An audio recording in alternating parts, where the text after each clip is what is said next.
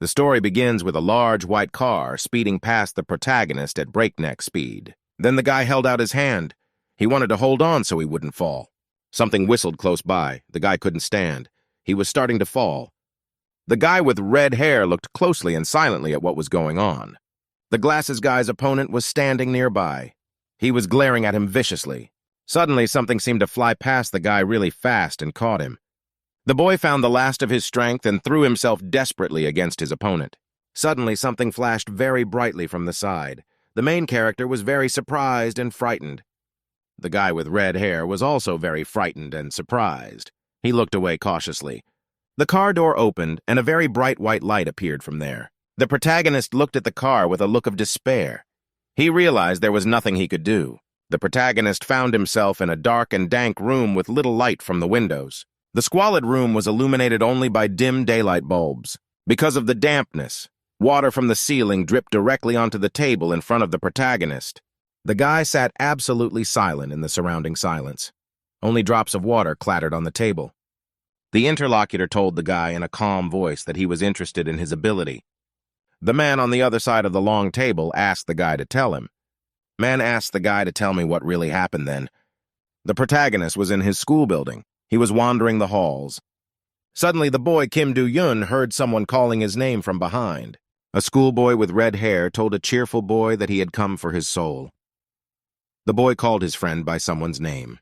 The guy told the main character that his math teacher was waiting for him and had a bunch of errands for him. Do-yun was displeased. He reminded her that he was already collecting questionnaires for the math teacher.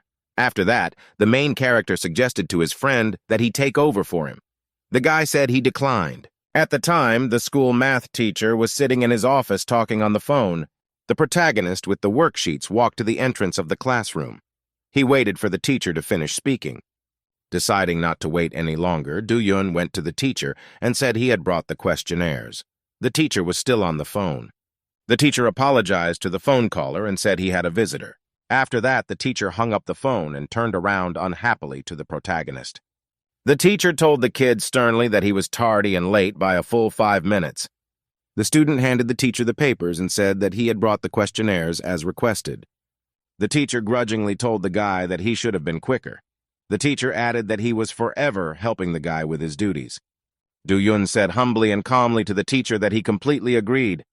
The boy, standing near the teacher's desk, looked away, something he was very interested in.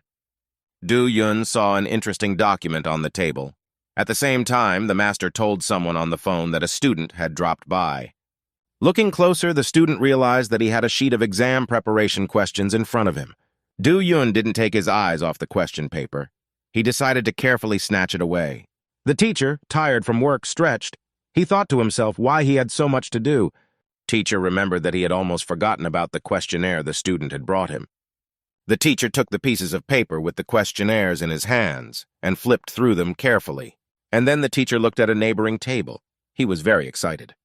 The teacher realized that the question paper was missing. He thought to himself that he would have to type it out again. The protagonist sat and scrutinized the answer sheet he had received. Do-yun thought to himself wistfully the teacher must have had the original document on his computer. After that, the student looked at the document and decided he didn't care much about any of this. Then the protagonist, looking at the answer sheet, decided to activate his special thinking abilities. The guy saw the secretary walk up to the teacher and call him Mr. Jan. She asked, "What is he doing?" Teacher Yang said he wants to print out the questions for the kids, even though he knows it's not necessary. Then the teacher slyly said that the actual exam would only have a couple of questions from the list. The protagonist continued to stare thoughtfully at the sheet of exam questions. Do-yun realized that he had figured out the math teacher's plans. He decided to look at the answer sheet and throw it away. The guy decided to throw it away before someone else saw it. The door suddenly opened. The cheerful sister of the protagonist ran into the room. The sister ran up to her brother and asked with interest, "What kind of mischief is he up to here?"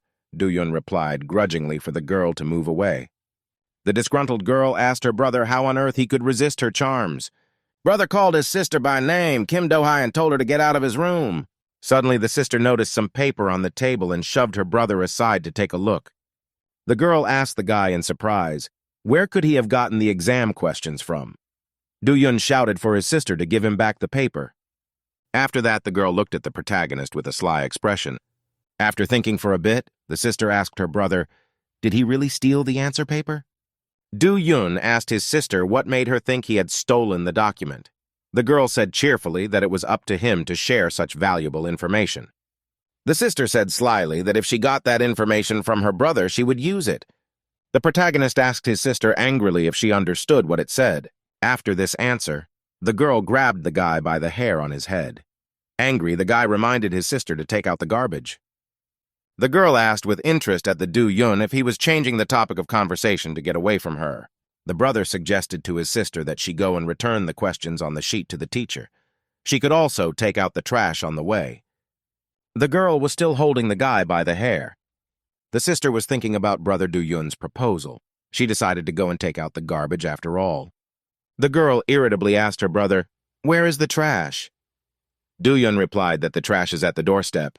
After that, the girl turned around and walked out the door, slamming the door loudly behind her. Suddenly, the door opened and the sister asked angrily at her brother if he remembered that it was his turn to wash the dishes today. Do-Yun shouted to the girl to clean up. The protagonist moved into the kitchen after his sister left and did the dishes completely. It had been a long time since my sister had left, and the clock read 10 o'clock. The protagonist was sitting on the couch waiting for his sister to return, and the time had already reached 11 o'clock. Do-Yun began to worry. He couldn't figure out where his sister was. The boy waited for his sister to come. She still hadn't returned. It was past midnight and the clock showed almost 1 o'clock in the morning. Do-Yun tried not to worry, but the time had reached 2 o'clock in the morning and his sister still hadn't returned. The protagonist began to lose patience. He realized he had to go looking for his sister. It was raining outside. A guy with an umbrella. He was running down the street and calling his sister Kim Do-hee. The main character was walking through deserted streets. There was no one there and only rain was falling. The main character walked the streets between the houses in the rain. They were completely deserted. After that, Do-Yun started to go to public places. There were no people anywhere in the neighborhood. The protagonist thought to himself that his sister might have gone to school to return the sheet. After that, the guy came to the high school building. It was dark, and there were no people around. Do-Yong stood alone in the rain with his umbrella. He thought to himself sadly that there was no one here. Suddenly, something caught the protagonist's attention. He looked carefully to the side. The guy saw someone's sneaker lying on the road, very similar to the one his sister wore. Do-Yun looked carefully at the sneaker lying on the ground and decided to approach it. The brother wondered why his sister's sneaker was lying on the ground at this very spot outside the school. Without thinking long, the guy ran down the stairs and over to the sneaker lying on the ground. The protagonist reached out his hand to the sneaker lying there, and gradually some memories emerged in his mind. Do-Yun began to see the moment his sister was kidnapped and how she tried to fight off her attackers. The protagonist took the sneaker in his hand. He realized that his worst expectations had come true. Do-Yun stood with a surprised and dumbfounded look. He tried to understand what had happened. The student was still looking at his daughter's sneaker and trying to figure out what was here. The boy's memory again conjured up vague images of his frightened sister. The protagonist was frightfully convinced that the girl had been kidnapped. Quite suddenly, someone from behind approached the protagonist and put his hand on his shoulder. Do-Yun was startled and surprised, and dropped his umbrella, which fell to the ground. Do-Yun turned around apprehensively to see who had just approached him. The main character saw a high school kid in basketball sneakers standing across from him. The unfamiliar guy was holding an umbrella and looking at the protagonist with attention. After a short pause, the guy who approached greeted Do-Yun in a friendly manner. Then the protagonist calmed down and greeted his comrade. The guy who came over was named Lee Yu-sun. He was a classmate of the protagonist. Lee Yu-sun's boyfriend told the main character that he's been watching him for a long time. La Yu-sun told a very surprised classmate that he had a very unusual ability. Afterward, did Yu-sun tell the main character that he was in trouble and asked if he needed help? At the same time, someone was discreetly watching Do-Yun and his classmate talking through binoculars. An unfamiliar man with binoculars followed the protagonist in detail. Standing not far away, the man thought happily to himself that he had found who he wanted. After that, the man decided excitedly that he would take on the main character right away. The protagonist, accompanied by his friend, was walking through the corridors of the school. Lee Yu-sun walked in front. The protagonist followed him. There was complete silence, and only the footsteps of the school children could be heard. The protagonist silently wondered to himself, Where could they be going for so long? Do-yun thought that he had never realized that there were offices in the school basement before. He also realized that he knew very little about his friend who was walking in front of him. Lee Yu-sun opened the door to the room and told the main character excitedly that they had come. Afterward, the guy told some man in the middle of the room that he had finally brought the main character. The man froze. He was still looking at the information on his smartphone. The man turned around and told the guys that they were on time. Do-yun couldn't understand what kind of man was standing in front of him now. After that, the guy Lee Yu said that there was a detective named Han Ki-jun standing in front of her. The main character couldn't understand where the detective was coming from. The detective said cheerfully that he was on his way home. He motioned for the protagonist to sit down. The surprised protagonist thanked the detective and extended his hand. The detective and the schoolboy shook hands, and the man invited the young man to talk to him. Afterwards, the protagonist told the detective in great detail about his sister's disappearance. The man listened attentively. Do-yun said with interest to the detective sitting across from him. He did not look surprised. The main character said very excitedly that he had come to the right place. The schoolboy looked questioningly at the detective and asked if he could find his sister. The detective said there was nothing unusual about the girl's abduction.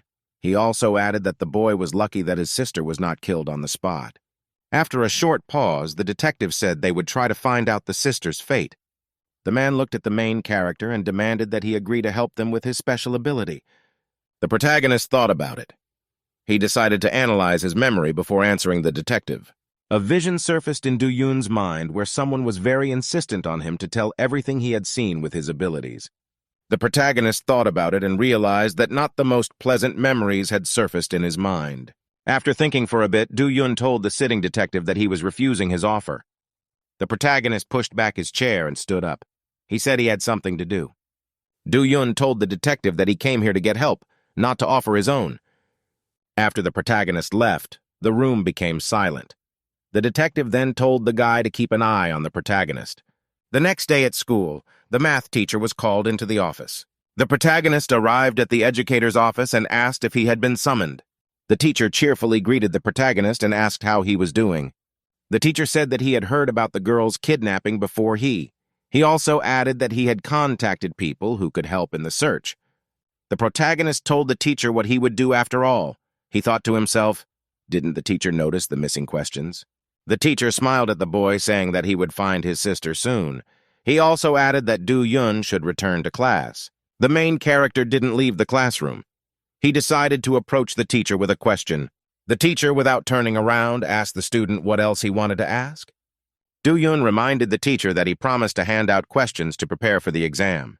He added that they are all looking forward to it. The teacher told the boy that he hadn't finished the questions yet and wouldn't do them right away. Do-yun thanked the teacher. The schoolboy wondered how it could be that the teacher hadn't finished the questions. Then what did Do-yun see on the sheet yesterday? The main character realized that something was wrong. At that time, a guy ran up to him and asked him cheerfully what he was thinking about. Do-yun was unhappy about the appearance of a classmate. Lee Yu asked the boy in surprise, why was he so twisted? The main character wanted to get rid of an annoying classmate. He asked when did they become best friends. Lee Yu replied cheerfully to the main character that it's never too late to make friends. He also added that the police won't find Do-yun's sister, but they will be able to help him. The protagonist asked with annoyance why he was so sure of the helplessness of the police. He also added that he had already filed a report. Lee Yu was worried about such words. He told the protagonist that he didn't pull the cat by the tail. Afterward, Lee Yu asked the protagonist with great impatience whether the police believed him. The protagonist explained that he simply told the police that his sister was missing. Do-yun and his classmate noticed some schoolgirls walking past them, and they were talking about how the math teacher was strange today. The protagonist became alert. He remembered that he too had seen the unusual behavior of the math teacher. One of the pupils recalled that the teacher could not remember the names of the pupils and then suddenly called everyone by name. Another student said that the math teacher forgot to check her homework. The main character was walking down the corridor with his classmate. He heard one of the girls say that the mathematician didn't look like himself. Lee Yu's boyfriend noticed that the protagonist was following the schoolgirls. Afterwards, Lee Yu asked Do Yun, did he really fall in love with one of the girls? After the class ended, the students left the classroom. The protagonist remained seated at his desk. Do Yun heard his classmates decided to go to the store instead of the canteen. The protagonist was completely absorbed in thinking about his missing sister. He took notes in a notebook. Do Yun looked at his notes and wondered what really happened to his sister. Did she run away, or was she kidnapped? The kid thought the school surveillance camera was no help to him. Sister's missing looks like a runaway. Do Yun was most worried about the sneaker he found. It could prove the girl's kidnapping. The protagonist thought about it and decided that maybe it wasn't all just a kidnapping. Suddenly, a crumpled piece of paper landed on the main character's desk. Do Yun was distracted from his musings. He stared intently at the ball of paper that had arrived. The guy unfolded a crumpled piece of paper and noticed some number on it. After reading the note with the number on it, the guy thought it was definitely written by Lee Yu-sun. The protagonist looked sideways at his classmate Lee Yu-sun. At this time, the guy Lee Yu-sun gestured to the main character to text him his number. The protagonist looked at his classmate with distaste. The door to the school classroom opened and a girl walked in. She asked if there was a Kim Do-yun in the class. The main character stood up from his desk and waved to the girl. He confirmed that he was here. The girl told the protagonist that his math teacher was waiting for him urgently near the school entrance. After that, the main character went to the girl and asked her something. After chatting with the girl, Do-yun quickly rushed outside where his teacher was waiting. The classmates could not understand what was going on and where the main character was breaking. The main character ran outside. He was looking for his teacher near the school entrance. Right after that, the protagonist saw the teacher standing there and called out to him. The math teacher turned around and greeted the schoolboy cheerfully with a smile. Do-yun was tired from running. After a little breathing, he asked the teacher if it was true. The protagonist asked the teacher if his sister had been found. The teacher said they had. The teacher then opened the door to the car and told the boy they would talk in the car. The protagonist and his teacher were driving in a car on a street in a big city. The trip took place in complete silence. The duo did not know where they were going now together with the teacher. The protagonist stared out the window the whole trip. He was waiting for the teacher to start talking. After a long pause, Du Ying turned to the teacher and looked at him carefully. The teacher drove the car as if nothing had happened and was not distracted by anything. After waiting a bit, the boy asked the teacher where he got that information from. The teacher said he knew someone in the police force. It was this acquaintance who said that someone had given information about the kidnapped sister. Afterward, the teacher said he was the only adult anyone could contact. Du Yun thought that his sister often pissed the hell out of him, but he really didn't want her to get into trouble. The guy thought to himself sadly that he had no one but his sister. The protagonist thought to himself about the words he had heard from the teacher. Suddenly, the guy realized he never claimed his sister was kidnapped. After calming down a bit, the schoolboy turned to the math teacher with a question. Du Yun asked the teacher very cautiously, "Is Tot feeling well?" The man was calmly driving the car. The schoolboy once again asked the teacher if anything was wrong. The teacher asked with interest to the guy, "Does the guy really want anything to happen to him?" The protagonist told the teacher calmly that he had a bad premonition. Du Yun, holding his phone in his hands, told the teacher that he missed checking his homework at school. The teacher calmly replied that he had simply forgotten himself because of preparing questions for the exam. The main character told the teacher that there was another very big weirdness. The student told the teacher with interest that the teacher had never called him by his first name before. The protagonist filled the teacher in on calling him exceptionally lazy. The teacher listened to the words from the student absolutely calmly and remained silent. After that, the teacher asked in a calm voice what was the meaning of everything Du Yun had just told him. The boy looked at the teacher with great attention. He realized that the teacher knew something. Du Yun said quietly to the teacher that he was suspicious. The teacher sat silent and looked at the road in front of him. Suddenly, the teacher turned around and looked sharply at the protagonist. At this time, the car was thrown aside. The teacher started to turn the steering wheel sharply in different directions. The car started to toss back and forth on the road. The car was going full speed and skidding around. The main character couldn't stay in his chair. He was tossed back and forth. An excited and frightened guy asked the driver what he was doing now. Suddenly, the pedagogue sitting behind the wheel reached out his hand to grab the protagonist. Du Yun was very surprised and frightened when he noticed that the teacher's arm was so long that it was able to reach him. The main character felt he was having a hard time breathing. He started coughing. The teacher calmly asked the boy, "Didn't he ever notice that?" The teacher slyly asked the lad, "Did someone tipped him off, and where did the suspicion come from?" The main character couldn't fight off the teacher's hand. He yelled at the teacher to let him go. Do-yun angrily shouted to the teacher, who continued to choke him with his hand, that they were all in on it. Then the protagonist angrily asked the teacher what he had done. Do-ying shouted loudly at the educator, "What did he do to his sister before, Hai?" The teacher turned around and told the guy with feigned surprise that he was very loud. At the same time, the protagonist was already completely engulfed by the teacher's hand and could not speak. The educator stepped on the gas and told the kid to shut up and follow him. The protagonist realized that he had to try to escape as soon as possible. He took his cell phone out of his pocket. The protagonist couldn't say a word. He held the phone in his hand and tried to turn it on.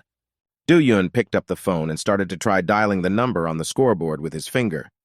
The main character was able to dial the number of his friend named Lee Yu-sun, after which the protagonist frantically pressed the call button to his friend, at which time the teacher looked closely at the protagonist and suspected something. Do-yun turned on the button on his phone to activate the call. The educator sternly asked the boy what he was doing, at which time the protagonist dropped his phone down. He still managed to call his friend. Do-ying sat up and couldn't move. He saw the phone lying on the floor next to the chair. A phone call came from a friend of the protagonist who was at school at the time. Lin Yu boy was sitting in class at the time. He was dozing off surrounded by his classmates. Something suddenly disturbed a schoolboy resting on his desk. The Ling Yu guy felt his smartphone in his pocket begin to ring and vibrate. The schoolboy marveled at the unexpected call that had disturbed him. The noise from the phone also attracted the attention of the teacher and the rest of the school. Ling Yue grabbed his phone. He couldn't figure out who was calling him in the middle of class. Afterward, the schoolboy Ling Yu picked up the phone and asked quietly, "Is he really being called by you, son?" The protagonist, sitting in his car, heard his friend pick up the phone. The protagonist had no chance to speak because his mouth was clamped by the teacher's hand. After making a small attempt to free himself, Do-yun shouted with all his might for help. The teacher looked at the student and shouted menacingly at him that he was an idiot. Suddenly there was a crack of glass in the car as if something had hit it. The protagonist was very much surprised. At this time, the teacher loosened his grip on his hand. A Ling Yu boy appeared from somewhere. He grinningly shouted to the teacher that he had a cool seatbelt. After that, Ling Yue said cheerfully to the teacher that in case of an accident, he would definitely survive. At that time, Ling Yu was riding on the front window of the car. The teacher was very surprised by the appearance of the schoolboy. Lin Yu smiled with surprise at the teacher and asked him to show his documents. At this time in the classroom, the teacher walked over to the desk where Ling Yu was sitting and looked at her in surprise. The desk where Ling Yu had been sitting a short time ago was empty. Only his textbook and his smartphone were left. The teacher was surprised to ask where the boy had gone. She noticed that a call was activated on the phone for the boy. At this time, the protagonist and his teacher were still speeding through the city in a car. Ling Yu's boyfriend was able to stay on the hood of the speeding car without any trouble. Tapping on the windshield, Ling Yu repeated to the teacher that he had a good seatbelt.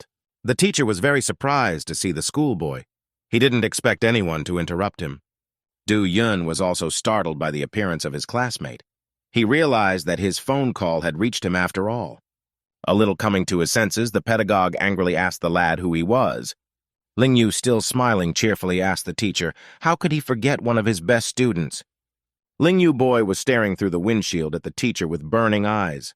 The teacher tried to grab him with his hand, breaking through the glass. In the end, Ling Yu was able to successfully deflect to the side from the hand that flew past him. The main character got very excited. He realized that now classmate Lin Yu would try to help him escape. Ling Yu appeared in the windshield again. He asked the teacher with interest, "Is he not in the mood for conversation?" After that, the teacher tried his hand again and grabbed the student with the car. The student was able to dodge. The teacher was very angry. He realized that he couldn't just get rid of Ling Yu. The teacher tried to grab the guy by the windshield, but couldn't do it because the guy was gone. The teacher irritatedly thought to himself that the disciple Ling Yu disappeared somewhere very abruptly. At the same time in the school, the students and the teacher were standing near the desk where Lin Yu had been sitting earlier. The teacher realized he couldn't, to be seen. He shifted the gear lever to a higher speed. And then the teacher pressed the gas pedal to make a quick getaway car. The teacher was already annoyed, thinking that he should get out of here as soon as possible. Do-yun thought fearfully that he couldn't get out of the car now. He didn't have much help from Lee Yu-sun. The protagonist didn't know what to do now. He noticed something flashing in the rearview mirror. At the same time, the Ling Yu guy jumped onto a speeding car from a great height. The educator became agitated when he heard a heavy thump on the roof of the car. The math teacher looked excitedly at the roof of the car from inside. Ling Yu shouted loudly to the main character to hurry up and take his eyes off. Do-yun was pleased. After that, Ling Yu loudly shouted at the main character to get out of the car as soon as possible. Do-yun was able to successfully unbuckle his seatbelt. He would now be able to escape. The main character grabbed the door. He thought he was going to jump out of the car. Then the protagonist tried the doorknob. It wouldn't budge. The teacher noticed the protagonist trying to get free. He decided to hold the guy back. The educator then pressed the gearshift lever to slow the car down. The teacher pressed the brake pedal sharply. The car started to brake sharply. Sudden braking caused the car to skid sideways on the road. The main character was scared. He realized he couldn't hold on because he wasn't wearing a seatbelt. In the end, due to sudden braking, the protagonist flew into the front window at full speed. Because of the sudden braking, the Ling Yu guy couldn't hold on to the car. Lin Yu realized that he wouldn't be able to stay on the stalled vehicle so easily. In order to soar upwards as quickly as possible, the Ling Yu guy pushed off the hood of the car with his hand. After he pushed off, the guy flew high up above the car. Ling Yu, after flying, was able to successfully land on the ground in front of the car. Ling Yu guy realized that there was no way to waste time. He knew that the protagonist was in danger in the car. Lin Yu accelerated and ran up to the windshield of the car at full speed. The front window of the car was smashed and shattered due to the powerful impact. The Ling Yu boy ran up and tried to squash the teacher who was sitting in front with his hand. Ling Yu told the educator with great surprise that he had never seen such a feature. After gathering his strength, the teacher angrily told the guy that he didn't know why he wanted the guy. Ling Yu was pleased to tell the educator that the educator was now in the role of victim. At the same time, the protagonist began to come to his senses after being hit hard. Waking up, Do-yun thought to himself, what just happened now? After that, Ling Yue shouted to the teacher that it was time to end it before anyone came. Afterwards, the guy asked the educator where the real math teacher and the main character's sister went. The teacher whispered in a strange voice that it was all the king's will, after which the teacher uttered in a weakening voice about the disturbed balance. Then an incomprehensible and mysterious cracking sound was heard. Ling Yu became a little worried. Ling Yu looked anxiously at the already almost completely exhausted teacher in front of him. Ling Yu shouted formidably and excitedly to the main character that it was time to run away. Do-yun and his classmate ran aside. The boy saw a bright white light shining inside the car. With a shocked look, the protagonist noticed the lights in the car getting brighter and brighter. At that time, there was a huge explosion. The car was blown apart. Ling Yu flew upwards with the main character. At this time in the classroom, the students were standing around and talking muffled amongst themselves. After landing, Do-yun along with his friend Ling Yu took a breath and walked slowly into themselves. The boy looked in the direction of the car he had driven with the teacher to this place. The protagonist saw the car burn to the ground and nothing left of it. Ling Yu collapsed on the ground from exhaustion. He shouted that it was very cruel.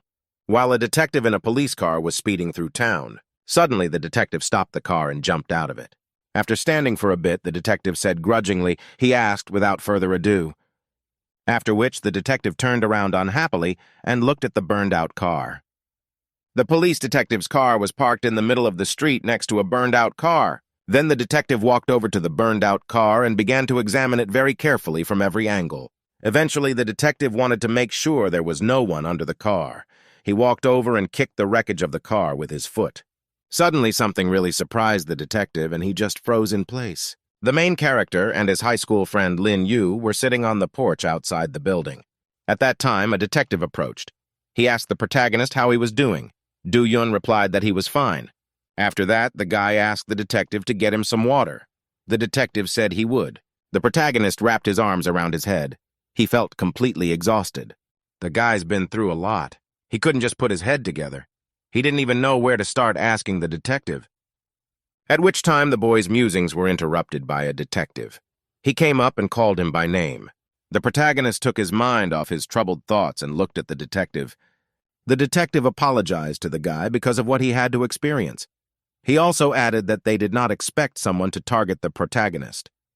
Do-yoon calmly replied to the detective that such a thing could not have been foreseen. After a short pause, the guy crossed his arms and asked the detective, "May I approach him with a question?" The detective looked cheerfully at the boy and said he could go to him. The main character recalled the burned-out car and said sadly that strange things happen. Do-yoon asked with interest to the detective, "Does all this have to do with his sister's kidnapping and the math teacher?" The detective stuck his hand in his pocket and told the protagonist he had to see for himself. The detective held something out to the guy. He added that the guy would rather see than hear anything from him. The guy saw the detective holding a wallet. The man said it belonged to his teacher and offered to take a look. The protagonist reached out his hand and took his former teacher's wallet. The guy saw subconsciously what had happened to the teacher, and it was as if some monster had grabbed and possessed him. The protagonist was amazed at what he saw. He realized that today he was riding with an incomprehensible creature and not his teacher. The protagonist looked at the detective. He didn't know what to say. He was dumbfounded by what he saw. The detective asked the boy very calmly, did he see something unusual? The detective then took the teacher's wallet from the protagonist's hands. The detective said calmly, Do-yoon saw two exactly the same people in his visions. The protagonist wondered very much how the man could have guessed what he saw. The detective calmly said that he had seen a similar phenomenon very many times before. The detective said it wasn't normal. A Ling Yu guy came up from behind with a bottle in his hands. The detective then confirmed that the protagonist's teacher is connected to those who kidnapped his sister. After that, the Lin Yu guy handed the detective the bottle. He calmly took it in his hands and unscrewed the cap. A bottle floating in the air above the detective's hand. He told the protagonist that he wasn't the only one who was gifted. Then the detective swirled the bottle and said that was all the information for now. The main character sat there and didn't say anything. The detective asked the guy, isn't there something he's curious about?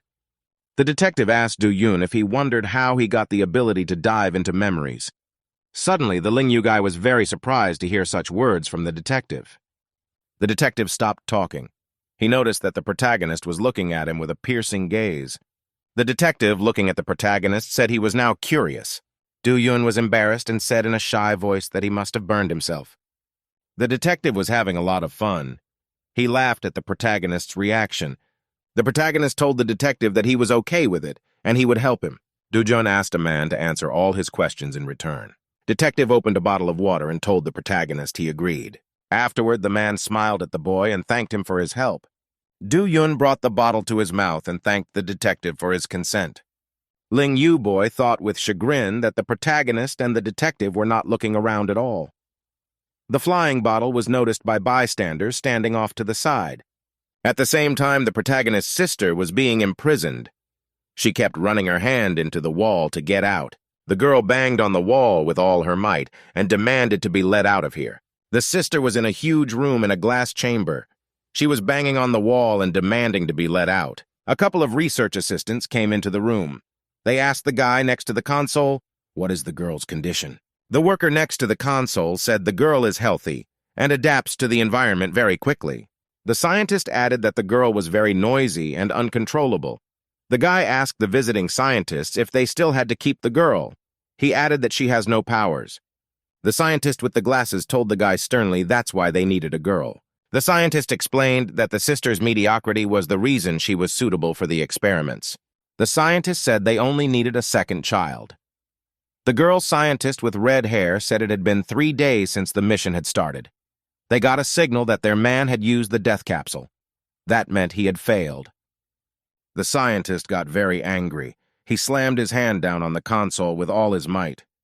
The scientist realized that it was time to act immediately. He even gritted his teeth in anger. Then the scholar said threateningly that what he needed now was the brother of the girl they had. He demanded that Do-yoon be brought in. The doors of the classroom opened and a teacher walked in. There were students in the room. Then the teacher asked everyone to be quiet. He wanted to say something important. The teacher said that although everyone was surprised that he walked in during class, he had an important announcement to make. The man said that math teacher Mr. Jun died yesterday in a car accident. The students were surprised. The teacher added that the students would study math on their own today. He also added that there would be an exam tomorrow. Students were outraged because they hadn't even been given the questions yet. The man added that students with complaints could go to the clerk's office. He once again said that there would be an exam tomorrow. The man added that at the end of the lesson, the class duty officers would come, and Sammy would arrange the desk for the exam. The main character and his friend stayed after school to clean up. Do-Yun walked around the classroom and moved desks and chairs for tomorrow's exam. Suddenly, a schoolgirl approached. She was carrying a dustpan. A schoolgirl with a dustpan looked at the protagonist and asked if he needed help. The protagonist looked at the girl with surprise and said he wouldn't refuse to help. After that, Do-Yun started talking to the girl for a long time. Ling Yu watched them from the side. Lin Yu, standing with a broom, looked long and patiently at the protagonist with the schoolgirl. Time went very fast at school, and very soon the clock showed 5 o'clock. The protagonist suddenly came to his senses and said excitedly that he had to go to the institute. The schoolgirl said to the main character that they'll finish cleaning up with Lin Yu's son themselves. The main character walked towards the exit. He thanked the girl and wished her good luck for the exam tomorrow. The schoolgirl waved goodbye to the guy and said she mutually wished him good luck. After the main character left, the girl said that he wished her good luck. The Ling Yu guy replied that he didn't even notice it. The girl got excited. She started twisting around in different directions and asking the guy if she could see like this. Ling Yu told the schoolgirl that he meant something else. He added that the main character is a dumbass. The next day, an exam was held in the school premises. All the students were in class. After passing the exam, the main character slumped down on his desk. He didn't really care about the result. Do-Yun lay on his desk and thought to himself that he was very tired. The guy thought to himself that he couldn't concentrate on his studies because of everything that had happened in a couple of days. At this time, Lin Yu's classmate walked over and greeted the protagonist. Ling Yu smiled and asked cheerfully to the protagonist, "How did he write the exam?" The main character was very tired and angry. He shouted for the Ling Yu guy to leave him alone. Lin Yu told his friend that he would be able to catch up on the exam tomorrow. Do-Yun asked his classmate what he wanted. After a short pause, Ling Yu told the protagonist that a detective was looking for him. The guy immediately got excited. The protagonist realized there was no time to lose. He ran out of the classroom and down the stairs. The guy went down into the basement and reached the right door, behind which was a secret room. Then the guy went to the button panel. The system gave him access to the room. There was a detective sitting at the desk. He calmly greeted the incoming protagonist. The detective told the boy to come in. There were many different students sitting at the table. The detective added that there would be a long conversation. The doors opened and another student came into the room. One of the guys told the student to sit here. The main character was sitting in his seat. He decided to look around. He wondered who else was around him. Suddenly, the boy was very surprised. He noticed someone very familiar at the table. Do-Yun saw the girl Seo Soo-hyung, who was helping him with the cleaning. He was surprised that this schoolgirl was also related to the current affairs. The detective picked up the remote control and told the students he had something he wanted to show them. A man said that the body of a math teacher was found in the mountains near his home. The detective then added that Soo-han and Officer Khan helped deal with the corpse. After that, the man announced that they had found something else. The students listened attentively. Detectives showed a photo of a small item they found on the body at the scene. One of the high school students with glasses asked, "Does he really see a chip in the picture?" The protagonist told the schoolboy that he had done his best. The student with glasses grudgingly replied. The schoolboy with the glasses said the chip was very badly damaged. The detective told the schoolboy to get to work and demanded results. The schoolboy with glasses demanded half a day for results, at which time the protagonist raised his hand and told those around him that he had a question. Do-Yun asked the people around him who was the person who looked like a complete copy of their math teacher. The people around him were silent. No one wanted to answer the boy's question. The protagonist realized he was in an awkward position with his question. The detective cheerfully told the guy that he was clueless and added that he would explain in a moment. The man said that the world around him in reality consists of 2 other worlds, in one of which people live. Another world is called Librium. Most people don't know that another world exists. It can't be detected by satellites, but it exists. If you know how the worlds are connected, then you can move between them. The detective said that the world of Librium is completely different from Earth, but there are similarities between them. The man explained that both worlds were inhabited by people with exactly the same appearance. The detective pointed out that the people who took the protagonist's sister were connected to the parallel world. The parallel world also included the clone of the math teacher who wanted to kidnap the protagonist. After which, the detective ended the meeting and all participants excused themselves. Lin Yu asked with excitement and interest from the protagonist, "Is he okay?" Do Yun replied irritably to his classmate to get away from him as he has a lot of weirdness to digest. A schoolgirl came up from behind and went straight to the main character. The protagonist remembered that the student had also just been here with him. The girl offered to go to the teacher and offer her condolences. The main character was surprised and confused. He didn't know what to say to the girl's proposal. After that, the Liu guy slapped the protagonist and told him to go bolder. The main character was angry with his classmate. He didn't know what to say back. After that, Du Yun went together with the schoolgirl. Together, they heard Ling Yu say to them about the two students. Ling Yu's boyfriend was very embarrassed. He said that he was the one who suggested that his two friends go together. Ling Yu was outraged because his friends threw him on the bus to go with them. The schoolgirl said she was embarrassed. During the trip, Lin Yu was very much embarrassed and silent. He didn't say a word to his friend. The main character also stared silently out the window during the bus ride. Only the schoolgirl was fun. The girl liked that they were all three of them riding together now. Looking around, the schoolgirl noticed that there were no other people on the bus besides them. The schoolgirl asked with interest if the protagonist had any questions and saw other gifted guys and girls for the first time. The protagonist was thinking. He wanted to ask his classmate a lot of things. After a short pause, the boy told the girl that he was interested in something. The schoolgirl said that Du Yun could ask her. The protagonist timidly inquired about people from the parallel world of Librium. The main character asked the girl why people are always being kidnapped from their world. The schoolgirl listened attentively. The girl explained to the protagonist that people from the parallel world were constantly kidnapping someone from their reality. The two of them looked at the Ling Yu sitting behind them. At that time, Lin Yu was looking at something very carefully on his phone. The schoolgirl once again said that people are kidnapped all the time. Ling Yu said that people are kidnapped for experimentation. Du Yun interjected with great apprehension, "Are they really being kidnapped for experimentation?" Lin Yu guy reported that according to their lab reports, scientists from Librium are much better than Earth scientists, but they have few resources. After that, Ling Yu added to the excited girl, "The thirst for knowledge of people from the parallel world is very strong, but they have no ethics." The guy speculated that the Librium people might be planning to get the resources they need from their world. The protagonist wondered.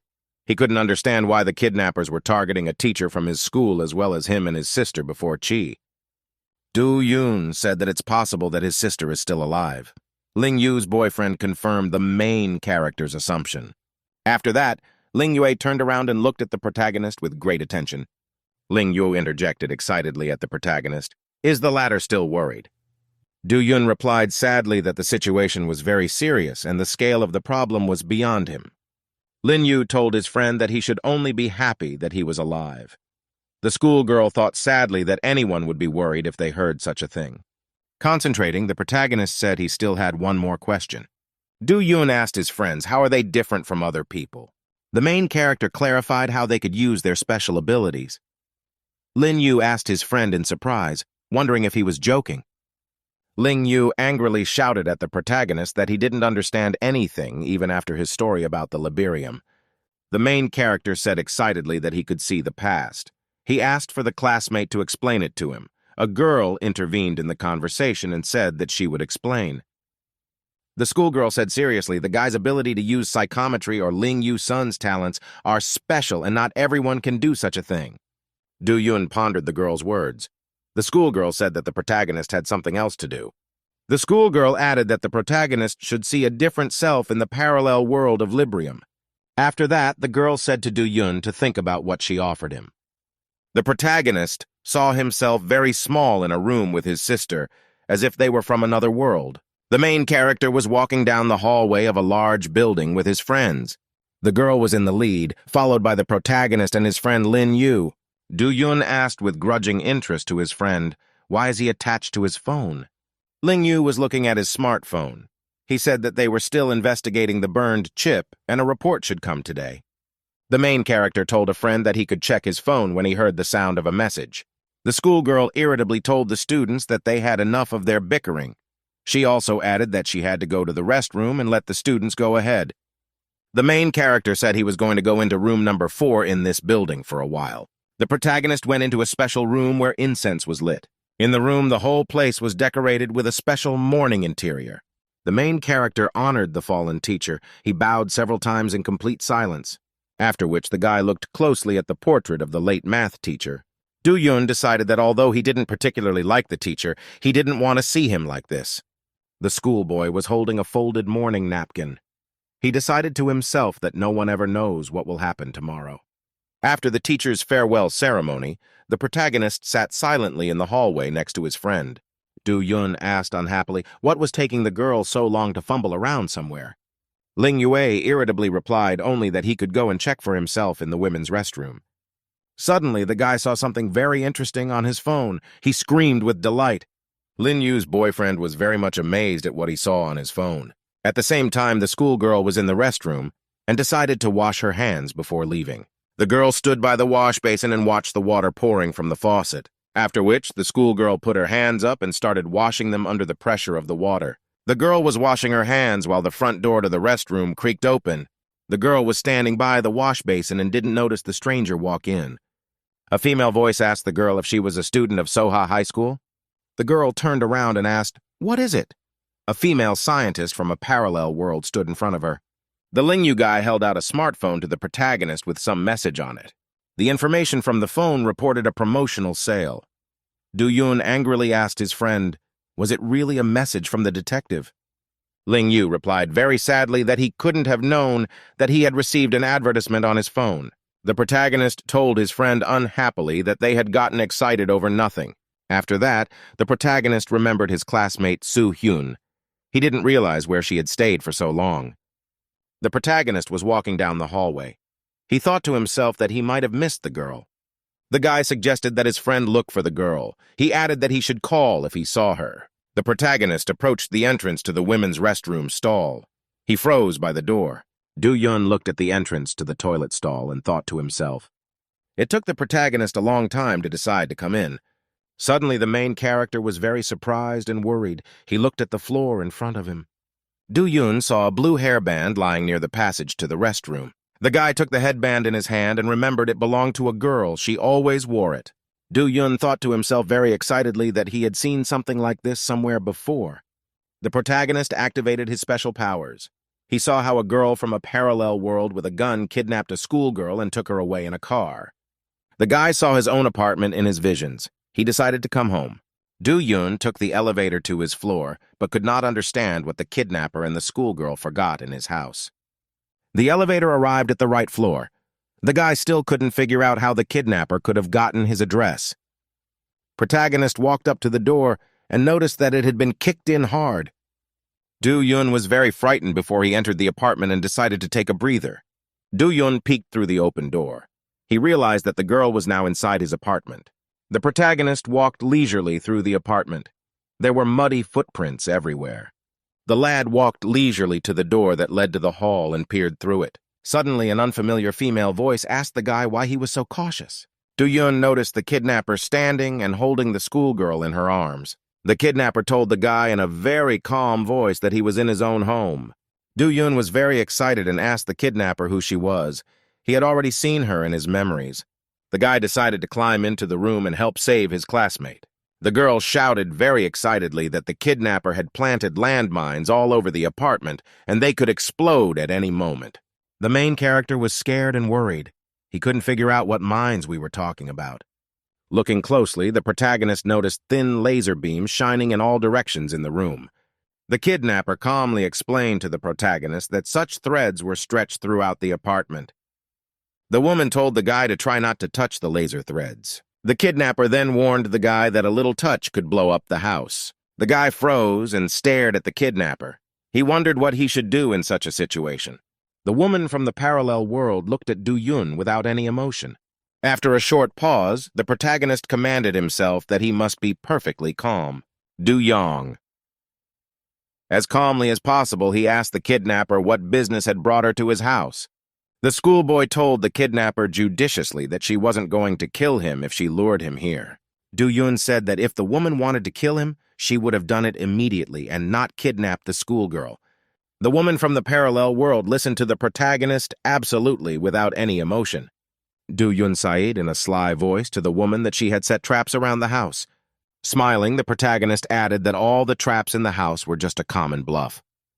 The protagonist reached out his hand to touch the laser beam in a completely calm manner. Do-yoon touched the glowing beam and it simply fell apart. The guy calmly removed his fingers and said in a calm voice that this was exactly what he assumed.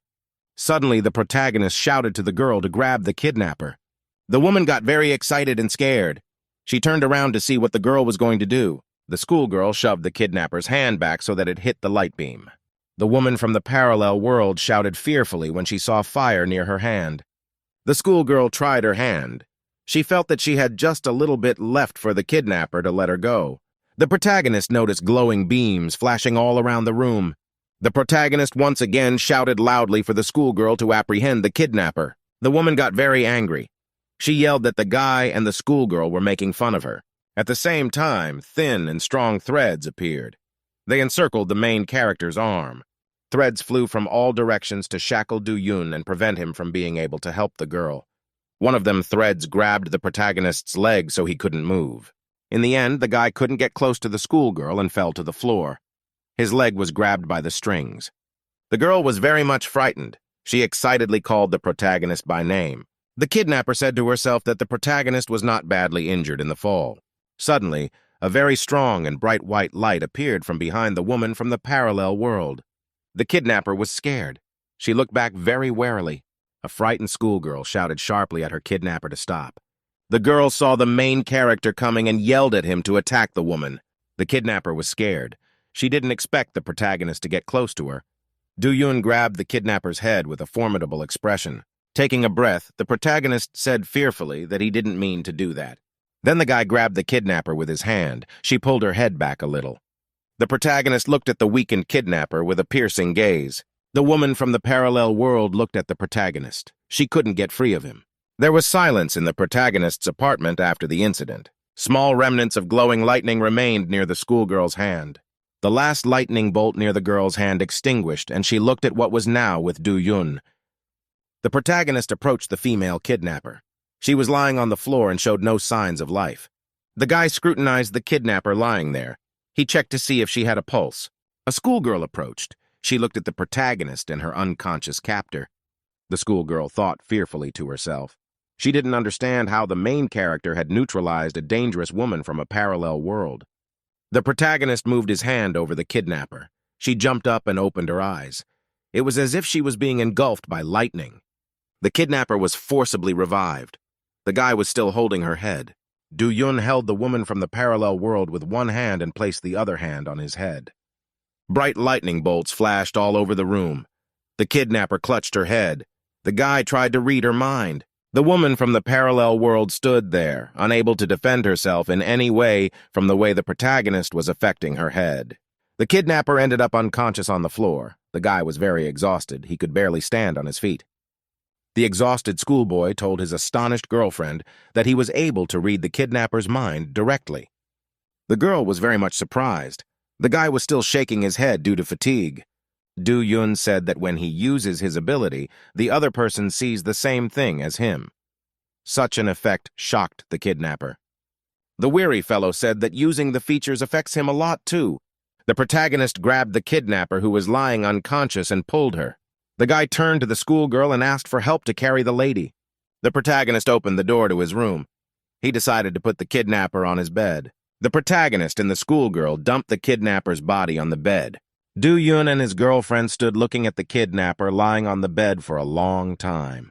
Suddenly, the schoolgirl felt very uncomfortable in this situation.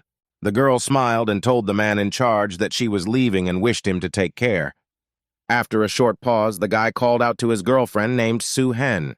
The main character asked that Soo-hyun tell absolutely no one about what he saw. Do-yoon explained calmly that he didn't want to make a big deal out of it. He asked his girlfriend if she promised to keep quiet. The girl got very agitated. She said that she agreed to the demands of the protagonist. Soo-hen walked to the door and told the guy goodbye that they would see each other tomorrow. The protagonist waved goodbye to his girlfriend with a smile. The front door closed. The protagonist stood in the middle of the room. He thought about everything that had happened today at his house. Do-yun remembered that he still had a lot of important things to do. He had to go to the meeting with Ling-yu. In a huge gymnasium, the main character was training against his classmate, Lin-yu. The guys were practicing martial arts. Ling-yu was trying to impress his friend. Ling-yue used various techniques. He jumped high so that the protagonist couldn't hit him. The exhausted protagonist realized that his opponent has absolutely no weaknesses. The protagonist continued to fight with different punches. He tried to hit Lin-yu. A schoolgirl with blue hair watched the battle without any emotion. Ling-yue accelerated hard so that he could swipe the protagonist's hand. Do-yun realized that his opponent had missed and had a chance to strike back. The protagonist realized that all he had to do now was fend off the blow his opponent was trying to give him. The main character was angry and exhausted. He realized he needed to prove himself in this battle. Do-yun began to accumulate maximum energy in his hand for the decisive strike. Suddenly, the force completely left the protagonist, and he stumbled. The opponent was very surprised. Ling-yue could not understand why his opponent had fallen. The protagonist fell to the floor and had no strength to get up. Do-yun sat exhausted on the floor. He was very tired and could hardly catch his breath. Ling-yu slipped his hand into the protagonist's and asked excitedly if he was all right. The protagonist swung his hand sharply. He didn't want to grab his classmate's hand with his own. Do-yun was very angry. He didn't do well in today's fight, but he didn't want to admit it. The protagonist responded very angrily to his classmate that he didn't need help. Lin-yu looked at his friend and told him calmly that they would be done for today, then. After that, Ling-yu walked to the stairs to the exit of the gym. Do-yun was sitting on the floor. The main character sat on the floor by himself for a very long time. He was remembering the fight he'd just had. Do-yun shoved his hand off the floor and decided to get up and leave the hall. When Ling-yu was leaving the gym, he met a schoolgirl. The girl said that she thought he was going home after going to see his teacher. A schoolgirl asked why Lin-yu sees his rivals in guys who are clearly not his level. The guy thought for a moment. Ling-yue didn't expect to meet a girl in this place. After thinking for a bit, Ling-yu said that Junpei had only recently learned of his ability. The girl rejoiced and smiled. She told the guy that she hadn't expected him to say that. Ling-yu asked the girl without any emotion, "Why did she come up here?" The interlocutor told the guy that they were immediately requested by a detective. The girl explained to her interlocutor that the detective wanted the boys to do something. The Ling-yu guy thought for a moment. He realized that he would have to go to the detective now. At this time, the protagonist's sister was still imprisoned by people from the parallel world. Sitting in her cell, she clinked her drink glass. The girl shouted menacingly to the scientist to bring her some food right away. Sister resented that the kidnappers could have at least stocked up on good food.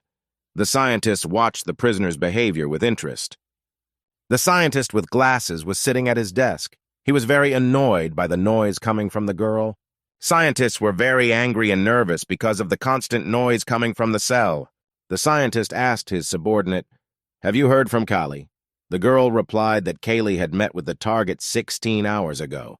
The girl reported that it had been 10 hours since the portal had closed. The scientist asked if other portals had been found.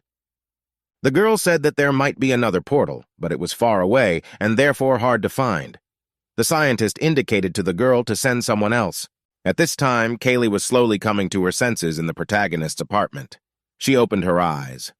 The woman from the parallel world sat up on the bed. She didn't realize where she was.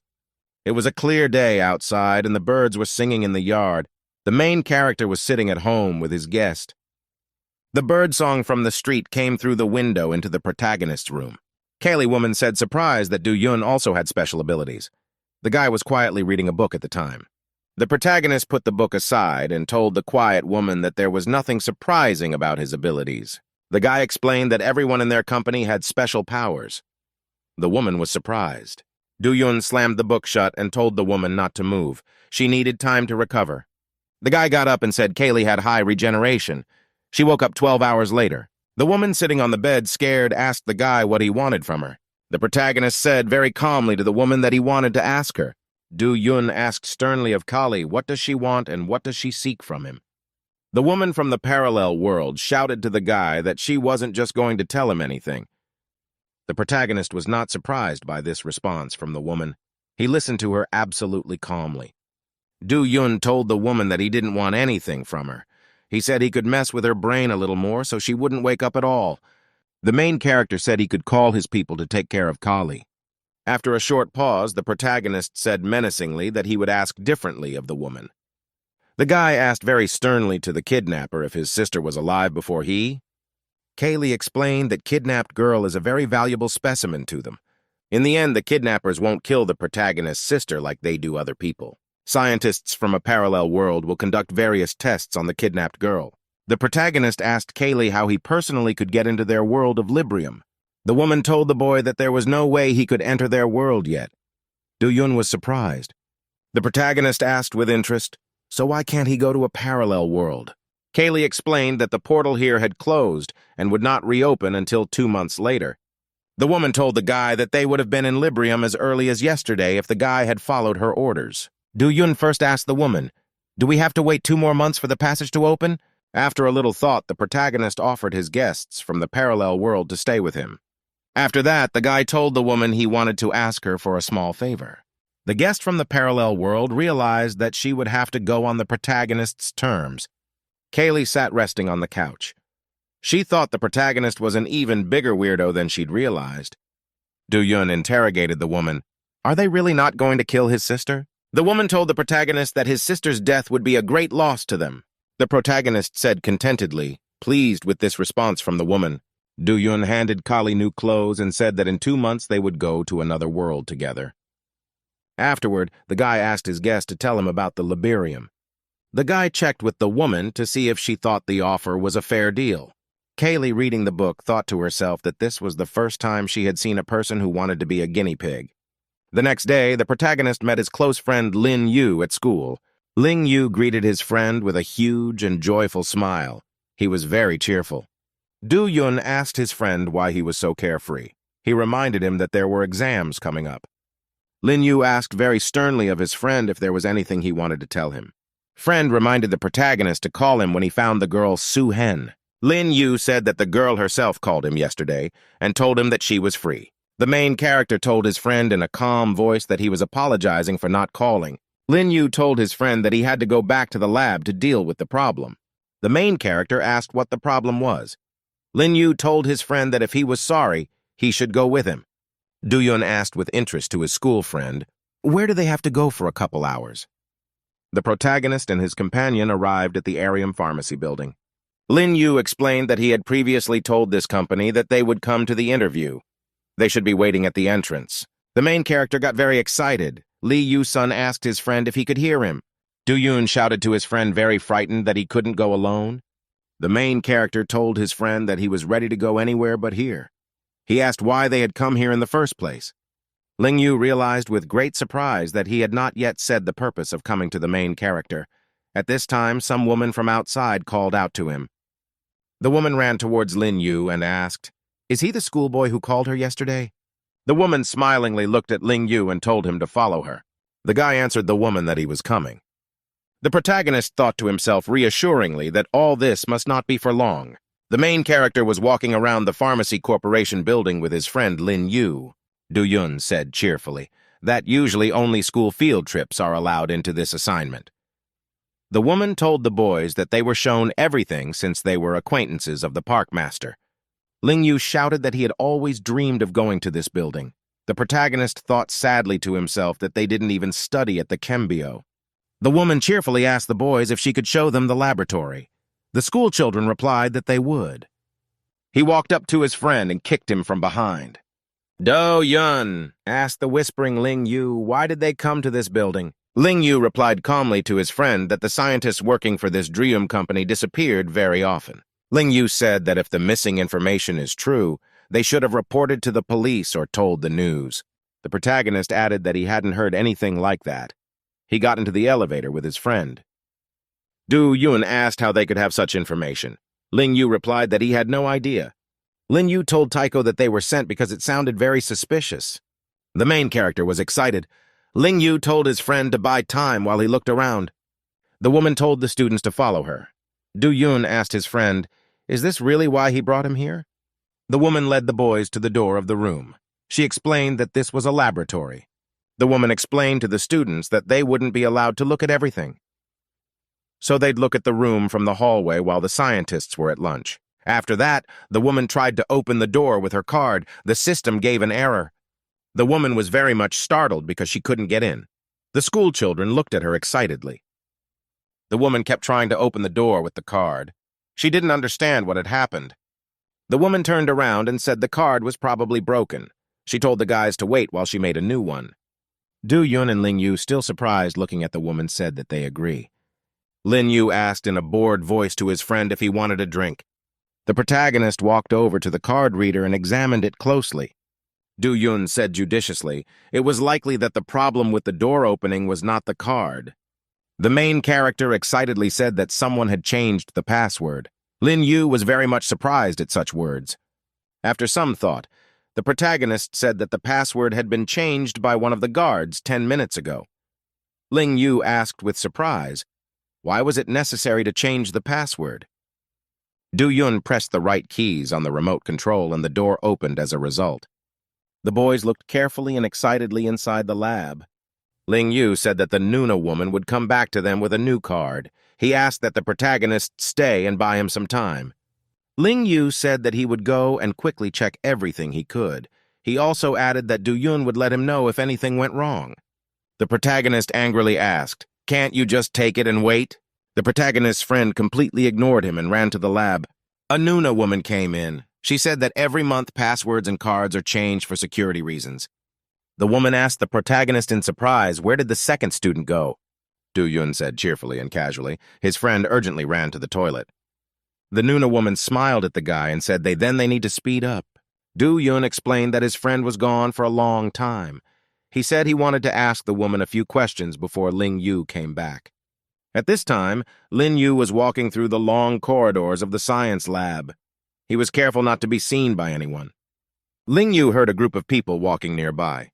He hid around a corner. The guy looked around the corner and thought to himself that the lab wasn't so empty after all.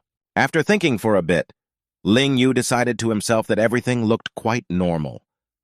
The protagonist noticed an interesting sign. He thought it was something he was interested in. Guy walked up to the sign. It had the numbers of the different offices that were on the floor. Ling-yue looked carefully at the inscription. It indicated the location of Laboratory X. After that, the guy got into the elevator to get to the right floor. To himself, Ling-yu thought to himself, everything around him looks very strongly suspicious.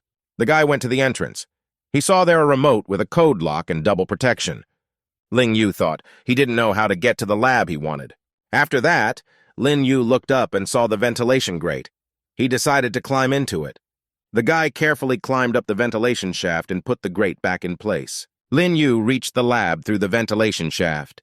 He looked through the grate into the lab and noticed that no one was there. Lin-yu opened the grate and jumped to the floor from the ventilation shaft. The guy landed quietly and looked around. There was silence all around. Ling-yu saw various laboratory equipment around him. There were no people around. The guy thought to himself that he was in a very ordinary laboratory.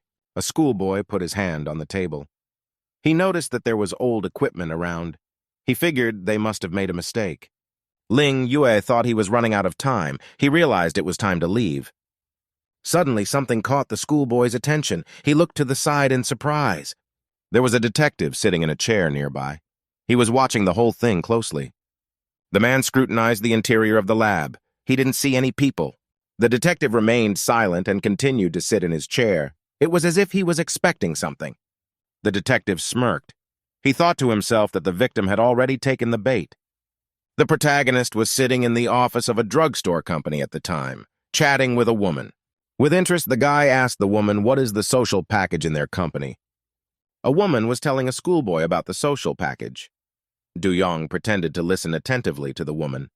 The protagonist was very worried. He was mentally thinking that his friend Lee Yu-sun should come back soon. Suddenly, the door opened, and Ling Yu-sun appeared in the room. He asked the woman and her friend with interest if they had waited for him. Ling Yu entered the room as if nothing had happened. He tried to look as suspicious as possible. The woman replied to the schoolboy that she was answering questions for the dunya. Lin Yu asked the woman, "Did she get the card sorted out? The woman said she was fine." The woman then went to the access panel and calmly opened the door with her card. The woman said that the laboratory occupies 2 floors. Each researcher gets as much space as possible. The protagonist asked his friend very quietly, "Did you find anything interesting here?" Lin Yu calm and cheerfully replied to his friend that he had found nothing of interest. The protagonist was surprised by this answer. He had hoped that the schoolboy would still discover something interesting. Ling Yu confirmed that the lab was just a rumor. He didn't actually find anything. The protagonist was angry that his friend dragged him here for nothing. Du Yun told his companion that they should get out of here as soon as possible. Lin Yu called out to a woman named Nuna. She turned to the schoolboy. The boy cheerfully asked as the woman gave him a tour of the dining room. The woman rejoiced at such an offer. Nuna shouted that their canteen had the best sandwiches. The protagonist passed a sign that had the numbers of the various rooms on the floor. There was a number on the sign where the lab that Lin Yu visited might be. After a long excursion, the protagonist came home and opened the door. The boy thought to himself that he should fix the lock already. At that time, the schoolboy was greeted by a Kali woman. Du Yun was surprised to see a woman in front of him. She was holding a box of half-finished products. Kaylee asked with interest, "Do people always eat this kind of deliciousness?" The woman cheerfully said the coffee drink was the best thing she'd ever tasted. The protagonist was surprised to hear such words from Kali. The schoolboy took his shoes off. He told the woman that she seemed to have taken up residence in his apartment. The guy noticed how the apartment was trashed all over the place. Du Yun saw that the whole apartment was very untidy and in a sloppy condition. The guy looked at the hall in his apartment. It was a mess. Du Yun was very angry. Next to him stood a quite satisfied and joyful Kali woman. The Lin Yu boy walked down to the entrance of the room where the detective was waiting for him. Then the guy went to the door and dialed the code combination on the lock. The detective heard the schoolboy's entrance. He sat in his chair and turned to the boy. The man turned to the guy and asked if he had found what he needed. Lin Yu informed the detective that he had surveyed the entire area as per his orders. The detective listened very carefully to all the words from the boy and looked at him. The schoolboy reported that he had found absolutely no direct connection between the missing scientists and the world of Librium. The man asked the boy what he had found. Ling Yu stuck his hand in his pocket and said there was a suspicious lab in the building. The schoolboy took a small bluish crystal out of his pocket. He said he found it. The detectives got very excited when he saw the rock. He jumped up from his seat. Ling Yu said he doesn't know what kind of thing he found, but he has a kind of strange feeling. The guy said that when he sees the crystal, he feels the same way he does when he sees the portal. As soon as he saw the rock, it was as if he was immediately sucked there. Lin Yu told the important detective that they should definitely investigate this. The man praised the schoolboy and said he was free to go. As the guy was heading for the exit, a man called his name. The detective told the schoolboy that he never let him down. He added that he hoped it would always be like that. After that, Ling Yue excitedly and joyfully confirmed the detective's words. Ling Yu left the detective's office. He left thinking about something of his own. When the schoolboy came out of the door, he was followed very closely by a detective standing off to the side. The man was very annoyed. He looked at the schoolboy with anger. While at the protagonist's house, a woman read a comic book and excitedly yelled that she saw envy there. The main character was very surprised. He didn't know what the woman was talking about. Kaylee held the comic book in her hands and told the guy to look at the pictures carefully. The woman revealed to the main character that one comic book hero is jealous of another. Du Yun asked the woman how much she had read since she didn't even know the Earthling language. Kaylee explained that the comic book was full of pictures. Protagonist asked by a woman, how could a person from Librium know their language? The schoolboy told the woman they couldn't have the same language, so the people in the Librium were able to learn their language. The woman excitedly slammed the comic book shut. She wanted to explain everything to the guy. Kaylee told the protagonist that they were also learning how to communicate with Earthlings, after which the woman came close to the schoolboy and looked at him very carefully. Kaylee explained that they understand each other not because they speak the same language with different alphabets. The protagonist got very agitated because the woman from the parallel world was so close. Kaylee looked carefully at the schoolboy and wanted to explain to him what was wrong. A woman told a guy that they don't communicate through language, but through telepathy. There's something that connects her and the boy, and that's why they're communicating. The main character's sister woke up in a strange place. She was very shocked. The girl was sitting in an obscure suit on the floor. She was still in her glass chamber. The sister started rubbing her arm. She wanted to bring herself to her senses as soon as possible. After that, the girl started rubbing her leg with her hand. She wanted to take her mind off her thoughts a bit. Gradually, the sister came to her senses. She realized that what she had seen was just a dream. The scientist approached and carefully asked the girl, "Is she sweating because the room is very hot?" Then the sister rushed to the glass wall of the room and started banging on it with all her might. The girl asked the surrounding scientists very angrily, what on earth had they done to her? The scientist in the white coat asked the girl, a little surprised, "Does she remember everything?" The scientist heard the girl yell very angrily that she remembered everything as she was in a lot of pain. The girl said exhaustedly, "Is the scientist joking?" The scientist told the girl to tell more about what she felt. The main character's sister was very angry. She felt very bad. The scientist very calmly asked the girl if she was dizzy and nauseous. He demanded that the girl tell him everything in detail. The sister was very much frightened and angry with the scientist because of his questions. The sister angrily shouted to the scientist that she was not a guinea pig and demanded that she be released now. The scientist told the girl calmly that she was in a lot of pain and she would have to be patient for a while. Afterwards, the scientist explained to the girl that she would be released when her twin arrived. They were in trouble, so they sent someone else to fetch the protagonist. The scientist pressed a button on the remote. He said the rules, there are rules. The scientist added that the girl should be patient. The temperature in my sister's cell began to rise sharply. There was steam all around. The girl became very sick and heavy. She staggered and couldn't sit up. Due to the intense heat, the girl fainted and collapsed on the floor of the cell. The protagonist was sitting in his apartment in a high-rise building at the time. Do-Yun sadly noticed that his girlfriend from the parallel world of Kali had simply disappeared somewhere. The boy looked sadly at the lowered bed and thought to himself, why did he believe woman? The protagonist couldn't figure out where the alien from the parallel world in the big city had gone. At the same time, Kaylee moved leisurely and cautiously through a city that was unfamiliar to her. The woman was very excited. She realized she couldn't wait another 2 whole months for the portal to open. Kaylee moved through the city streets and knew she had to find another portal. The woman realized she had to get out or things would be bad for her. Kaylee remembered a scientist she worked with who called her rude names all the time. A woman was moving quickly down the street. Suddenly, someone from outside called her name. Kaylee was very much surprised. She knew that no one in this town could know her at all. The woman noticed a young man with yellow hair sitting on the wall. He was looking at her with great attention. The man smilingly told the woman that he was very much worried. Kaylee was very unpleasantly surprised. This meeting wasn't in her plans. The woman asked the man how he got here. The man took Kaylee's hand and said that he had begged the professor to be trusted to find her. The man said he was so worried he couldn't sleep. The man recalled that Kaylee had never failed a mission. Afterwards, the man said fearfully that he had decided that Kaylee had found another chosen one for her. Kaylee woman rudely shouted to the man to say no more as she did not want to listen to his heresy. The man said very ingratiatingly that he was doing all this because he had talent. The woman said she was on a conscientious mission and she would not work with a man under any difficulties. Kaylee said very convincingly to her interlocutor to tell the professor that she could catch the protagonist. After that, the woman started running away. The man was very upset. Kaylee decided to return home to the protagonist.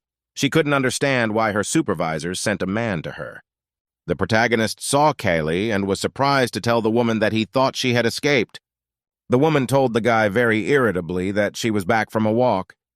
Do-Yun asked the woman in surprise, "Did they go out through the window for a walk?" Afterward, the guy noticed that the woman's feet were very dirty, as if she had been running a lot. Do-Yun was very unhappy about the girl walking around the apartment with dirty feet. The protagonist ordered the woman to go to the bathroom and wash her feet.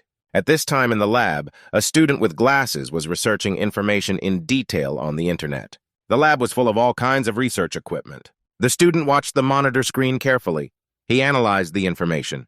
A bluish crystal from a parallel world floated on a table in a special vessel nearby. The guy noticed an interesting news story. It was about an Arium company. The student was surprised to notice a familiar face in the photograph. It was the young protagonist with his sister. Kaylee's woman was sitting on the couch at the main character's house. She was sad. After a long pause, the woman told the guy that he had nothing to eat at home. The protagonist turned around and grudgingly told the guest that she was getting stale. Kaylee told the guy rather and capriciously that there really wasn't any food. She shook the empty box. Do-yun thought about the woman's words. He decided to himself that he would have to ask for an extra scholarship. Kaylee was sitting there looking at a box of food. The guy suggested the woman go out tonight. The woman was very frightened and surprised. She asked, "Do Earthers really eat on the street?" The protagonist and his girlfriend were walking down the streets at night past the stores. The streets of the city glittered with bright lights. Boyfriend and girlfriend were looking for a place to eat. Kaylee told the surprised protagonist that he was wearing different clothes today. The guy explained that it was Sunday. The main character told his girlfriend they'd get groceries tomorrow. In the meantime, they could eat at the restaurant. He opened the door to the place. The guy and the woman were sitting inside a fast food joint. Very soon the protagonist and the Kali woman were brought food on trays. The woman asked the guy with great interest, "What is the name of such a food?" Do-yun replied to the woman that such a food is called hamburger. Do-yun told his companion that she could eat for now, but he wanted to ask her something. Do-yun looked at Kali with great attention and asked, what did she see in the portal? At this time, a man from a parallel world with yellow hair silently approached the table. The man looked carefully at the woman sitting at the table and called her by name. The man menacingly asked Kaylee how she could do this to him. The woman was surprised and frightened. The man then looked at the protagonist and said he was their test subject. The man became angry and said in a harsh voice that the woman had acted cruelly. Kaylee was still holding the hamburger in her hands. She noticed the glass with the drink starting to freeze and shake. The woman shouted to the terrified protagonist to be more careful. In order not to waste time, woman rushed to the aid of the protagonist. The man with yellow hair looked at Kaylee with resentment and hatred. Female Kali protected the protagonist with herself when ice shards flew at him. Do-yun was very frightened. He couldn't imagine that they would be attacked in the restaurant. Kaylee irritably shouted to the man that he could have killed the protagonist. The man, frightened, said they need Do-yun alive. The professor needs a live specimen. Then the man asked the woman, did she forget that killing is their job? The woman asked the man fearfully and menacingly, how many hours had he been here? Kaylee then grabbed the man and started demanding he tell her where the portal was. The man looked calmly at the woman. Kaylee continued to demand that he answer her. Suddenly, the woman felt the man seem to slip out of her grasp. Kaylee ended up sitting on the floor by herself. There was a pile of ashes around her. The woman was very angry about missing her coworker. The protagonist noticed that he was sitting in a huge puddle of water that was under his feet. The man from the parallel world said that the main character is just as human as the others. Kaylee asked sternly to her colleague, does the latter refuse to obey the professor's order? The man excitedly asked the woman what she liked about Do-yun. The man shouted that the professor was getting rid of those who were no longer useful to him. The woman then accelerated and kicked her co-worker with all her might. Kaylee hit the man with all her might, and he was swept aside afterwards. The man could barely stand on his feet. The woman threateningly demanded that he repeat his words. The man told the woman not to pretend she didn't know. She should know. The man shouted to the woman that she should know what the professor had done. Kaylee again prepared to hit her colleague. The woman didn't have time to strike her opponent. The man managed to grab Kaylee's fist with his hand. The man asked angrily, how could Kaylee stay loyal to the professor knowing how he felt about her? After which, the man threw an ice cube in his rival's direction. Kaylee managed to dodge in time to protect herself from the pile of ice flying at her. The man shouted to the woman that she was just an outlandish animal to the professor. Kaylee grabbed a chair in her hands, and then the woman threw the chair sideways and upwards so that it hit the ceiling. The chair hit the fire department's sensor. There was a very large explosion. The sensor on the ceiling activated, and from it squelched jets of water into the room. The woman decided to attack her co-worker. She rushed towards him, after which the woman began beating the man, demanding that he answer her question. The exhausted man shouted to the woman that he had come to free her. After saying that, the woman stopped hitting the man. The woman was still holding the man by his clothes. She remembered the portal. Kaylee demanded of the man that he immediately answer where the portal he had come through was. The man held out his hand and said in a weak voice that he could tell where the portal was. The woman was looking intently at her colleague. At this time, the man looked in surprise in the direction where the protagonist was. Do-yun was startled to notice how his body began to freeze, starting from his leg. The main character was very frightened. The woman excitedly called out to Do-yun. The man shouted menacingly that if he killed the protagonist, Kaylee would have no reason to stay in this world. The main character was almost completely frozen. To himself, he felt very cold. The overjoyed man shouted that he and Kaylee would now be able to go back together. Suddenly, the woman and the man heard a noise, as if something had broken. They saw shards of ice. Librium is a special parallel world inhabited by a woman named Kaylee. The world is extremely advanced scientifically, and society is very highly developed.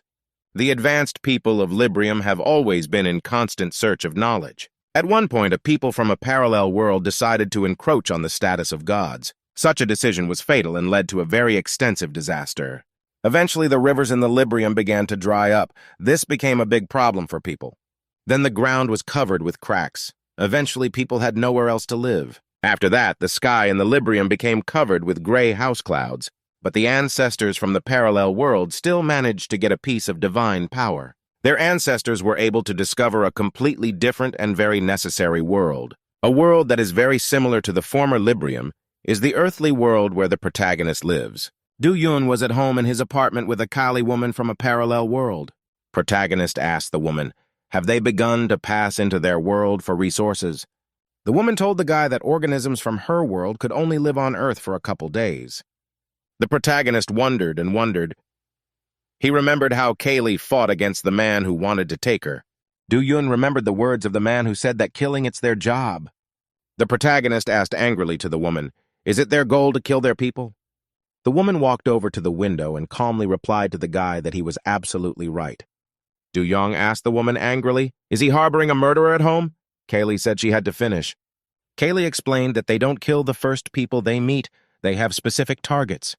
Protagonist asked by a woman who chooses the targets for assassination, the states or some mafia. Kaylee calmly replied to the guy that they kill a wide variety of people. The target could be ordinary citizens, rich people, or even old people and children. The protagonist angrily clenched his fists and asked, "So why are aliens from a parallel world killing people?" The woman explained to the guy that the same people live in the Librium and on Earth. Kaylee said it could be that Kim Do-Yun's boyfriend died in Librium world. Then the Librium people go to Earth and kill a copy of the protagonist. After thinking for a bit, Do-Yun asked the woman, "Why do they move around and kill copies?" Kaylee replied to the guy that they do that to reduce the risks. There was nothing else she could say to the protagonist. Identical people can't live in the same world at the same time. A visitor can be a maximum of 3 days. The woman added that if the visitor exceeded the limit, he would be thrown back to his world. Do-Yun remembered the case of the man from Librium. Guy asked the woman, "How can she be in the Earth world longer than 3 days?" Kaylee wanted to tell me about her earthly counterpart. The woman reported that her Earth counterpart was dead. As a result, they are not in the same world, and there is no urgency for her to go back. Protagonist asked excitedly by a woman to explain what was going on with his sister to Chi. Suddenly, the protagonist froze. He felt as if visions had arisen within him. Do-Yun clearly saw as if his little sister ran out of the room to the balcony to the railing. The excited boy ran up to his sister before Hai and asked fearfully what she was doing. The protagonist reached out his hand in time to grab his little sister. Do-Yun grabbed her sister's clothes, but she held on to the balcony railing with her hands. Then the boy saw his sister fall down from a great height. The boy looked down from the balcony with great fear and consternation at the girl who had fallen out. The protagonist saw his sister lying dead on the ground in a large pool of blood. Do-Yun Yasno saw the body of his younger sister lying lifeless on the ground. Suddenly, the protagonist saw as if his sister had been resurrected for a moment and was standing in front of him. The main character was terrified. He thought it couldn't happen at all. The woman, frightened, asked the guy if he was okay. She grabbed him by the shoulders. The protagonist waved the woman away and said calmly that he was fine. Do-Yun told Callie that he has to go to school tomorrow, so he should get some sleep. The guest from the parallel world watched intently as the dejected boy walked to his room. The next day, the protagonist came to school. He was walking through the building. A schoolgirl was walking down the steps and noticed the main character walking beside her. The girl greeted the schoolboy and asked him how he had spent his weekend. Do-Yun waited for his girlfriend and told her in return that things were going so far. The schoolgirl excitedly told the guy that he didn't look important. She asked if he was okay. The protagonist smiled at the schoolgirl and told her he was fine. The boy asked with interest to himself as to why they were being drafted. After that, the protagonist swayed sideways. He had trouble staying on his feet. The guy felt he couldn't stand. He leaned in the corner. Suddenly, a female student with blue hair appeared from the side. Maine asked the schoolgirl who was that just next to them. A schoolgirl with blue hair asked the guy unhappily at what's he looking at.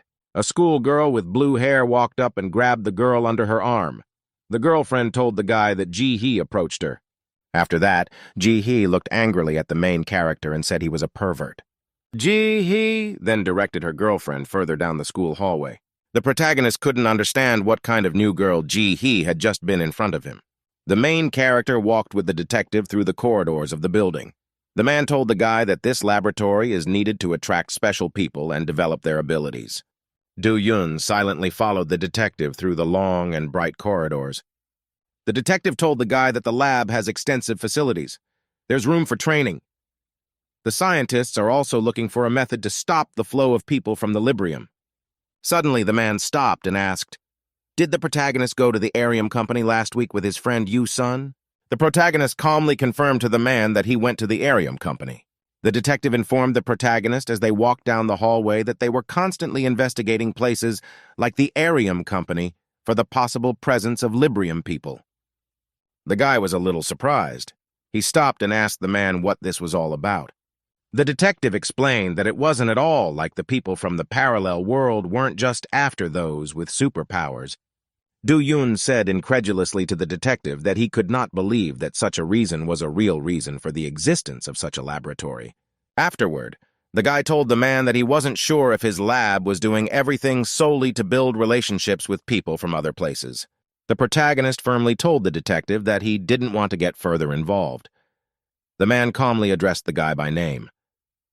The detective said Do-yun is very smart and very quick-witted. Then the detective told the guy instructively that he should learn to hide his intentions when he was pursuing a target. After that, the man fell silent. With a satisfied look, did he get ready to say something else to the guy?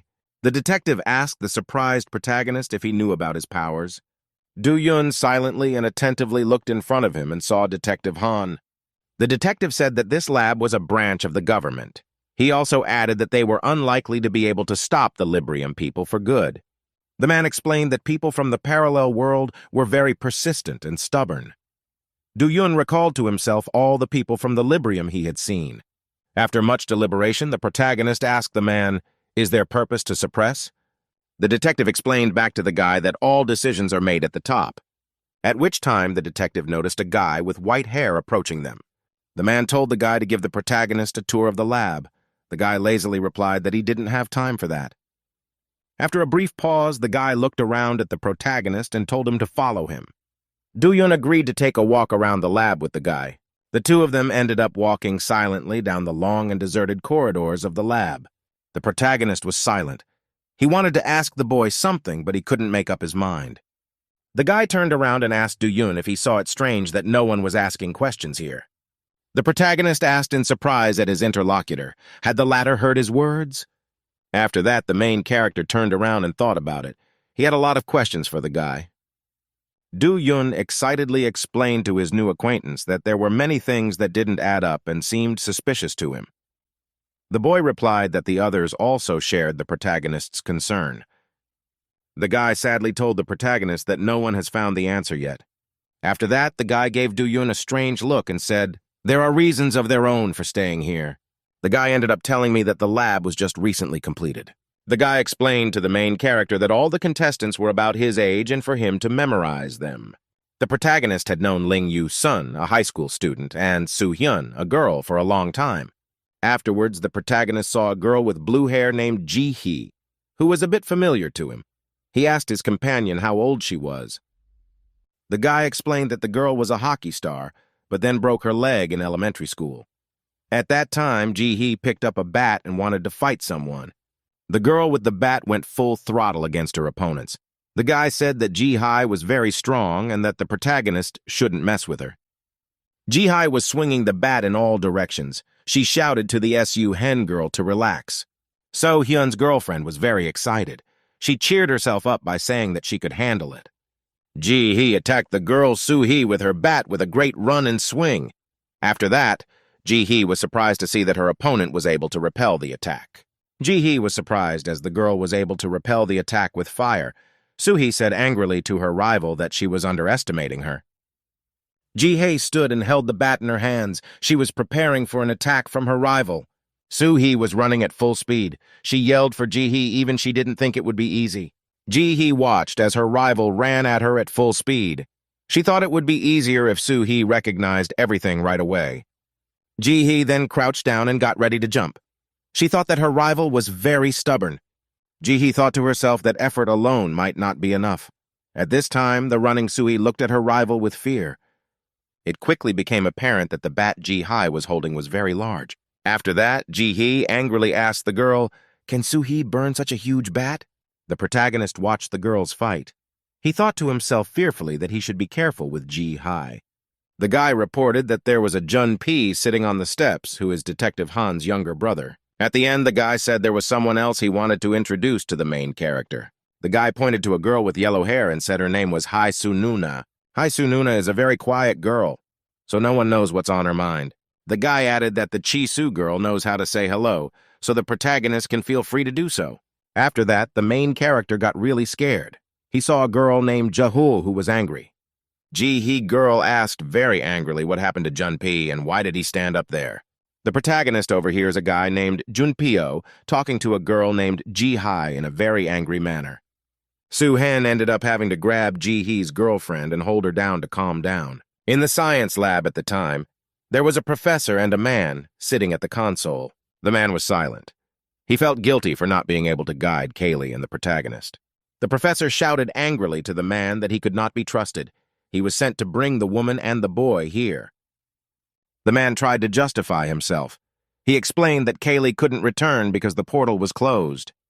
The professor angrily told the man that he didn't need people like that who couldn't follow a simple order. The man stood and silently listened to the insult from the professor. He was silent. He was silent. At which time the man heard a very loud noise from the side.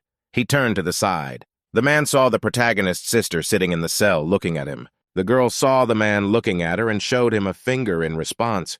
The man thought to himself that the girl even had the same expression as her brother. At that time, the woman was in the training range. She was learning how to hit targets. Suddenly, the woman noticed that her gun was completely out of ammunition. Hee-soo heard a dry click in the gun. That was the end of her training. The woman realized there was no more ammunition left to shoot at all. Hai-Su-nuna thought very sadly to herself that it was all over for her for today. On a clear and fine day, a man was walking with a woman through the city streets with a cup of coffee. The man said cheerfully that there was good weather all around. He walked to the front. The man said it was getting colder and winter was coming. He asked the woman if the guy was still in the basement. Hai-Su-nuna remembered the computer guy and said he didn't want to go out in the sunlight. The man smiled to himself because of the guy's hatred of daylight. The woman told her interlocutor that the man's coffee was shaking. The man hesitated. He didn't answer anything to the woman and just stood silent. The woman thought surprised to herself that she didn't see any reaction from the man. A man was drinking coffee and heard Hai-Su-nuna telling some old woman that you can't sell on the street. The old woman excitedly replied to the woman that she had been trading here for 5 years. Chi-Su replied that it was all illegal. The old woman then grabbed the woman by the arm and asked her to turn a blind eye to the offense. Hai-Su replied that she could not. The old woman began to gather herself. She didn't like the way the woman was treating the old man. The man and the woman watched the old woman gradually moving away from them for a long time. The man gently told the woman that she could have allowed the old woman to stay. He replied that the law was the law. Then the man noticed calmly that the woman was cold as ice. He asked her how the children were. The woman hesitated. She was not at all pleased to hear such a question from her interlocutor. After that, he replied to the man that her children seemed to be fine. The woman stared long and intently into the coffee in her cup. She wanted to distract herself from her thoughts. At this time in the training room, girl Ji-hee continued to fight against the protagonist. Ji-hee looked at her Do-yun carefully. She fought against him with a battle stick. The protagonist watched fearfully as the launched battle stick flew at him. After that, Ji-hee easily sagged down and prepared to attack her opponent further. The guy managed to dodge to the side in time to defend himself from the battle stick. Without wasting a moment, the Ji-hee girl accelerated and ran at full speed towards Do-yun. The protagonist was scared. He realized he might not be able to defend himself against the girl's attack. Ji-hee was running towards the main character. The guy felt like he couldn't move. After that, the girl punched the guy in the face with her fist anyway. He only managed to squeeze his eyes shut. The guy felt that the blow did not reach the target. He very carefully and slowly opened his eyes. The protagonist noticed that the girl Ji-hee took her hand away from him. Ji-hee girl grabbed the battle stick with a very quick and dexterous movement. The guy was startled and jerked to the side. Ji-hee girl looked at the protagonist with a very cute and calm gaze. The Ji-hee girl waved her stick next to the protagonist at great speed. After that, the girl, waving a stick, cheerfully asked the guy, "Doesn't he do his exercises in the morning?" Do-yun was a little scared. The girl shouted that the guy had poor stamina and a stiff body. In a fight, he would be killed right away. The protagonist was angry at such words. He decided to activate his powers. Do-yun angrily called his rival a contagion and rushed to attack her. The girl was completely calm. The lad made attempts to attack his rival. She dodged with agility and at great speed. Once again, the protagonist swung to hit his rival and she ducked. After that, the Ji-hee girl suddenly appeared behind the protagonist and hit him with a stick. After a strong blow from the back from the girl, Do-yun fell to the floor. Do-yun lay exhausted on the floor. He could no longer get up. He had no strength. Ji-hee girl told the recumbent protagonist that he would have to get used to it and as soon as possible. The girl held a stick on her shoulder and sternly told the guy that they weren't fighting ordinary people. The protagonist lay exhausted on the floor. He didn't have the strength to object to the girl in any way. Suddenly, girl Ji-hee heard some noise from above. She raised her head. Ji-hee noticed Lin Yu's boyfriend standing by the window with his girlfriend Soo-hee.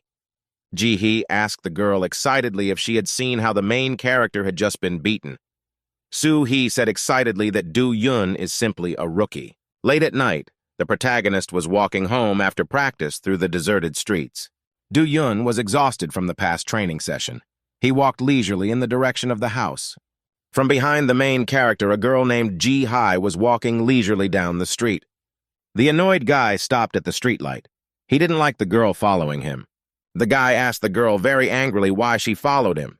Ji-hee replied to the main character that they live in the same direction.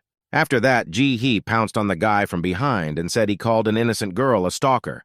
Do-yun replied that the girl has strength like a superhero. The protagonist shouted angrily at the girl to get off him. Suddenly, the girl saw an acquaintance named Soo-yun nearby and started calling her loudly. The boy demanded that Ji-hye get off him.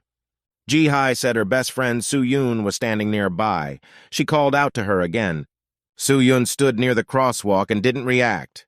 Ji-hee called out to her acquaintance once more.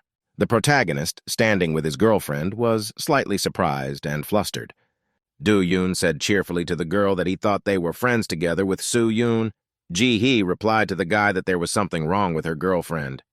The protagonist and his girlfriend waited for the green light.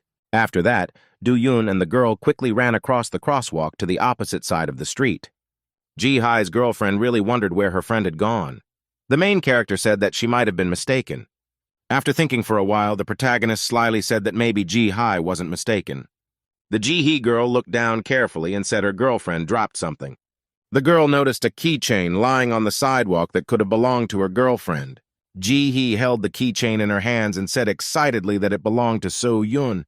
After that, Ji-hee suggested that the guy go and return the keychain. Soo-yun lived not far from here. Do-yun thought there was something wrong. The protagonist thought about the missing girl Soo-yun and realized it was all very suspicious.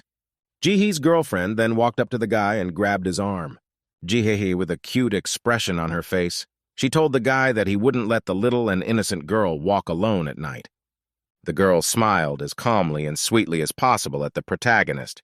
Do-yun felt bad. He didn't want to go together with Ji-hee right now. After a short pause, the protagonist said that he agrees to go along with his girlfriend now, but he has a bad premonition. One day at school, Ji-hye found her friend Soo-yun. Ji-hee shouted and called out to her acquaintance Soo-yun, standing beside her with great excitement. Soo-yun was exhausted, lying asleep on her desk. Her friend shouted to her that she had to get up because it was time to eat. After a long pause, Soo-yun barely lifted herself above the desk. She asked grudgingly, "Is it really time already?" Ji-hye decided to sit and chat with her friend Soo-yun. Ji-hye asked a friend what's wrong with her lately. Soo-yun sleeps all the time and is in the clouds in class. Soo-yun told her friend exhaustedly that it was because she had signed up for another class. Ji-hee was very surprised. She asked her friend, did she sign up for another class? After that, Ji-hee asked excitedly to her girlfriend, is that one going to study to death? A little excited, Ji-hai asked her friend Soo-yoon to let her copy her Korean history homework. Soo-yoon was surprised at her friend's request that she was asking her to cheat for the umpteenth time. Ji-hee said that she only needed one more time to cheat. Soo-yoon told her girlfriend that her homework is now in her bag. Ji-hee got very excited. Soo-yoon took out some notebooks from her bag. One of them really interested her friend. Ji-hai picked up a notebook that had a space theme. She was surprised and asked Soo-yoon, "Does this notebook belong to her?" The Soo-yoon girl was very unpleasantly surprised that girlfriend had taken her notebook. Ji-hee told her friend that she thought she only liked notebooks in pastel colors. Suddenly, Soo-yoon snatched the notebook from her girlfriend's hands very abruptly and said that it was all nonsense. Ji-hee looked at her friend in surprise. She said, "A notebook is still a notebook, no matter what it has on the cover." After that, Soo-yoon put her notebook under her desk. She asked her friend, "How is her schooling going?" Ji-hee smiled at her friend and said that she is the best in the center, no one can overtake her. Ji-hai told her friend to be careful or she'd hurt herself again. Ji-hai told her not to worry about her. The main character and his girlfriend, Ji-hai, came to the house where their girlfriend Soo-yoon lived in the evening. Ji-hee said excitedly that they had come. The protagonist thought to himself that the building was very big. The guests went to the intercom. They wanted to call the apartment where Soo-young lived. Suddenly, there was a very strong explosion in the building. The shockwave blew out the windows. Ji-hai's girlfriend got really scared because of the explosion. She realized that something might have happened to her girlfriend. The protagonist was scared too. He realized his worst suspicions had come true. Ji-hai's girlfriend was very scared because of the explosion. She decided to rush to her friend's aid. Ji-hee started banging on the front door of the house with all her might. She called her girlfriend's name. An agitated Ji-hee saw that no one was answering. She frightenedly demanded that Soo-yoon open the door. Suddenly, the door of the building opened and a very frightened woman ran out. The shocked woman fell to the ground. The guy and the girl were very surprised. Girl Ji-hee, a little coming to her senses, asked the woman what happened and what happened to Soo-yoon. The shocked woman repeated the Soo-yoon girl's name and said something about her room. Ji-hee was very much displeased. She wanted to tell the woman that she didn't understand what she was saying. The main character came over and pulled the girl aside. He wanted to talk to the woman himself. The guy walked up to the woman and touched her with his hand. He wanted to talk to her. After that, the protagonist looked into the woman's eyes with great attention. Do-yoon noticed the woman's gaze swam a little. He activated his skills. An exhausted woman nearly collapsed. The protagonist was able to support her. A very surprised Ji-hee asked the guy, how on earth did the guy manage to find out? The main character told his girlfriend that there was an explosion in Soo-yoon's room. He was still holding the woman in his arms. The guy said it looked like someone came in. He didn't get a good look. Ji-hee's girlfriend told her boyfriend to stay outside and she would go look. Do-yoon replied to her girlfriend that it was all dangerous. Ji-hee tells the guy that he can't do much to help, so just let him sit outside. The main character saw a keychain belonging to Soo-yoon on her backpack. Do-yoon looked carefully at the keychain lying there. He decided to take it for himself. At this time, the girl went up into the building. There was smoke and soot all around. The girl went into the apartment where her girlfriend lived. There were blast marks all around. Ji-hai walked through the apartment, furniture crunching under her feet. Looking around, the girl grudgingly noted around her that the place was a complete mess. Ji-hee heard a suspicious rustling to the side. She thought she could only attack stealthily. The girl ran toward the stairs. She could hear the noise coming from somewhere above. The schoolgirl climbed the stairs very slowly and carefully. The upper floor showed signs of destruction. Ji-hee walked up slowly, treading her feet carefully on the steps. She was very cautious. The girl looked carefully at the floor. There was wall debris lying on the floor all around. Ji-hee walked very slowly across the floor. She thought she couldn't feel anyone. After which the girl peered carefully through the broken doorway. Ji-hai walked into the room. She saw her friend Soo-young sitting at the table as if nothing had happened. The girl went up to her friend and said cheerfully that she was very pleased that the latter was all right. The happy girlfriend suggested that Soo-yoon get out of the building as soon as possible because it was dangerous. The Soo-yoon girl sat at the table without any emotion and looked in front of her. After a short pause, Soo-yoon turned her head and looked at Ji-hee. Ji-hai's girlfriend got really scared. She realized that her girlfriend was not sitting in front of her. There was a big explosion at the top of the building. The main character was outside at the time. Do-yoon was very much frightened and agitated because of the repeated explosion. The guy was holding a keychain. He figured he didn't know how many enemies were in the building, but Ji-hee was certainly outnumbered. After the strongest blow, the girl Ji-hee flew back to the wall and stood there unconscious. Ji-hee stood with her back against the wall. A small crackling sound could be heard around her. The exhausted girl thought to herself that she had seen her girlfriend's doppelganger. The Soo-yoon girl stood and stared at her girlfriend with an unseeing gaze. Ji-hee looked closely and immediately realized that her friend was standing in front of her, but there was something wrong with her. At that time, the building began to shake very violently. The walls began to crack and windows and doors began to fall out. Ji-hee noticed that because of the shaking, something started falling on her and needed to be rescued. At the very last moment, Ji-hee managed to bounce to the side so she wouldn't get caught. Ji-hee angrily and excitedly told her girlfriend to calm down. At this time, the girl noticed broken glass sprinkled on the ground from above in front of her. Soo-yoon stood in the middle of the room. Rocks and shards were flying around her. After that, Ji-hee realized she had to defend herself. She decided to use the fallen door to do so. Ji-hee protected herself with the door as the shards flew at her. She realized that someone was controlling Soo-yoon's mind. Ji-hee thought to herself that she couldn't sense anyone else's presence. She was still holding the door in front of her. Then the girl felt someone approaching. Ji-hee turned her head to the side and saw the main character walking towards her. The guy was very surprised by everything that was going on. He froze in place and didn't say a word. The LDIE girl looked at the guy and shouted excitedly, "So why is he here?" At that time, Soo-yoon's girlfriend turned her head to the side. She saw the main character. There was a very strong and bright explosion at the place where the Soo-yoon girl was standing. The main character shouted loudly to his girlfriend Ji-hee to run away. Ji-hee realized that she couldn't waste time. She accelerated and started to run away. There was a deafening explosion in the room that blinded the protagonist. Do-yoon fearfully covered himself with his hands to avoid being caught in the explosion. After a brief pause, the protagonist opened his eyes and looked around.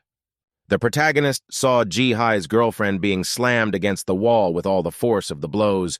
The frightened girl asked the boy, why did he come, since she told him not to go.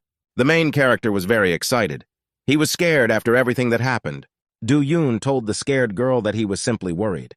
Ji-hee was surprised because the guy was worried about her. The girl was standing near a wall with cracks running down it. She held her up.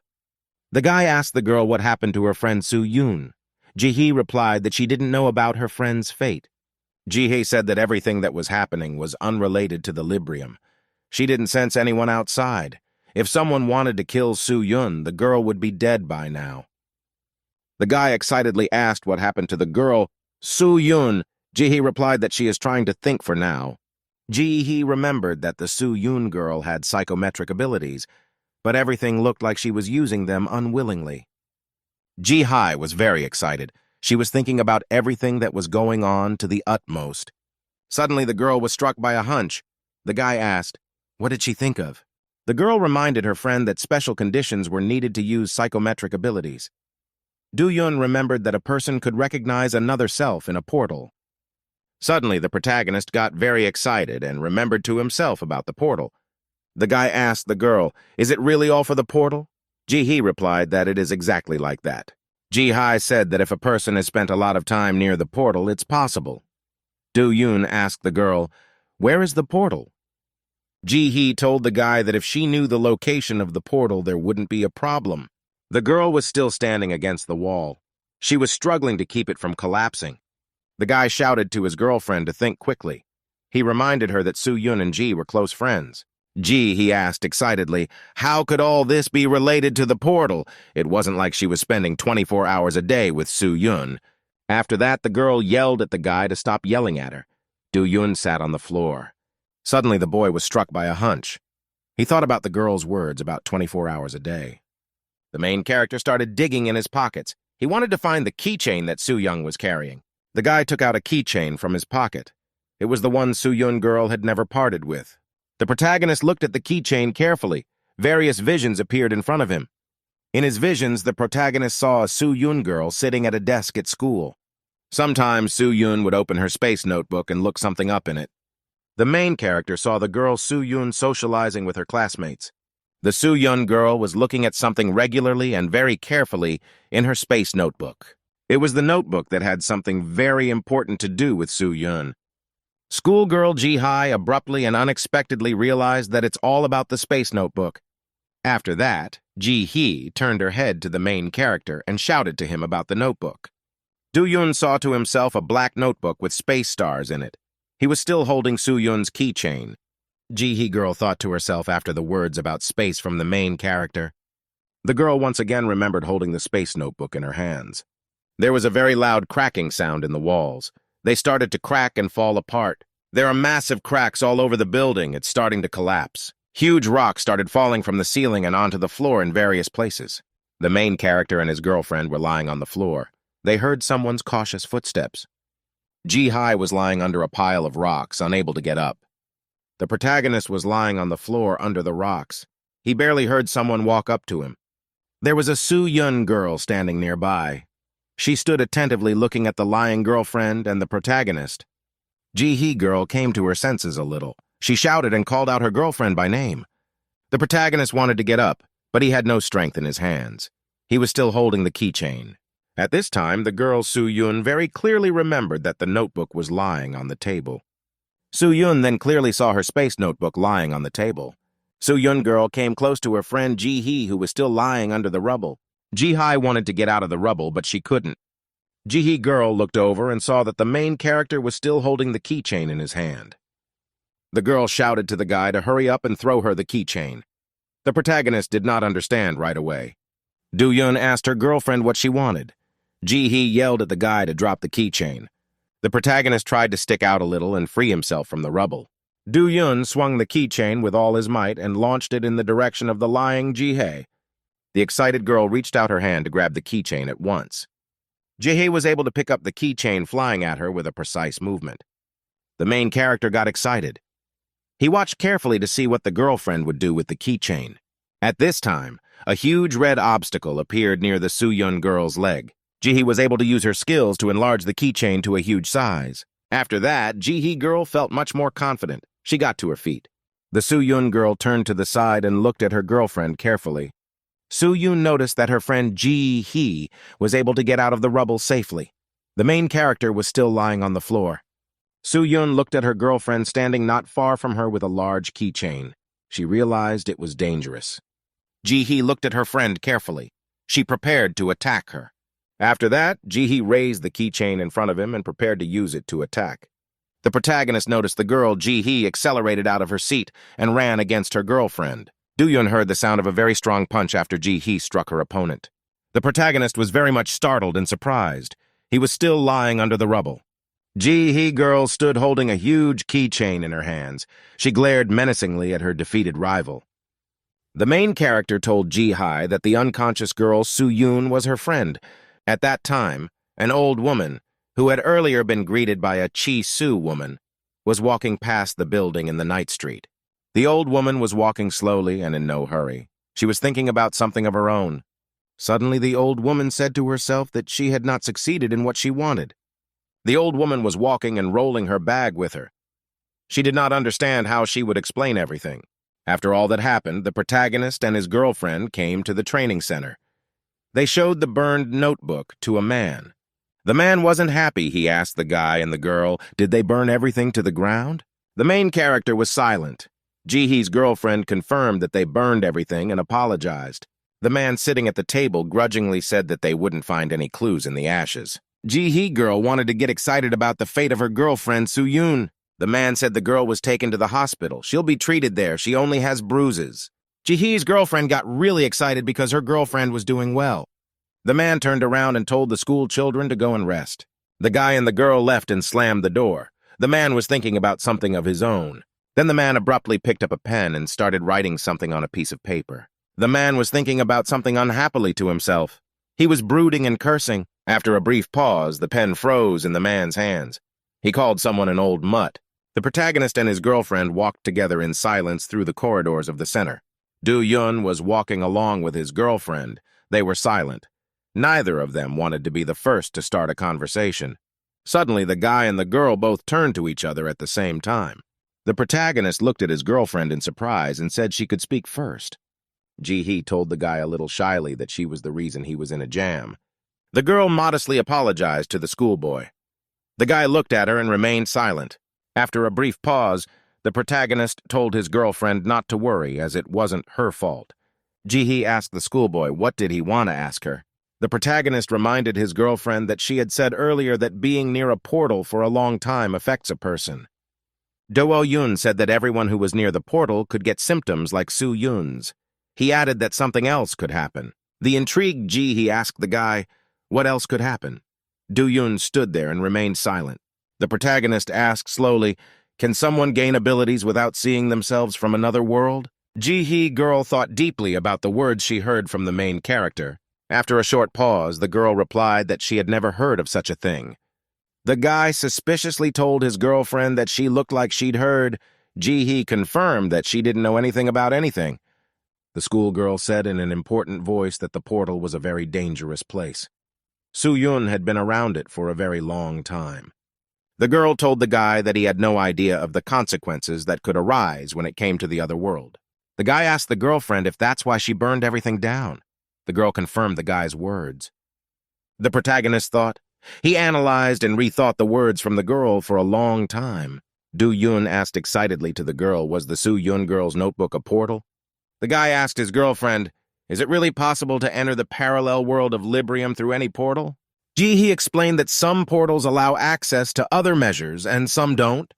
The portal could more accurately be called a link between the two worlds. The protagonist replied surprised that this is the first time he's heard this. Ji-hee shouted that it's all dangerous. The schoolgirl said they have no idea what's hiding in the Librium. From there, other creatures could come through and become a threat to Earthlings. The girl told the guy that she had to stop by and they could see each other later. Do-Yun said goodbye to the girlfriend. The protagonist thought about the portal between worlds for a long time. It was late at night when the protagonist returned to his apartment. As soon as the protagonist entered the apartment, he was greeted by a Cali woman. She asked the guy, why did he come so late? Do-Yun told the woman that if she was curious, then why didn't she run away like last time? Kaylee looked at the protagonist and said it was dark outside and she could get lost. The woman questioned the schoolboy about why he was late and why he had abrasions on his arms. The protagonist put his hands behind his back and told the woman he had something to tell her. The woman told the guy he was clumsy and to get in the shower and go to bed. The main character approached the woman and said he wanted to ask her something. Callie asked the guy what he wanted to know.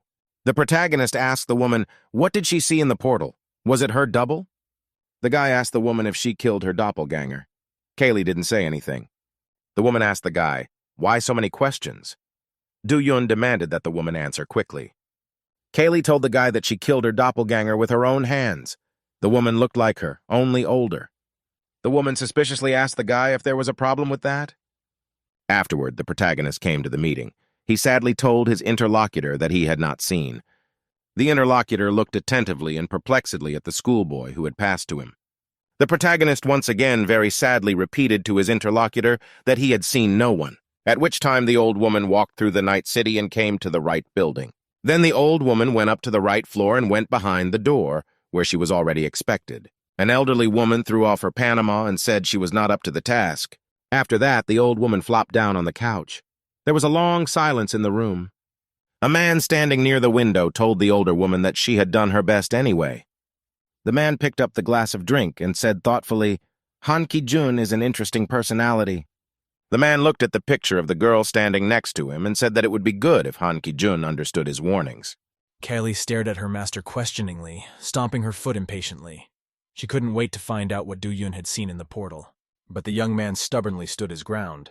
He looked her straight in the eye and said that he had seen nothing there. The boy's emotion seemed genuine. Kaylee asked if he was joking just in case. The host was starting to get angry. The girl said thoughtfully that it manifests differently in everyone, but usually people see something, or at least feel something when they visit a portal. Do-Yun didn't answer anything. He looked a little confused. The guy had to admit that Kaylee was right. He raised his head reluctantly and began to tell me. It wasn't very pleasant to spill my guts to someone I didn't know. That's how Kaylee learned that the young man, along with his twin sister Do-hee, grew up in their grandfather's family. They spent most of their time playing cards. At that moment, they were also playing a child's deck of cards with berries on them. Yoon drew a card with 3 strawberries on it. Do-hee's highest card was only 2 strawberries. Without thinking long, the guy quickly pressed the call, ending the round. The girl clutched her head, pulling it up. She was almost sobbing. With the help of that card, she would definitely win. Do-Yoon teased her sister, she thought slowly. Do-hee looked angrily at the guy and demanded to be given a chance to win back. He grudgingly agreed to play one last time. Do-Yoon continued his story. He remembered that in the spacious room where he and his sister used to play, there was an antique mirror with a wooden frame. The young man admitted that as a child he did not pay much attention to it. Now it seems to him that the mirror served as a portal to other worlds. When asked by Kaylee why he felt that way, Do-Yoon remembered his confused face as a child. He didn't see himself in that mirror. Moreover, for a long time, the boy did not even suspect that it was a mirror. He just thought it was part of the interior of the room. Do-hee really wanted to get even. She grudgingly asked her brother what he was so interested in, because they were going to play. Suddenly, the girl saw her reflection in the mirror. She angrily asked Do-Yoon why he didn't tell her that her hair was messed up.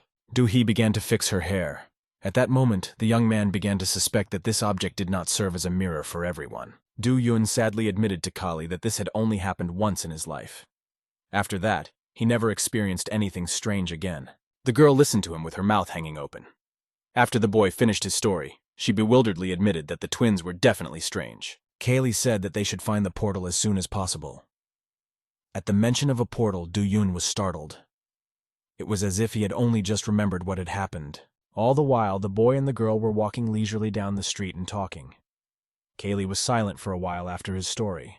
After crossing to the other side of the street, Do-Yoon walked to the wall of the building and leaned his hand against it tiredly. He was tired of arguing with his companion. Kaylee was getting angrier and angrier. It was all very simple for her. All she had to do was find whoever had given the girl the portal. The young man closed his eyes. He knew in his heart that his companion was right, but her aggression was starting to get on his nerves. Kaylee shrugged perplexedly. She said dismissively that the Earthlings had at least some useless ability. She managed to piss the guy off. He shouted angrily that they didn't have time to talk. The girl turned away smugly. With a shake of his hands, Do-Yoon admitted that he couldn't read anything. After buying that notebook, Ji-hyo's friend hadn't come here. Kaylee straightened to her full height and fixed the hair on the back of her neck. She said that if that was the case, she'd have to search on foot. The best thing to do would be to check out the antique mirror in the game room. Unfortunately, that's no longer possible. Tying up her hair with a hairband, Kaylee assumed that that notebook had fallen into the vendor's hands quite by accident. Do-Yoon came in confused. The girl said that there was no need to worry so much. They would definitely come out on the trail. They walked slowly down the sidewalk. Kaylee told me that there were very few portals like the notebook. They were mostly in one place. As she rounded the corner, she told me that mobile portals tend to become unstable when they change location. Do-Yoon stopped in surprise and sat down on the sidewalk. He admitted that he had never encountered this, and this was the first time he had heard of moving portals. Kaylee squinted her eyes disdainfully. She stated that you wouldn't expect anything else from an Earthling. They were very slow. She promised to find out something. In the meantime, Leo was going around the lab, watching the samples. In one of the transparent parallel pipets, standing upright, was a dark-haired prisoner. She was lying on her side with her back turned. The young man came close to the transparent cell and said hello to the prisoner. The girl pretended to be asleep and did not hear him. Leo grudgingly stated, "You don't have to pretend. He couldn't be outsmarted. It was obvious she was awake." Do-hee didn't even move. The young man achidically stated that the twins were behaving similarly. Suddenly, the girl's body twitched. She immediately stood up and angrily wailed that no one dare compare twins. Their behavior is completely different. Such a violent reaction took the assistant by surprise. His eyes widened in surprise, and he couldn't say a word for several minutes. Pulling himself together, the man made a pathetic attempt at a smile and said he had to take it back. She was worse than her brother. That made Do-hee even angrier. If it weren't for the solid walls of the cell, she would have snapped the guy's neck with her bare hands. Leo suggested that the only reason the girl put up with all their ordeals was because the captive didn't have her, without saying what he meant. Do-hee questioned indignantly and demanded to know what he was implying. She was tired of guessing riddles. The young man kept laughing at the prisoner. Do-hee angrily knocked on the icy transparent wall, saying that he could have explained everything at once. As she was about to hit the wall once again to break it, Leo put his heel to it. To the girl's surprise, his hand did not freeze to the wall. Moreover, the icy surface hissed, as if it had been warmed up quickly. The boy squeezed his head through the opening. He realized from the girl's reaction that she was not capable of such a thing. This startled Do-hee so much that the girl forgot everything and lowered her arms.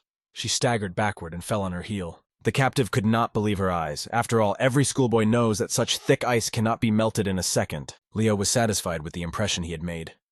He realized that Do-Yun kept his skill a secret and didn't show anything to his sister. This girl seemed most ordinary. The young man said contemptuously that he didn't understand the professor. He was obsessed with those twins. Leo stared at his prisoner. He hoped the girl would talk and tell him why they were so important to science. Do-Hee angrily shouted that she couldn't know his professor's intentions and demanded that the ice be moved away from her. Leo stated that Do-Hee would just pray that her brother would be caught soon. Then she might be released. The girl's face reflected mixed feelings. She was very scared for herself and Do-Yun. Anger proved to be stronger. Do-Hee made an insulting gesture with both hands. The young man looked thoughtfully at his captive. He realized that Do-Hee loved her brother.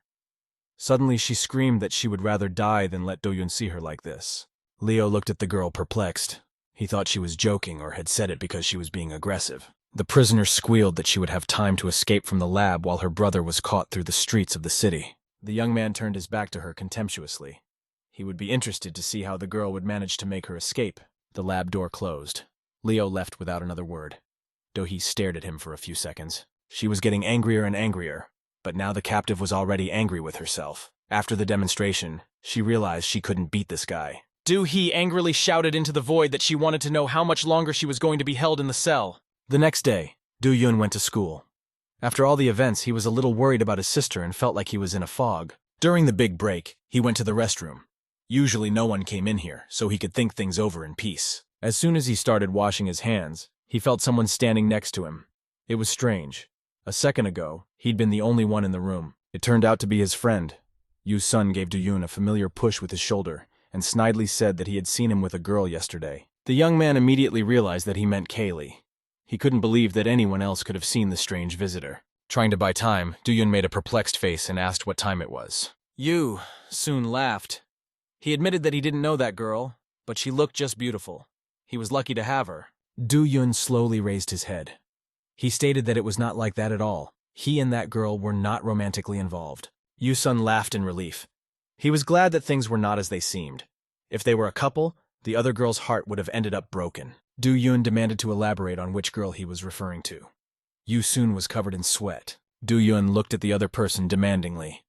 The young man wasn't even glad he had started the conversation and cursed himself for his long tongue. Yu-sun felt a lump forming in his throat. Swallowing it convulsively, the guy asked not to pay attention to his retort. Do-Yun turned purple with anger. He stood silently and looked at his friend. The water slowly dripped off his wet hands onto the floor. The young man began to push Yu-sun out of the restroom, slapping him convincingly on the back. He shrieked in pain. Passing by the doorway, Yu-sun suddenly noticed that they were not alone here. He hesitated for a few seconds. Do-Yun approached him and impatiently asked him what was wrong. He now realized why he was frozen in the doorway. So-hyun stood at the door and waited for them to come out of the restroom. Her blue eyes seemed a little sad today. When Do-Yun came a little closer, the girl stated that she would like to talk to him. The young man was a little surprised. At the same time, Detective Han was sitting in a small room of the lab, glumly examining a sample. In the transparent cylinder was a small, bluish crystal. It was said to be part of the Librium. Detective Han leaned toward the crystal, peering into it and examining his disgruntled face displayed in the stone. Young Sik walked into the office. He stated authoritatively that the crystal's matter was 76% the same as the portal. The young man now understood why Yu-sung was so drawn to this artifact. He was uncomfortable being around the crystal. Detective Han stared silently at the flask with the artifact. He realized that the crystal was almost identical in content to the portal for a reason. Guy interrupted the man's musings.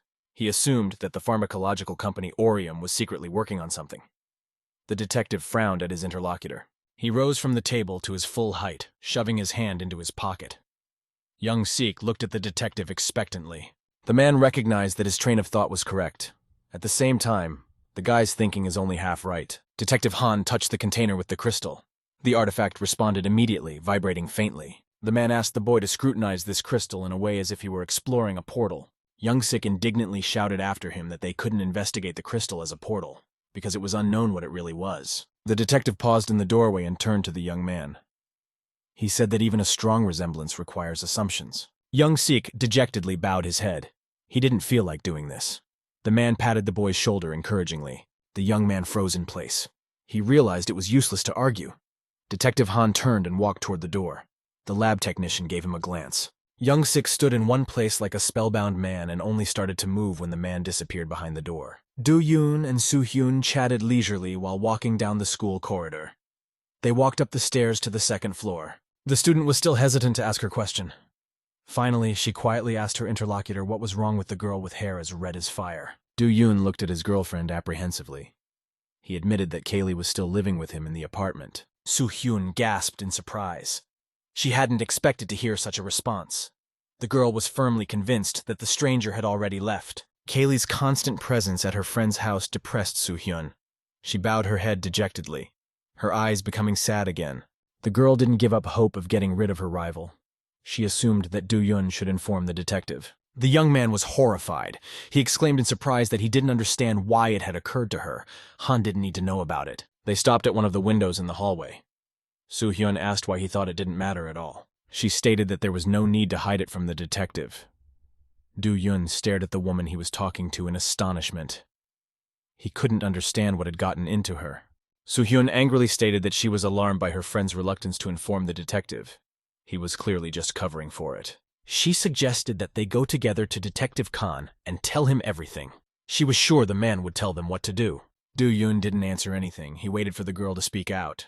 Soo-hyun said that this might happen more than once. The young man squinted his eyes and stated that he was completely uninterested. Even if such a situation occurred in the future, it was not his problem. The student recoiled backwards in surprise.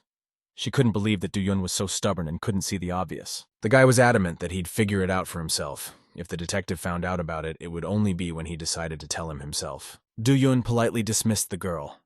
After apologizing for the lost time, he started to go downstairs. At this time, Leo stood at attention in front of his boss with his hands folded behind his back. He promised to do it right this time. The young man assured his interlocutor that he only needed 3 days. The man gritted his teeth and said he was giving him one last chance. He wanted Kim Do-yoon alive. The professor's assistant finally finished researching the mysterious crystal and decided to visit the prisoner in the lab. He walked over to the wall and put his fingertip to the rotary switch, pushing the mechanism into the wall a little. The young man had been here more than once, so he could turn the switch to the right position even with his eyes closed. The door opened obediently. The laboratory was flooded with bright sunlight. The laboratory assistant stopped on the threshold. Finding his captive with a glance, he quickly walked over to her and smirked, demanding that the girl stand up immediately. Do-hee pretended to sleep. She was tired of answering useless questions. Even the sunlight on her cheek didn't bother the prisoner much. The professor's assistant regarded this as an unwillingness to cooperate with him. He approached the girl and pulled both her hands toward him. Do-hee didn't realize it in time. In the next second, she was already wearing transparent handcuffs with a shade of lettuce on her wrists. The lab technician wasn't going to explain anything to her. He turned toward the circular corridor that led to the offices. The girl stood up, trying to free herself from the handcuffs. It didn't work. She looked angrily at her escort. After reaching the end of the small hallway, the assistant opened the door to the shower room and looked at Do-hee expressively. The lab technician demanded that the prisoner clean herself up in 10 minutes. They didn't have much time, so they'd better hurry. Trying once more to free herself from the handcuffs, Do-hee angrily asked if they couldn't be removed for a while at all. The lab technician didn't answer anything. The girl shouted angrily that she couldn't take a shower in handcuffs. The young man forcibly pushed the captive into the shower room despite the fact that she resisted. He recognized that the task was difficult but doable. The door slammed shut. Do-hee remained in the shower room. She frowned at her handcuffs. A robe hung from her left arm. There was no limit to the girl's anger. She cursed both her soulless escort and the people who had kidnapped her. The lab technician waited patiently outside the door. When the time was almost up, the door opened. A cloud of thick steam flew out of the shower room. In the same second, Do-hee threw her jumpsuit into his hands.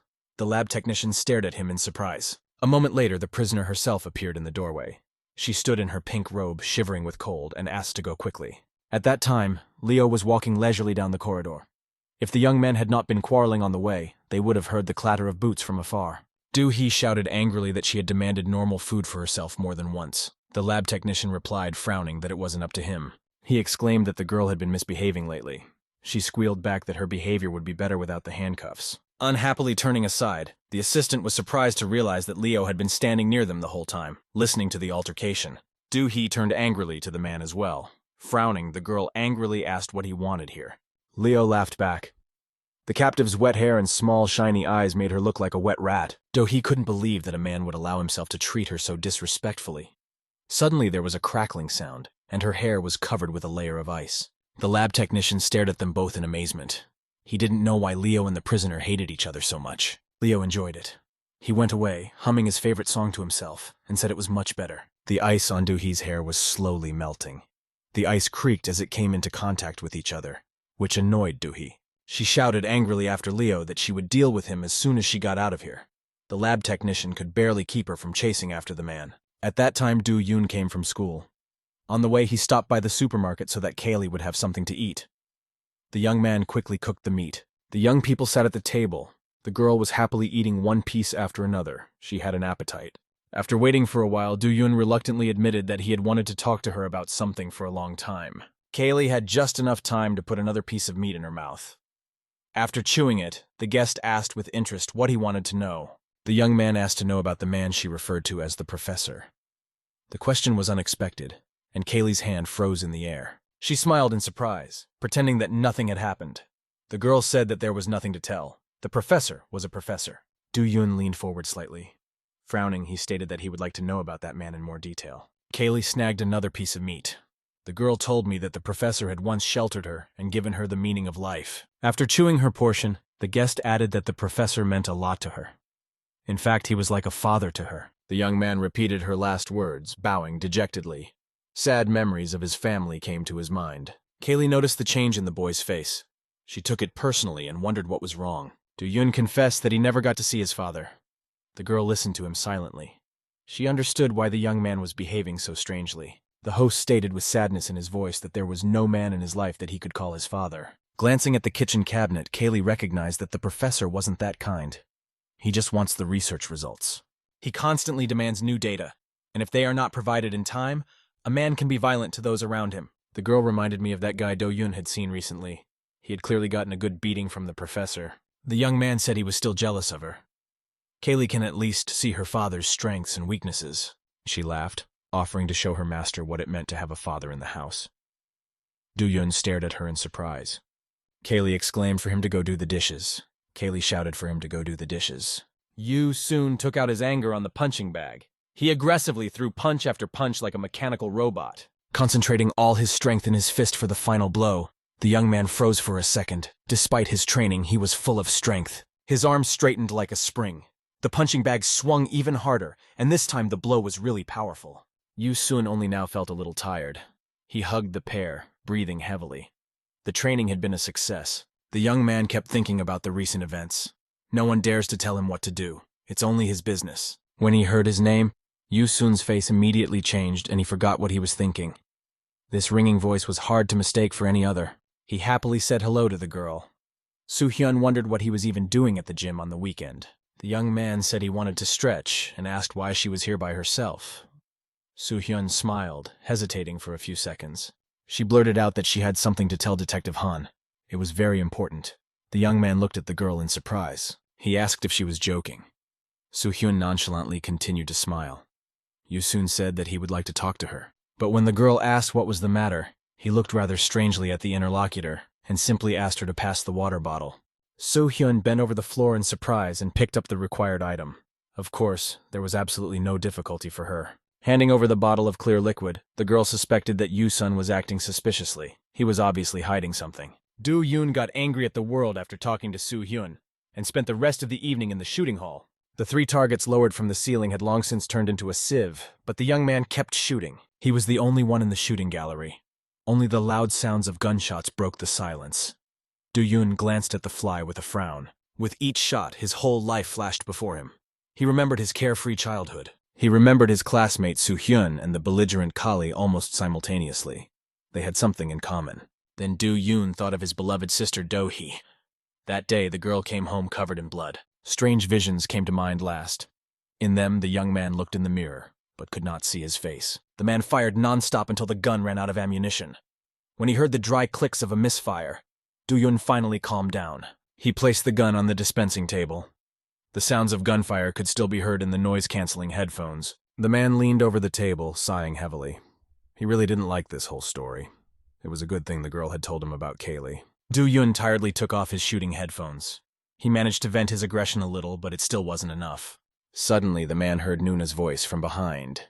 The girl confessed that she decided to try shooting after criticizing Ji Hyo. Do-yun turned around perplexed. He hadn't heard. Hisu Nuna had really come to learn shooting. The girl stood patiently behind him with her arms folded across her chest. She didn't seem to believe that she could learn to shoot. The young man smirked, leaning against the table. He stated that he now realized from whom Ji Hyo had learned to talk non-stop. Nuna moved closer to him and said that first you have to learn how to shoot.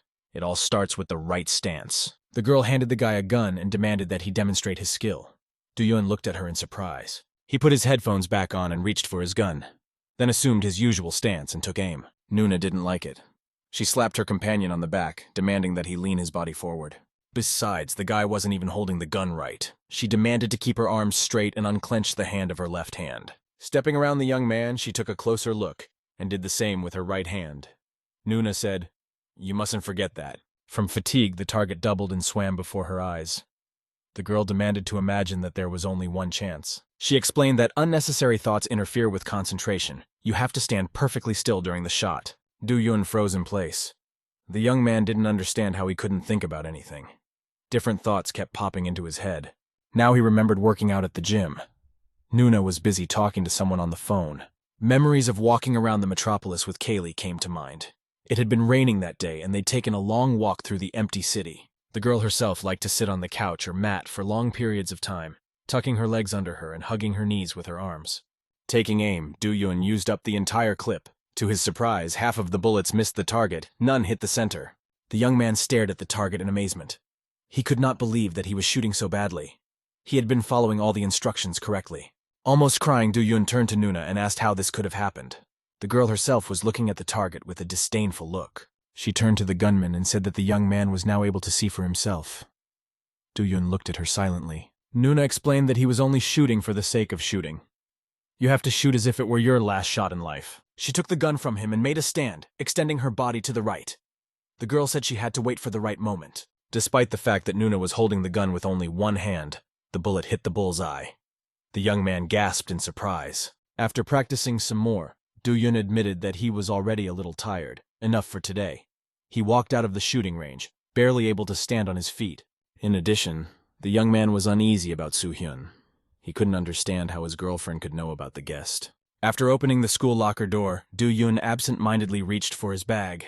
He wanted to go home as soon as possible. Hearing Soo-hyun's ringing voice, the young man flinched.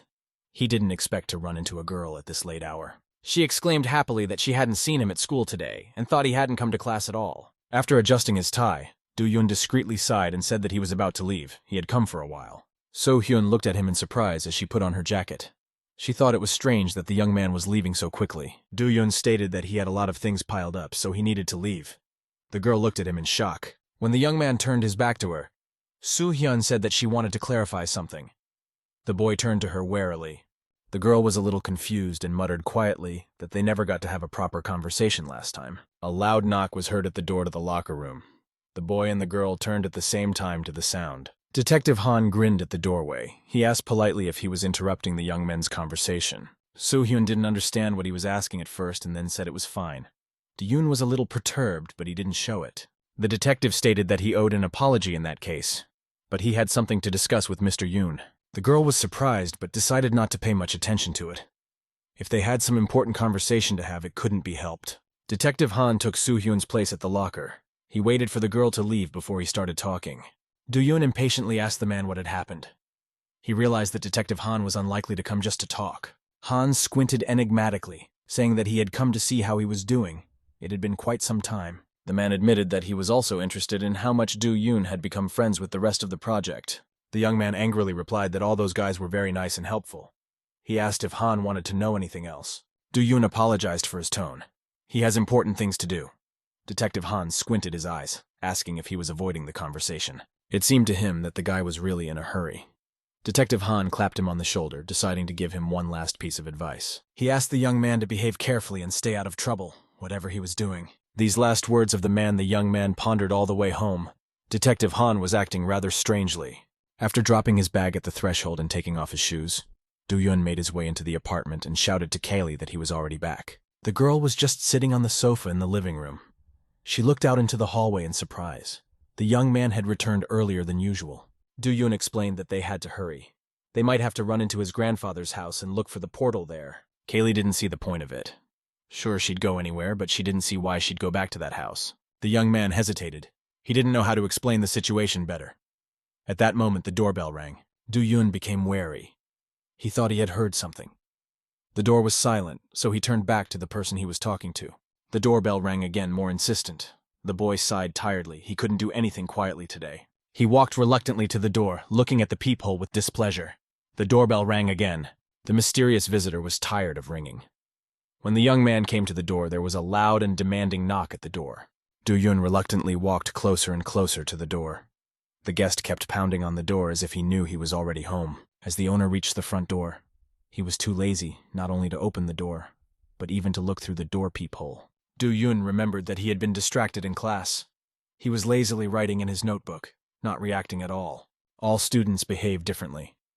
Some were trying to listen to the teacher and absorb the new material. Some were sleeping during the lesson. Do-yoon sat at his desk with his head bowed and his hand resting on his arm. At the beginning, he was still trying to take notes honestly, but then all the thoughts in his head disappeared, leaving only one. He kept thinking about how Soo-hyun could know about the girl. It was unlikely that his girlfriend had seen Kaylee leaving Do-yoon's house. The boy speculated how she knew. Besides, Soo-hyun only had to see Kaylee once to realize that Do-yoon is harboring her, and the detective knows it too. The young man stroked his pen lazily over his notebook.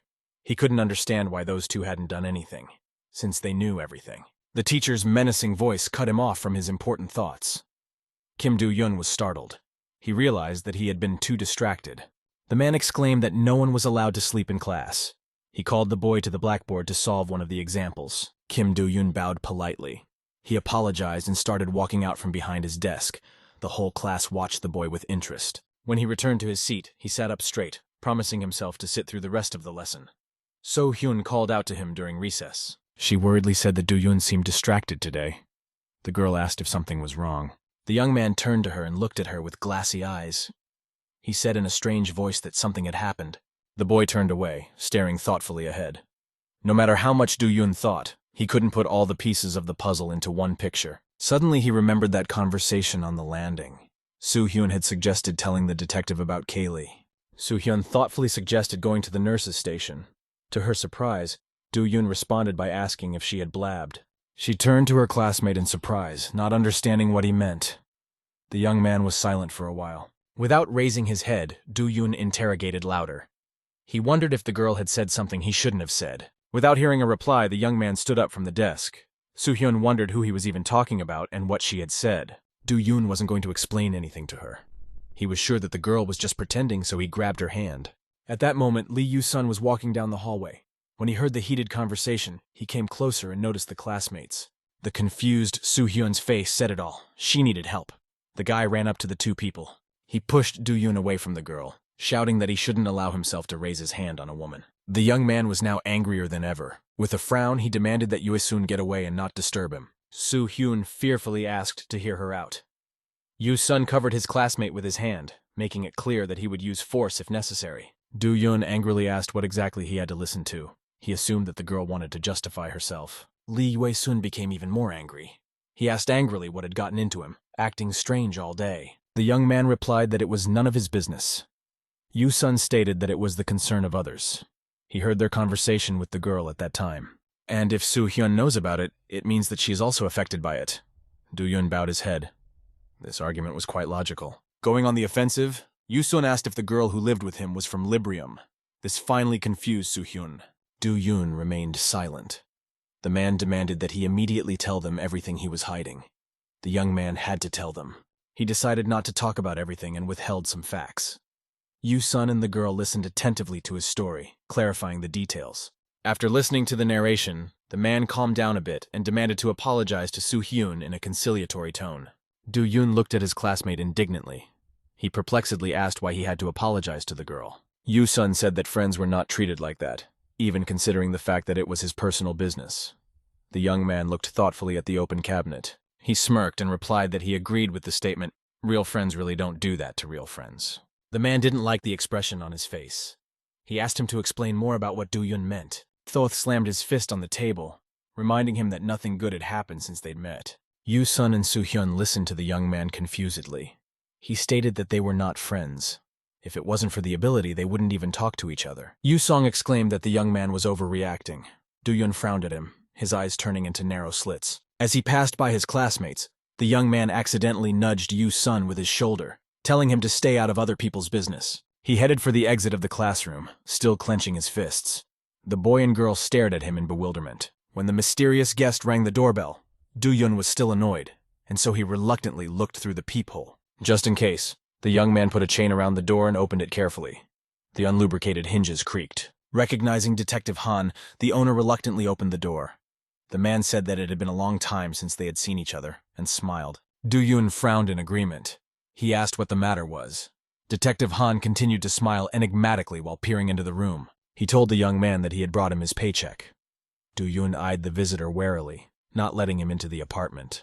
He stated that it was possible to not come for nothing and transfer the money to a bank card as usual. The man hinted that Do-yun and his friend had come to the company recently. The young man realized that he had known about everything for a long time. Detective Han got a message from the president of the company. He'd really like to know how the kid's doing. Do-yun nodded mockingly. This was a story he wouldn't have believed even as a child. The president was hardly interested in his person. Detective Han stood his ground. According to him, the president of the company had invited the guy to dinner and wanted to know when he had free time. As if remembering something important, the man hurriedly asked how the young lady was feeling. The young man froze on the threshold. He decided to pretend that he didn't understand. With a pensive face, Do-yun replied that his sister Do-hee was fine. As soon as the man left, the young man put a blue baseball cap on Kaylee's head. She immediately found the hat uncomfortable. The girl groped her unhappily and asked irritably if it was really necessary to wear a cap. Do-yun turned to her and said that it was just necessary. She should wear both the cap and the sweatshirt to look like Do-hee. For added effect, he placed a protective mask over Kaylee's mouth and nose, asking the girl to pretend she had a cold. Do-yun reminded Kaylee that the mirror in his house was on the second floor, the last door down the hallway on the right side. Having cleaned herself up, the girl cheerfully announced that she was ready to go. They set off in a black car. The young man sat in the back seat and stared out the window thoughtfully. He'd never dealt with a portal before, and hoped Kaylee would help him through it. The car rolled leisurely through the city, passing residential houses and buildings. No one seemed to care about him. A man in dark clothing stood on the roof of one of the buildings on the course of the black sedan. He was following the direction of the car. Do-hee was lying on a research table in the lab. Dozens of wires and sensors were connected to her body. The girl did not feel very well. She was dreaming of overcast weather, and it was cold. The girl was not feeling very well. The visions continued. Do-hee felt as if her foot had fallen ankle-deep into some dark liquid. She stared in amazement in front of her. Just a moment ago, this body of water had not existed. It had nowhere to go. But the sensation in her leg was so real. As if she had really fallen through the ice, the shiver transmitted to her whole body. Looking closely at the murky surface, Do-hee suddenly realized that there was something under the water. She leaned over a little. The object she stumbled upon and pulled out was a human arm severed at the elbow. The girl held it squeamishly in her outstretched hand. Drops of water dripped monotonously downward, adding to the gloominess of the scene. As if only realizing what she was holding in her hand, Do-hee threw the body part away. For a second, she thought the hand was alive. The girl's heart was pounding at a furious pace. That hand in the pool scared the hell out of her. She'd never been so scared. Unfortunately, it was only just beginning. Dozens of hands floated to the surface. They were all trying to grab her legs. Do-hee shrieked in terror. She realized that she would never be able to go home again. There were too many of these creatures to fight back. They were fast and tenacious. One of the hostile hands flew into the air and clapped the girl on the shoulder, making her scream even louder. Two hands clutched at her left leg. They were pulling Do-hee down to the bottom of the pond with force. She couldn't get rid of them. After a moment, her hands completely enveloped the girl's face. She looked at her world one last time with an unclosed eye, letting out a tear. That was the last fragment of Do-hee's vision. She woke up, continuing to cry just as she had in her dream. The girl breathed with pleasure, realizing that she had only dreamed the whole thing. The vision was so real that she almost died of fear. Breathing out, Do-hee suddenly realized that her hand was being held by something. She turned her head perplexed. As it turned out, her wrist was chained to the floor with a red bracelet, and there were several sensors with wires on her arm. The girl sat down on the floor and snapped off the bracelet on one arm, and ripped the other off with anger along with the tube of red liquid going to it. The flexible tube was constantly bleeding. When I tore it, my wrist was splattered with blood. Leo's disgusted voice, familiar to the girl, asked curtly if she knew whose blood it was. Do-hee turned around angrily. The young man stood with his back to her, giving her a hand so that she could stand up. The girl looked at him in surprise. She shrieked angrily that she couldn't know that. Do-hee snidely wondered if he could identify a patient by blood color. When she heard that the tube contained the blood of one of Leo's friends, the girl gloomed. She could sense the guy's sad mood. The young man rapped his knuckles forcefully on the cell where Do-hee was. She watched him sadly. Leo pounded the wall harder and harder. He exclaimed that the girl didn't even realize how many people had died for the sake of her experiment. Of course, Do-hee didn't even realize it. The young man said in a slumped voice that at least 30 people had died because of her. The girl's face turned gray. She was uncomfortable hearing such accusations against her, considering that she was constantly in the cell. Do-hee couldn't take it anymore and exploded. She shouted that it was not her fault, that no one dared blame her for the deaths of others. The girl screamed that she herself was here as a prisoner and was risking her life every minute for the experiment. Now Leo was listening to her screams. Do-hee shouted that if anyone was to blame for the deaths of those people, it wasn't her, but that gray-haired psycho. The girl was like a raging beast. She pounded her fists furiously on the cell wall, shouting that Leo was in the wrong place. Do-hee shouted that this was not going to make her feel sorry for herself. The fact that there were mass deaths only confirmed her guess that everyone here had gone crazy.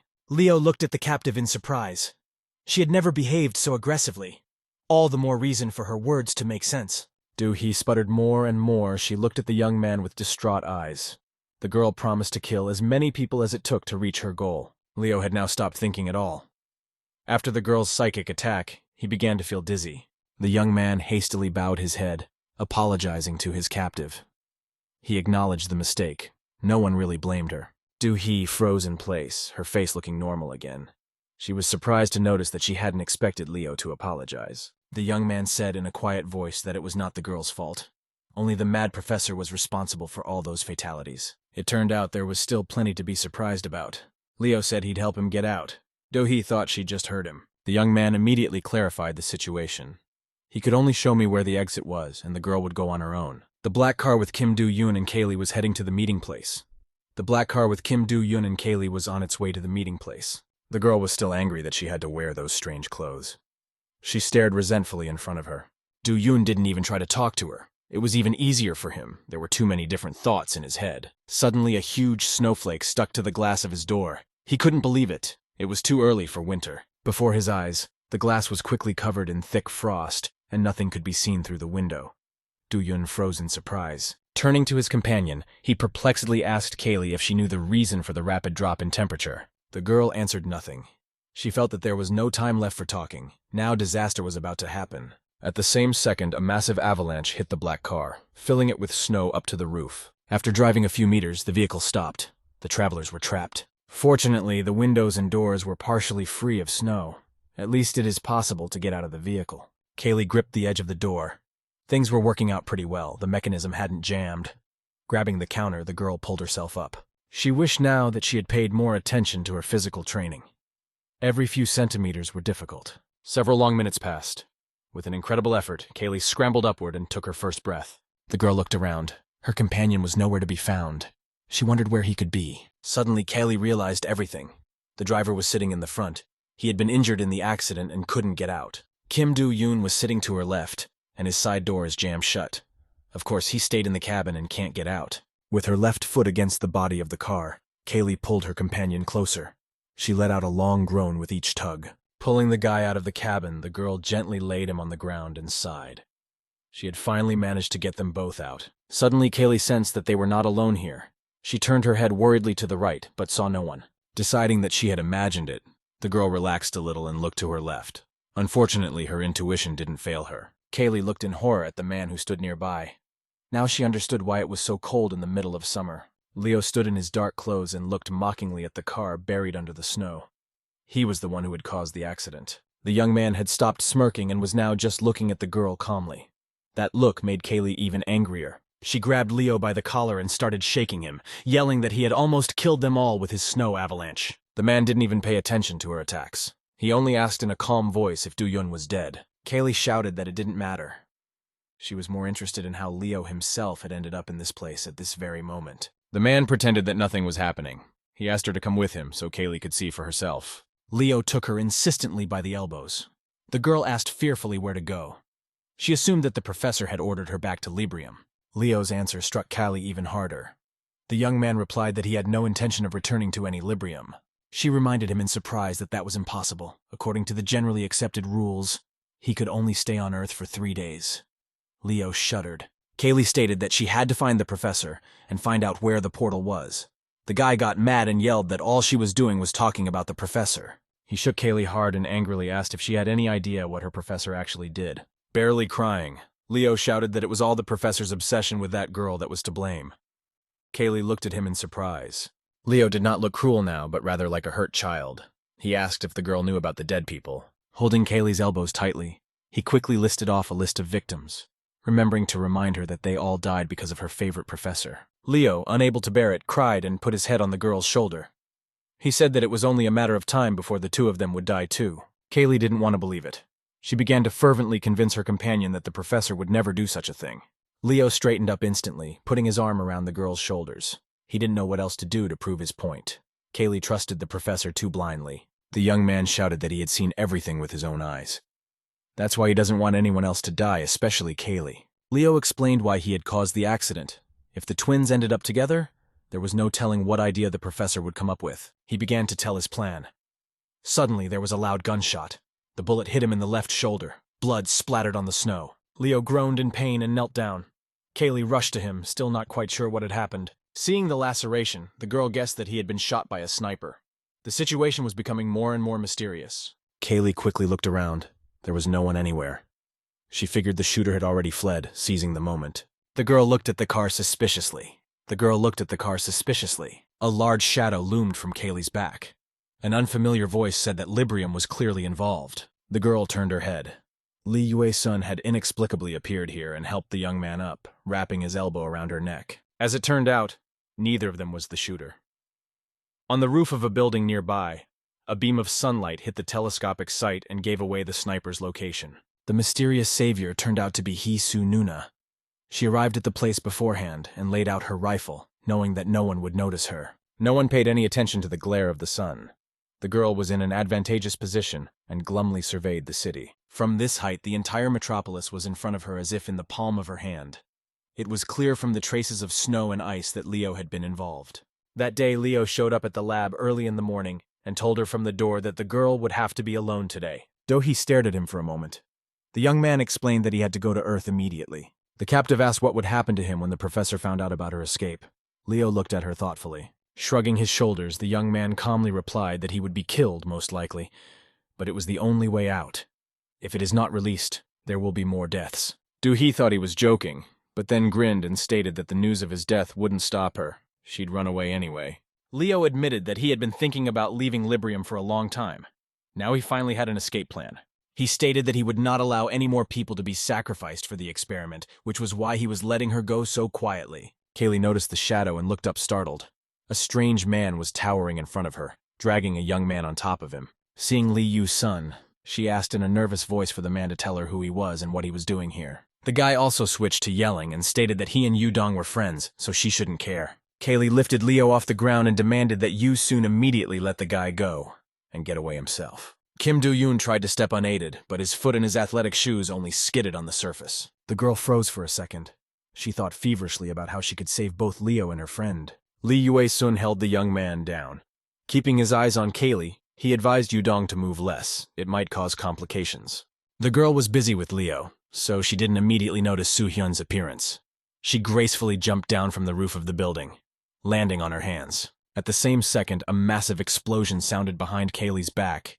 She hadn't expected the wave to be so strong. The rivals looked at each other silently. Because of the firelight, Soo-hyun's eyes did not seem blue as usual, but lilac. Kaylee stared at her with undisguised hatred. She could handle Leo alone, but the boy's friends were no match for her. At that moment, Leo felt a little better. Grasping his wound, he groaned. The bullet had gone through and grazed the muscles of his shoulder. Kaylee anxiously advised the boy not to move. She asked how he was feeling after the wound. Leo said in a fading voice that he was fine, so she herself had better get out of here as soon as possible. Lee Yu-sun snidely asked Kaylee where she was going. He stated that the girl would have to go with them. She shouted back that she and Kim Do-yoon had important business to attend to, so they'd better give the boy to her nicely. Kaylee held Leo's shoulder so he wouldn't fall. Her arm was splattered with blood, the pink sleeve turning bright scarlet. Soo-hyun yelled that she didn't trust her. She had just seen with her own eyes how Kaylee had blown up the car that Do-yoon was sitting in just a short while ago. The woman shouted back that Soo-hyun just didn't understand anything. She had a reason to do such an act. The student shouted that it didn't make sense. Kaylee was tired of arguing with her. This conversation was annoying her more and more. Squinting her eyes, she mumbled to herself that the obnoxious girl was getting on her nerves with her babbling. Quickly putting Leo on the ground, she rushed towards her opponent.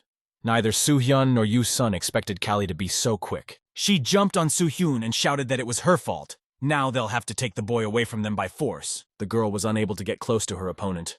Closing her eyes, Soo-hyun summoned a fierce gust of wind. Kaylee was thrown back. Deciding that was enough, the girl opened her eyes and looked around.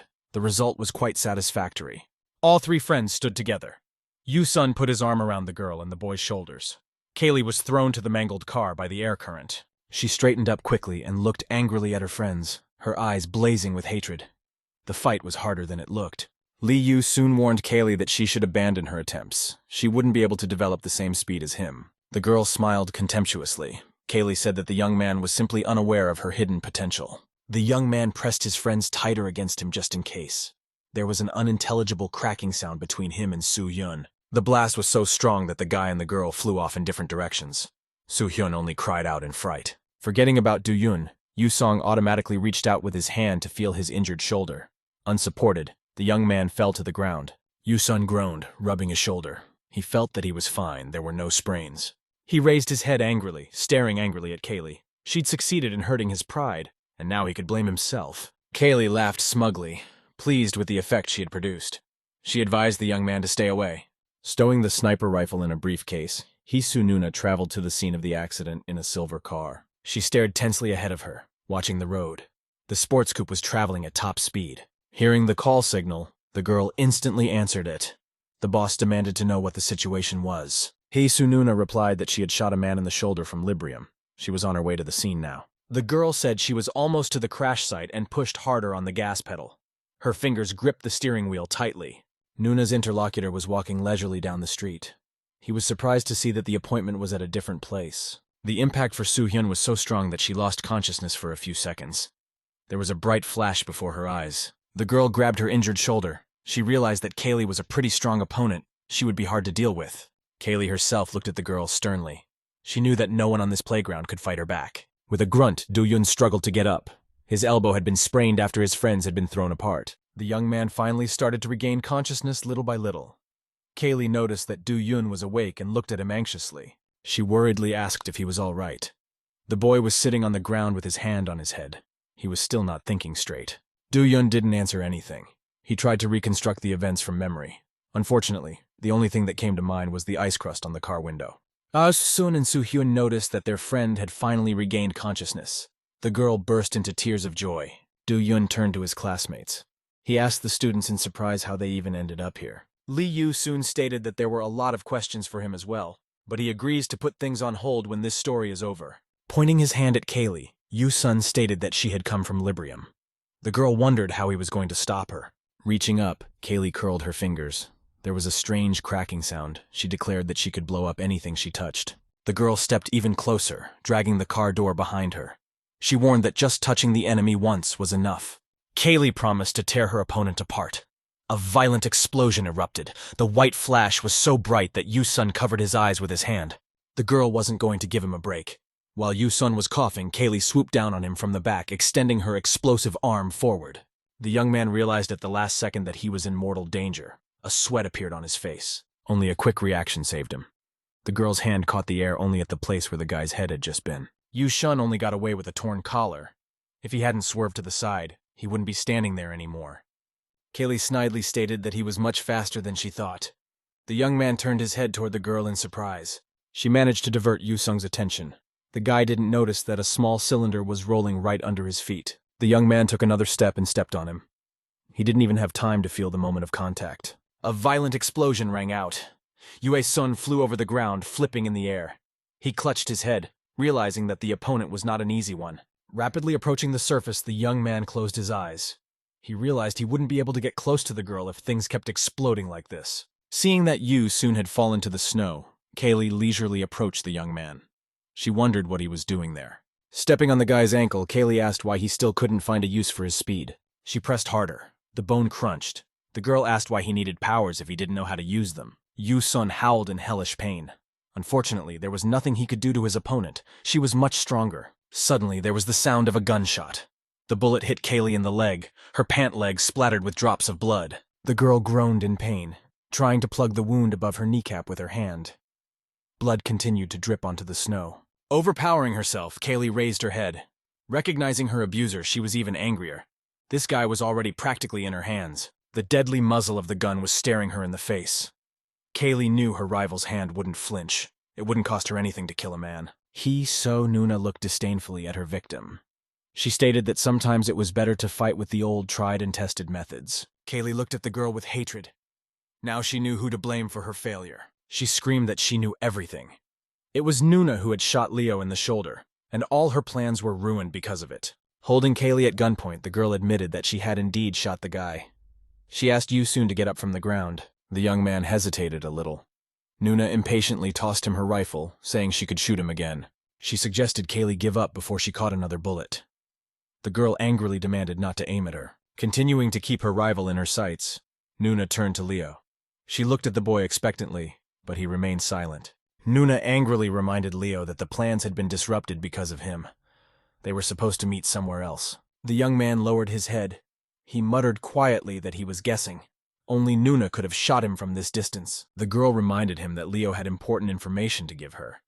Kaylee asked indignantly if he knew the girl. She suggested that an invasion of Librium was being prepared. The young man only laughed in response. He hadn't expected to find Nuna here himself. The blonde said angrily that they could chat later.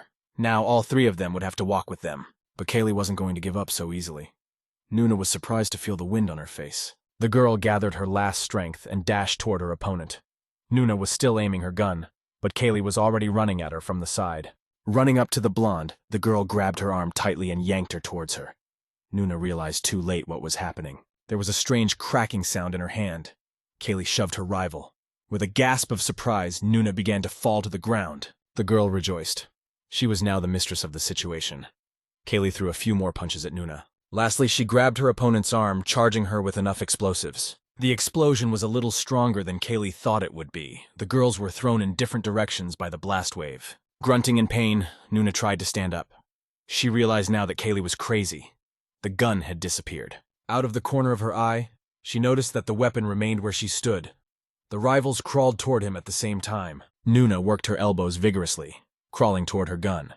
To her surprise, Kaylee was just as fast as she was. Moreover, she was even able to get ahead of her opponent, and was now a few centimeters closer to the weapon. Without collusion, the girls simultaneously got up from the ground and ran. Each of them realized that it would be faster. Having made a final leap, the rival's hands simultaneously reached for the blued steel of the pistol. Nuna was a little faster. She managed to grab the gun out from under Kaylee's nose and aim it at the girl. Lee Yue-sun was the first to guess what was about to happen. He shouted for Nuna to immediately toss the weapon aside. Kaylee smirked victoriously, holding out a hand with curled fingers to her rival. There was a familiar cracking sound. Grabbing the gun, Nuna jumped back. Kaylee ran toward her, but she was already in the crosshairs. Suddenly, the blonde heard a suspiciously familiar crackling sound. The gun hit her with an electric shock. Nuna gasped. Letting the weapon out of her hands, she grudgingly thought that Kaylee couldn't have done that, but remembered that the girl had managed to touch the gun. At the same instant, there was a violent explosion. The girl fell to the ground, covering her head with her hands. At least she was still alive. Kaylee ran up to her and lifted her rival up by her hair. Nuna grimaced. It was a rather unpleasant feeling. Kaylee shouted triumphantly that their duel was over. It was time for a little heart-to-heart talk. Nuna was silent. The girl looked thoughtfully at the clump of golden hair in her hand. It reminded her of something. Grabbing her victim by the chin, Kaylee turned her face toward her and scrutinized its outline. The assumption turned out to be correct. This obnoxious girl really did look a lot like the guy she shot. Taking a closer look at his eyes, Kaylee declared that she was mistaken. Nuna was in fact his exact replica. Kaylee admitted that she wasn't completely sure about it. She was confused by the fact that Nuna was a girl. The blonde tried to free herself. Kaylee said triumphantly that she understood everything now. Nuna knew their every move, which was why Leo wanted to kill her. She said regretfully that she would have to return to Librium if she killed Nuna. Leo begged to spare the girl. Kaylee lifted the girl by her hair even higher. She threatened to kill her if Leo took another step. Taking advantage of Kaylee's distraction, Nuna quickly straightened her right arm. The steel of a hidden dagger glinted in it. The girl deftly sectioned off a strand of her hair and slid forward. Kaylee looked surprised at the hair in her hand. Li Yue soon realized that he could help the girl turn the tide of the battle in their favor. Shouting to Nuna, he threw his weapon to her. Seeing the rifle flying at her, the blonde deftly brought her knee up and caught the weapon, swung it towards Kaylee. Now the situation had changed in her favor. Nuna clicked the bolt, the safety off, and squinted. Kaylee was horrified. The girl quickly calculated that even the fastest speed wouldn't give her an advantage. The bullet would fly out sooner. A few years ago, Leo sat in a cage with his head in his lap, shivering from the cold. He dreamed of turning into a plant and not feeling it. For a long time, no one noticed him. But one day a shadow loomed over the cage. Leo looked up hopefully. A tall man with glasses stood near the cage. After bowing to him, the keeper told him that the boy was an orphan, but smarter than his peers. Professor Graham looked at the boy glumly. The visitor asked if the boy was strong. At that moment, Leo also regretted that he had the ability to think. The deal was made quickly. The same day, the boy found himself in the laboratory among dozens of similar guys. Many of them were older than Leo. They took the opportunity to beat the boy every day and then quietly walked away. Leo didn't even try to resist. He waited calmly for the beating to end and sat on the steps, looking at his abusers with hatred. It didn't go unnoticed by the others. Mostly the guys just discussed it on the sidelines. That day, Kaylee stopped behind him. She asked indignantly how Leo could tolerate being bullied since he was being beaten every day. The guy didn't even turn to her. He stared moodily ahead of him and only asked her glumly why she cared. Kaylee sprinted up the stairs next to her. She said that the professor didn't like it. Leo said it was none of his business. The girl slapped him in the face. She exclaimed that he wouldn't have all those bruises and abrasions if she had. Leo stood up, rubbing the bruised spot. He grudgingly said he was hurt. Kaylee demanded that he obey orders from now on. The boy remained silent, turning her head to the young man. She said in a serious tone that she would teach him how to survive. Leo was a little surprised at this turn of events, but agreed. That day, he made his first friend. Kaylee was really teaching him how to survive. They spent all their free time practicing techniques. When Leo was injured, she was quite aggressive. Time passed quickly, the boy and girl growing closer. Leo realized he was blushing at the thought of Kaylee. She had taken an important place in his life. Several years went by like that. Kaylee happily told Leo that the professor had given her an important mission. The young man was unhappy that she was given the most dangerous missions, but Kaylee was amused by that. She laughed, assuming that the professor just trusted her more than the others, and that Leo was jealous. The girl declared that she was very happy, and would be glad to prove to the professor that he did not give her important assignments for nothing. When Kaylee returned from her mission, her confidence was gone. She sank to her knees tiredly, whispering her friend's name. Leo picked up the girl and sat down next to her. He asked worriedly what had happened and why she had turned pale. Kaylee's body shook. She was silent for a while, and then quietly admitted to her friend that she had just killed a man. The young man couldn't believe it. Sobbing, the girl told me that that girl looked so much like her, like she was just looking in a mirror. Grabbing Leo by the shoulders, Kaylee admitted that she didn't mean to do it, but that was exactly what the professor had ordered her to do. The girl's hand was trembling. She said that after the murder there was a strange sensation, as if all the blood had first drained out and then returned to the body. Continuing to shiver, Kaylee admitted that she was very scared. She had a feeling it wasn't her own blood. Leo hugged his girlfriend and comforted her. He hadn't realized then that killing Kaylee's copy was just part of the professor's crazy plan. Kaylee noticed that Leo had lost consciousness and screamed, demanding that he wake up. The young man must not die. The boy showed no signs of life. The girl rushed to him and began to whip his cheeks furiously, begging him to regain consciousness. Leo finally opened his eyes. His face was very pale. The young man looked above him tiredly.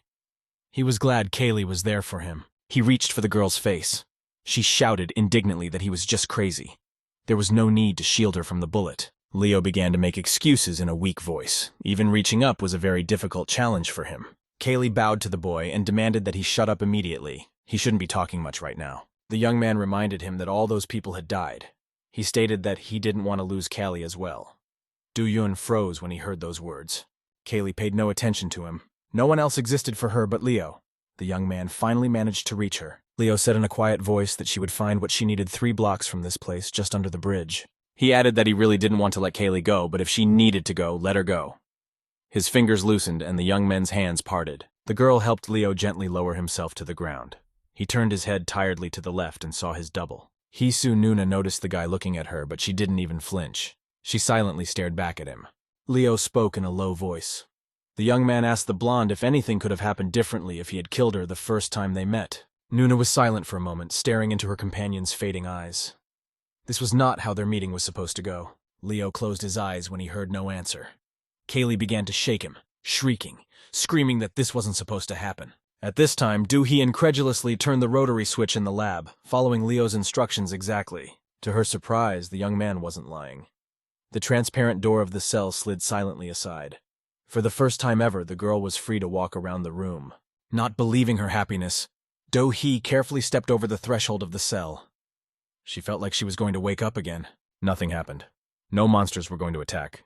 Doohee was alone in the empty lab. The girl looked around in surprise. Doohee couldn't believe her luck.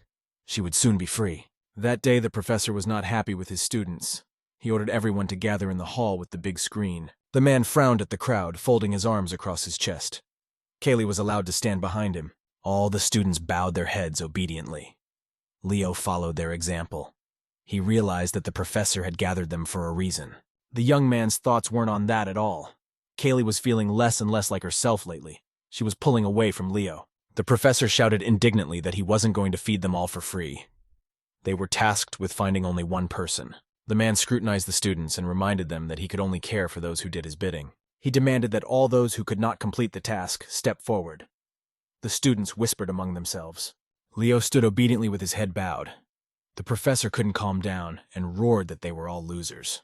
Kaylee looked sternly at those she had gone on assignments with not so long ago. The man had asked her to clear the room of all those inept people. The professor kept muttering that all the students should be sent to another department. Leo looked up and saw Kaylee standing right in front of him. Taking advantage of the moment, he grabbed the girl's sleeve and pulled her toward him. He hoped Kaylee would come to her senses. She didn't say a word, but turned her head toward Leo and looked at him with a frown. She didn't say a word, but turned her head to Leo and looked at him with a frown. This silence weighed on the young man. He cried out anxiously that he should not be silent. She should say something. Kaylee dismissed his hand dismissively, asking him not to touch her. He's completely useless, just like the rest of them. Leo froze in place. The young man could not understand what was happening. He asked his friend worriedly what kind of fly had bitten her. The professor was standing with his back to them, working with his drawings on the screen. Leo decided to ask him what was wrong. After his first words, the man began to turn his head. It was clear from his disgruntled face that this was not going to lead to anything good. Kaylee, seeing the professor's gaze, immediately froze in place. Leo looked at the girl with concern. There was no emotion on her face. She looked like a big doll now. The young man grabbed her by the shoulders, starting to shake her. He shouted that the professor had obviously done something to her. Kaylee had been different before. Without changing the strange expression on her face, the girl lashed out and slapped his arm in an instant. She demanded that Leo shut up. The young man froze in surprise. Kaylee told him in a stern voice to pay attention to his own mistakes before blaming others. Leo felt lousy now because of the wound in his shoulder. But it didn't matter. The old Kaylee was beside him now. The young man could see that she was worried for his life. The girl put her arms around his neck, sitting on his lap from behind. Her gaze was worried. When Kaylee heard Lee Yu-soon calling for Nuna, she burst into tears with resentment. She was so worried about Leo, and this guy is calling the girl who shot him. Nuna sat on her knees with her head bowed. She was moaning in pain. The young man asked what had happened to her. The girl didn't answer anything. She clutched her head with her hands as if something was trying to get into her mind. Kaylee looked closely at the couple, trying to figure out how they were all related to each other. She realized it was all about Doohee. Staggering, she got up from the ground, leaving Leo behind. Kaylee couldn't forgive her friend for getting shot over a girl. Yu-soon worriedly asked Nuna how she was feeling. When he noticed the shadow looming over him, the young man stopped halfway through his sentence and hesitated. Kaylee stood over him with some kind of car wreckage that looked like a tire iron. Yu-sun realized that she was completely distraught. Kaylee knew she had all her opponents in her power now. There was no hurry. She swung the trumpet with relish, determined to finish them off in one blow. The girl frowned at the man who had caused her so much trouble. She thought to herself that she would avenge Leo. Putting his arm around Nuna's shoulder, Lee Yu-sun chided himself for letting himself be caught off guard. There was nothing he could do now. Kaylee let the heavy object out of her hands. She suddenly had a more interesting thought. Nuna must suffer before she died. Kaylee reached out to grab the girl's hair. To her surprise, Nuna grabbed her hand herself. Raising her head, the blonde grinned wickedly. She said she could see everything. It was naive to think she could be approached unnoticed. Kaylee flinched. That calm voice and crazy look scared her a lot. The girl hadn't expected Nuna to pretend and see everything. Taking advantage of her confusion, Nuna quickly jumped back. Catching her hand in the void, Kaylee lost her balance and sank to her knees. She looked at her rival with both resentment and irritation, reproaching herself for letting the girl get away.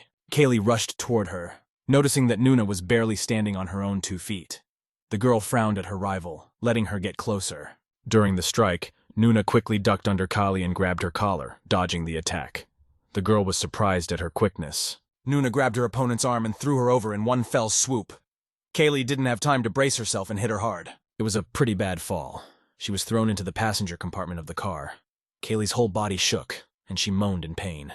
Hisu Nuna walked up to her and triumphantly said that she needed eye drops until today. Without them, she couldn't see far. Kaylee sat down in the back seat with a groan.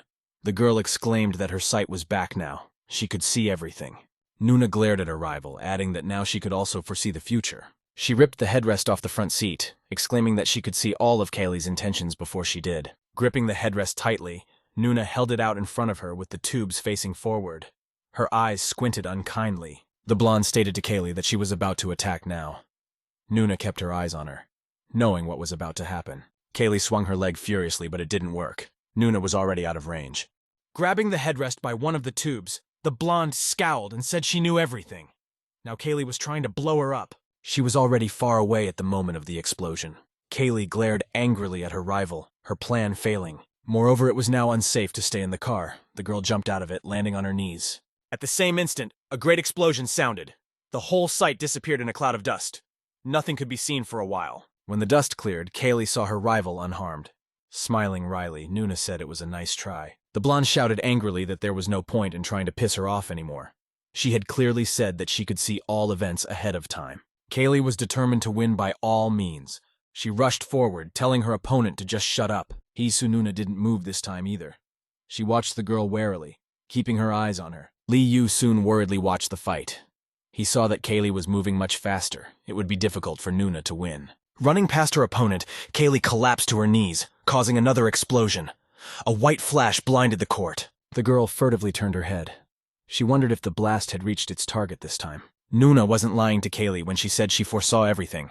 As soon as the girl fell to the ground, the blonde shouted to Yu Soon to get away quickly. Almost at the same moment, there was an explosion of destructive force. The young man could barely stand on his feet. He had to cover his face with his hands. Kaylee snidely told Nuna that she had figured it out. She only had so many subversions to make that the blonde wouldn't have time to do anything. Do-yun felt much better already. Looking around, he saw Leo. The guy was still lying there without feeling. The young man lifted the man up in surprise. The striking resemblance between him and Nuna was immediately apparent. He was distracted from his thoughts by Soo-hyun's familiar ringing voice. The girl was shouting Do-yun's name happily. The young man turned around in surprise. His girlfriend was standing there, breathing heavily. She ran to the boy as soon as she saw him approach Leo. Do-yun helped the young man up, putting his elbow around his neck. His eyes were full of hatred. Soo-hyun froze in surprise. She was discouraged by her friend's cold gaze. The girl quietly said that she didn't know what was on his mind. Do-yun glared angrily at the student. He wasn't going to explain anything to her. There were more important things to do right now. Leo's arm dangled along his body without a word. Soo-hyun shouted resentfully that in that case, nothing bothered her either. Her lips trembled with resentment. Stuttering, the girl shouted that Do-yun suspected her for nothing. She hadn't actually said anything to the detective. The young man turned perplexedly toward her. His face now seemed normal again. Do-yun thought he had misheard. After coming a little closer, Soo-hyun admitted that she had wanted to say this for a long time. He kept accusing the girl of telling everything. The young man turned silently in the other direction. He had no time to talk now. He continued on his way, holding Leo close to him. Kaylee smirked contemptuously. No amount of Nuna's attempts to resist would be able to throw her off. There was a deafening rumble. The girl and Yu's son froze in fear. An avalanche of rocks was coming straight at them. Kaylee, along with Leo and Do-yun, ran in the other direction. After running along the road for a while, they turned off the road and jumped down. It seemed a little safer under the bridge, but still the trio decided not to stay there for long. Down the ravine to another road, Kaylee finally allowed her friends to rest.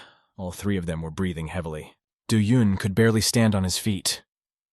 He still had a bright white flash in front of his eyes. He thought that they had barely managed to escape.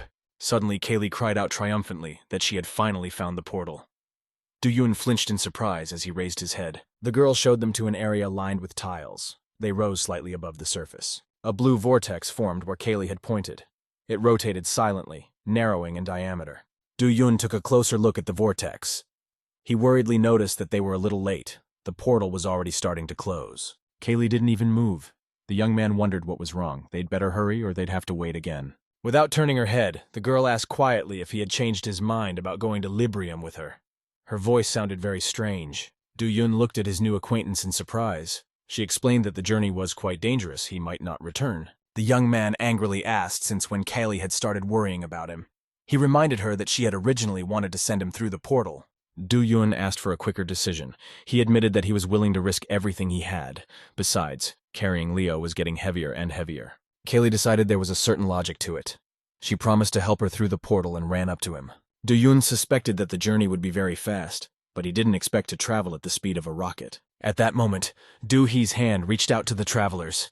She finally managed to find a way out of the lab. The girl shouted that under no circumstances should Kaylee be believed. She is deliberately lying to them to achieve her goals. After Do-hee stepped out of her transparent cell in the Librium lab, she looked around and approached the doors Leo had mentioned.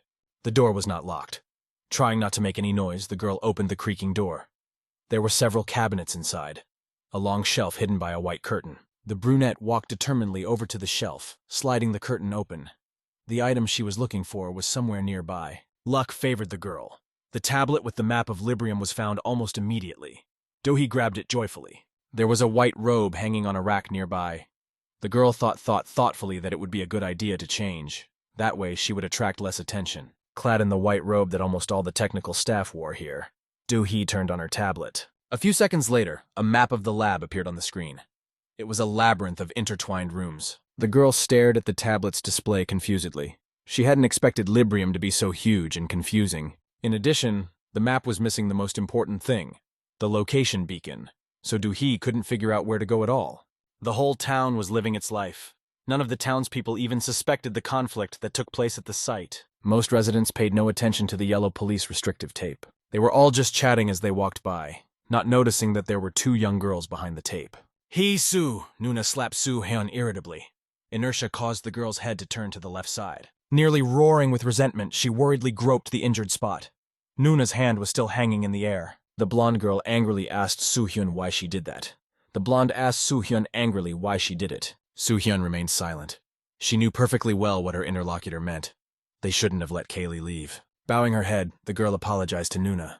What happened was her fault too. She just wanted to end the conflict. Hee-soo Nuna wasn't feeling very well. After the battle with Kaylee, she was coughing up blood. She reproached herself for letting them escape. Lee Yu soon got up from the ground, coughing. Nuna wiped the blood on her face, stating that they had better hurry. The fugitives couldn't have gotten far. She bent down to the ground to pick up her gun. The girl said it wasn't too late. They could catch up with Kaylee. Suddenly, the entire space around them burst into flames. Hee-soo Nuna perplexedly got up from the ground, looking around. Knowing Soo-hyun's abilities, the girl suspected that the student had set the fire on purpose. She turned around. Nuna's suspicions were not in vain.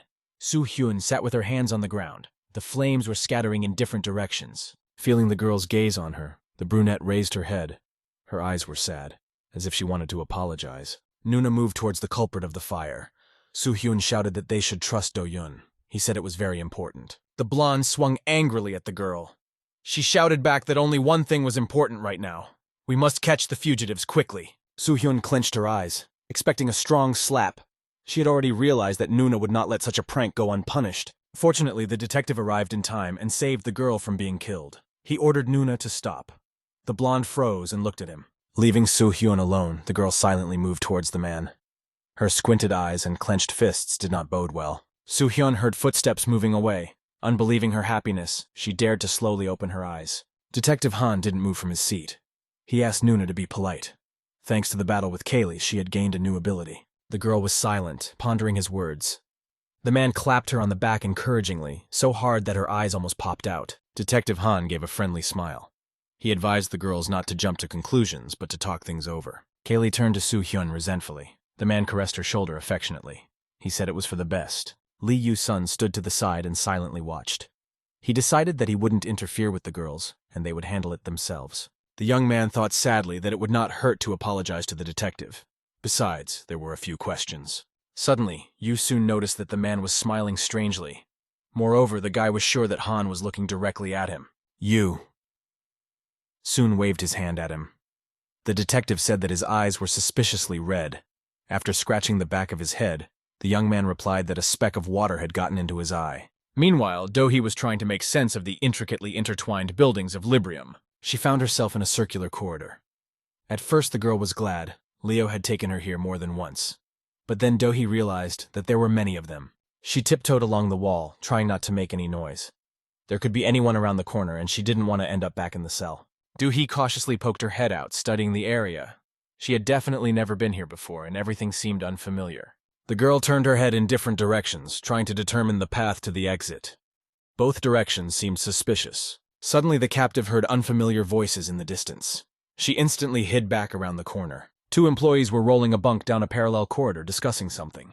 Do-hee huddled against the wall in fear. The girl told her interlocutor that she was sick of doing nothing but removing corpses from the lab. The young man asked her to be patient for a while. Rumor had it that a new test subject would be delivered soon, and then everything would change. The man added that she was still lucky. The girl herself could have been in that bed. After a while, the voices disappeared. Do-hee carefully peeked around the corner, hoping that the orderlies had already left. She sat down on the floor and pulled out her tablet, trying to make sense of the strange map. From time to time, the girl glanced around the corner. Unfortunately, nothing had changed. There were no room markings on the map. Do-hee still didn't know where she herself was, and the map was unclear. The girl turned the tablet upside down, assuming that the map should be read that way. She turned the tablet sideways, but nothing changed. Do-hee couldn't stand it and indignantly wailed that she didn't understand anything. She couldn't read the map because she didn't know her location. Suddenly, voices were heard around the corner. A man told his companion if she knew that one of the test subjects had escaped. Do-hee shuddered. She hastily crawled away from the unfortunate corner, which turned out to be quite busy. It was dangerous to be that way. After catching her breath, Do-hee decided that she couldn't go on like this. She needed to get out of Librium as soon as possible. She closed her eyes tiredly with her hands. Of course, it would be good to get out of here, but she had no idea how to do that. The girl looked angrily at the tablet. The girl looked at the tablet angrily. It's a maze that anyone can get confused if they don't know where they are. Do-hee waved her hands angrily. She cursed all the engineers who had called a map this useless contraption. Suddenly, there was a suspicious crackling sound in the tablet. The square on which the girl was sitting disappeared somewhere. Do-hee started to fall downward with a shriek. The worst part was that from her height, it looked like a deep, bottomless black well. It was safe to land. The girl found herself in a huge hall, with columns, with double doors right in front of her. Do-hee's amazement was unparalleled. Somehow, she landed on the soft pink poof. The brunette looked around in surprise. Leo had never told her about this room. She couldn't figure out what this place was. Do-hee was so engrossed in her journey that she didn't notice the presence of the man behind her back. The elderly man on the bunk near where the girl landed silently tugged at her robe. Her heart nearly jumped out in fright. Do-hee looked around more carefully. In addition to the columns, there were several windows with low sills. An ancient, heavy crystal chandelier hung from the ceiling, with real Styrian candles burning instead of light bulbs. In addition, the pink poof beneath her changed its coloring. The velvet had turned bright red. It was all confusing to the girl. The old man politely waited until his guest had had enough of looking around, and then waved his finger toward her. Do-hee wasn't sure if the gesture was referring to her. She perplexedly pointed at herself, interjecting to the man. Sighing, the girl stood up from the comfortable poof. It creaked. Do-hee didn't know who the old man was. She hoped to get the answer she needed. The strange man startled her a little with his presence in this room. Do-hee slowly approached his bed. When she was near him, the old man mumbled something to himself. His eyes remained fixed on a single point. The man asked the visitor to come closer. The girl was surprised. She was already standing by the bed. Do-hee perplexedly leaned over the old man, deciding to keep an eye on him. He can only pretend to be infirm. The girl immediately noticed the man's strange eyes. They were completely white, as if he were blind.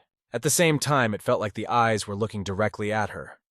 Do-hee shrank back, a very unpleasant sensation. Suddenly, the man asked if the girl recognized him. Do-hee shuddered. This guy was scaring her more and more. The girl asked in a trembling voice who he was. The man's voice sounded weak to her. The old man said that there was something wrong with this situation. He was silent for a while. Do-hee waited patiently. The man finally said she shouldn't be here. He admitted that he felt her presence but could not see her. Without warning, the old man quickly reached out his hand and gripped the sleeve of her white robe tightly. Do-hee was startled. She took a step back, asking the man indignantly why he did it. He continued to pull the girl toward him. Despite his venerable age, the man had a very strong grip. Do-hee was surprised to realize that it would be hard to break free. Rolling up her sleeve and pulling it toward her, the girl perplexedly told the old man that she was in no mood to respond to his signs of attention. Finally losing patience, Do-hee shouted that she just needed to get out of here, and wondered where the exit was located. The old man humbly replied that the only way out of Librium was through a portal. The girl couldn't believe it had gotten so complicated. The man added that the visitor was a little late. The nearest portal had just closed. Closing his eyes, the old man muttered that it wasn't that important. It opens and closes every hour. Do-hee wailed so loudly that she just wanted to get out of here quickly that the gray-haired man involuntarily opened his eyes. All the while, he was pulling the girl toward him. Do-hee angrily demanded to let her go. The man said that the portal wouldn't open just because she wanted it to. The girl couldn't stand it and shouted that the old man just didn't understand. She really needed to leave this place. It turned out that there was someone behind the wall. When he heard a strange sound, the man behind the wall was perplexed and asked what it was. Do-hee froze with fear. She realized that she had made too much noise with her impatient behavior. Her arm dangled along her body listlessly. The old man subtly touched the girl's arm, drawing her attention to himself.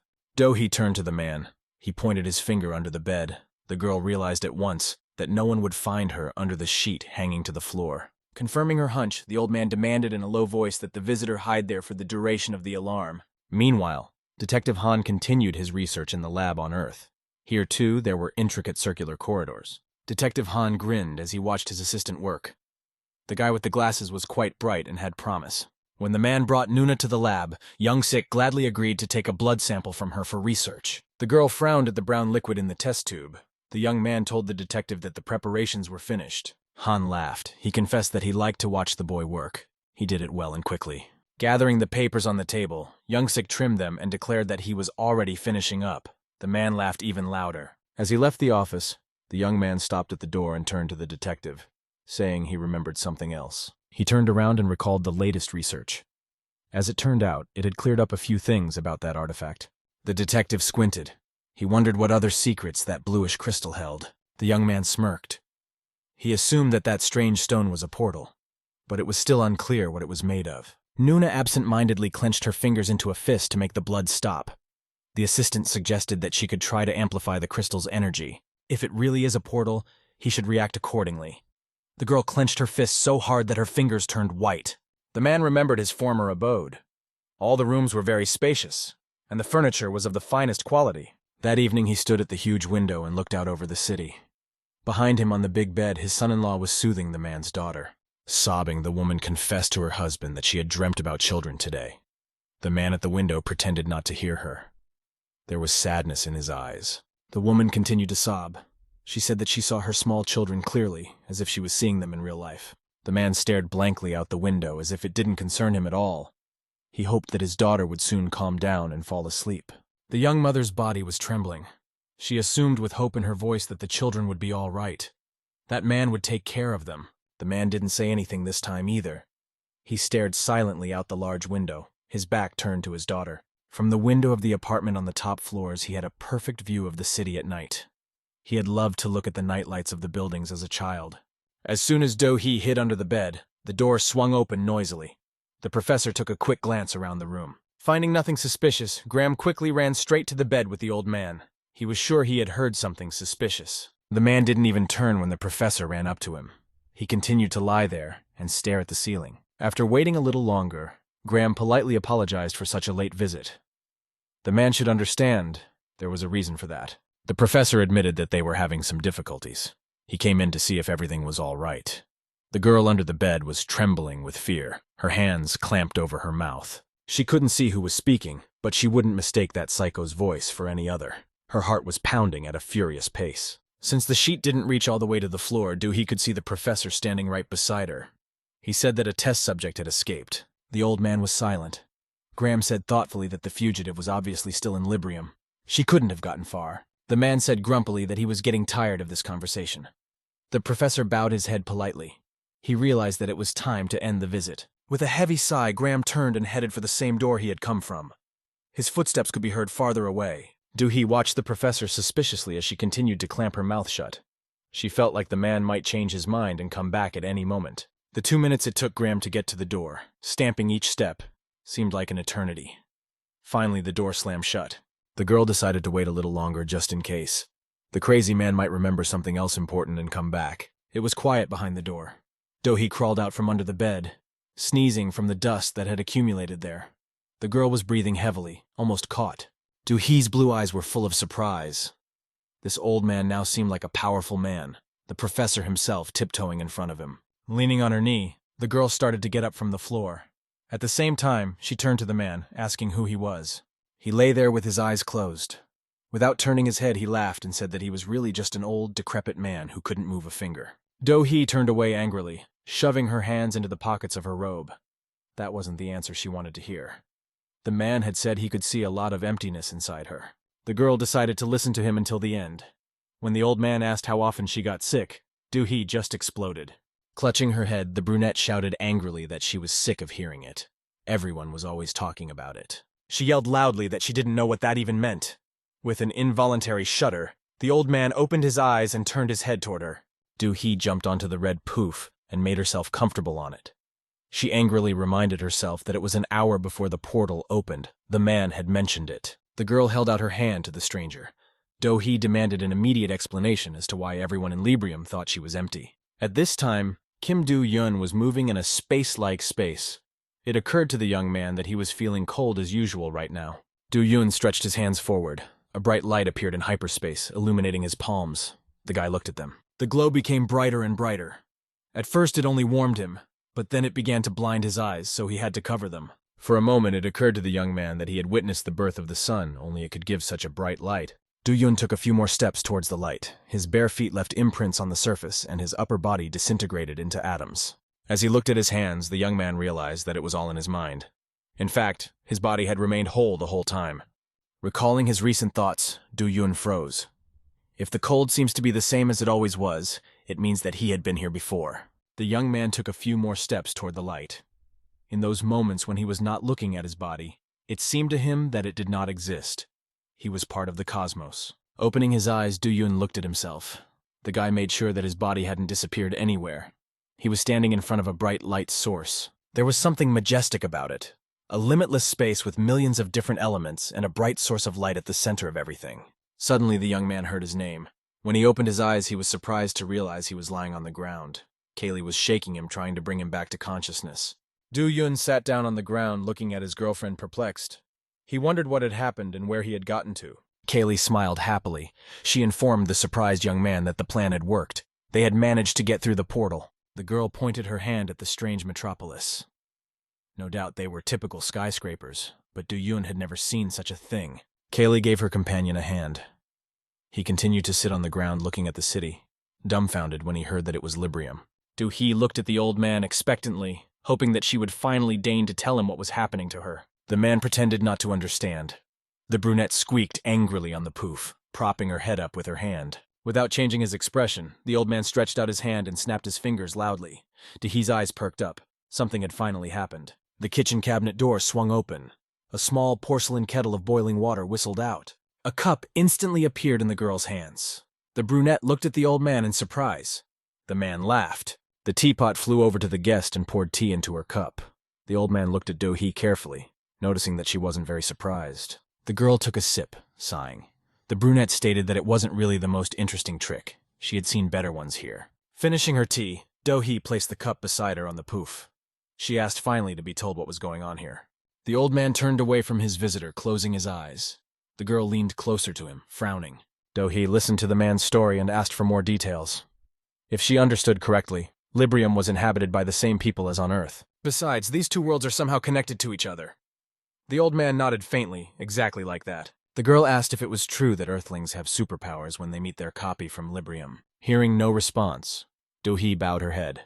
She reminded herself, puzzled, that she still didn't understand why she was called empty here. The man was silent for a while.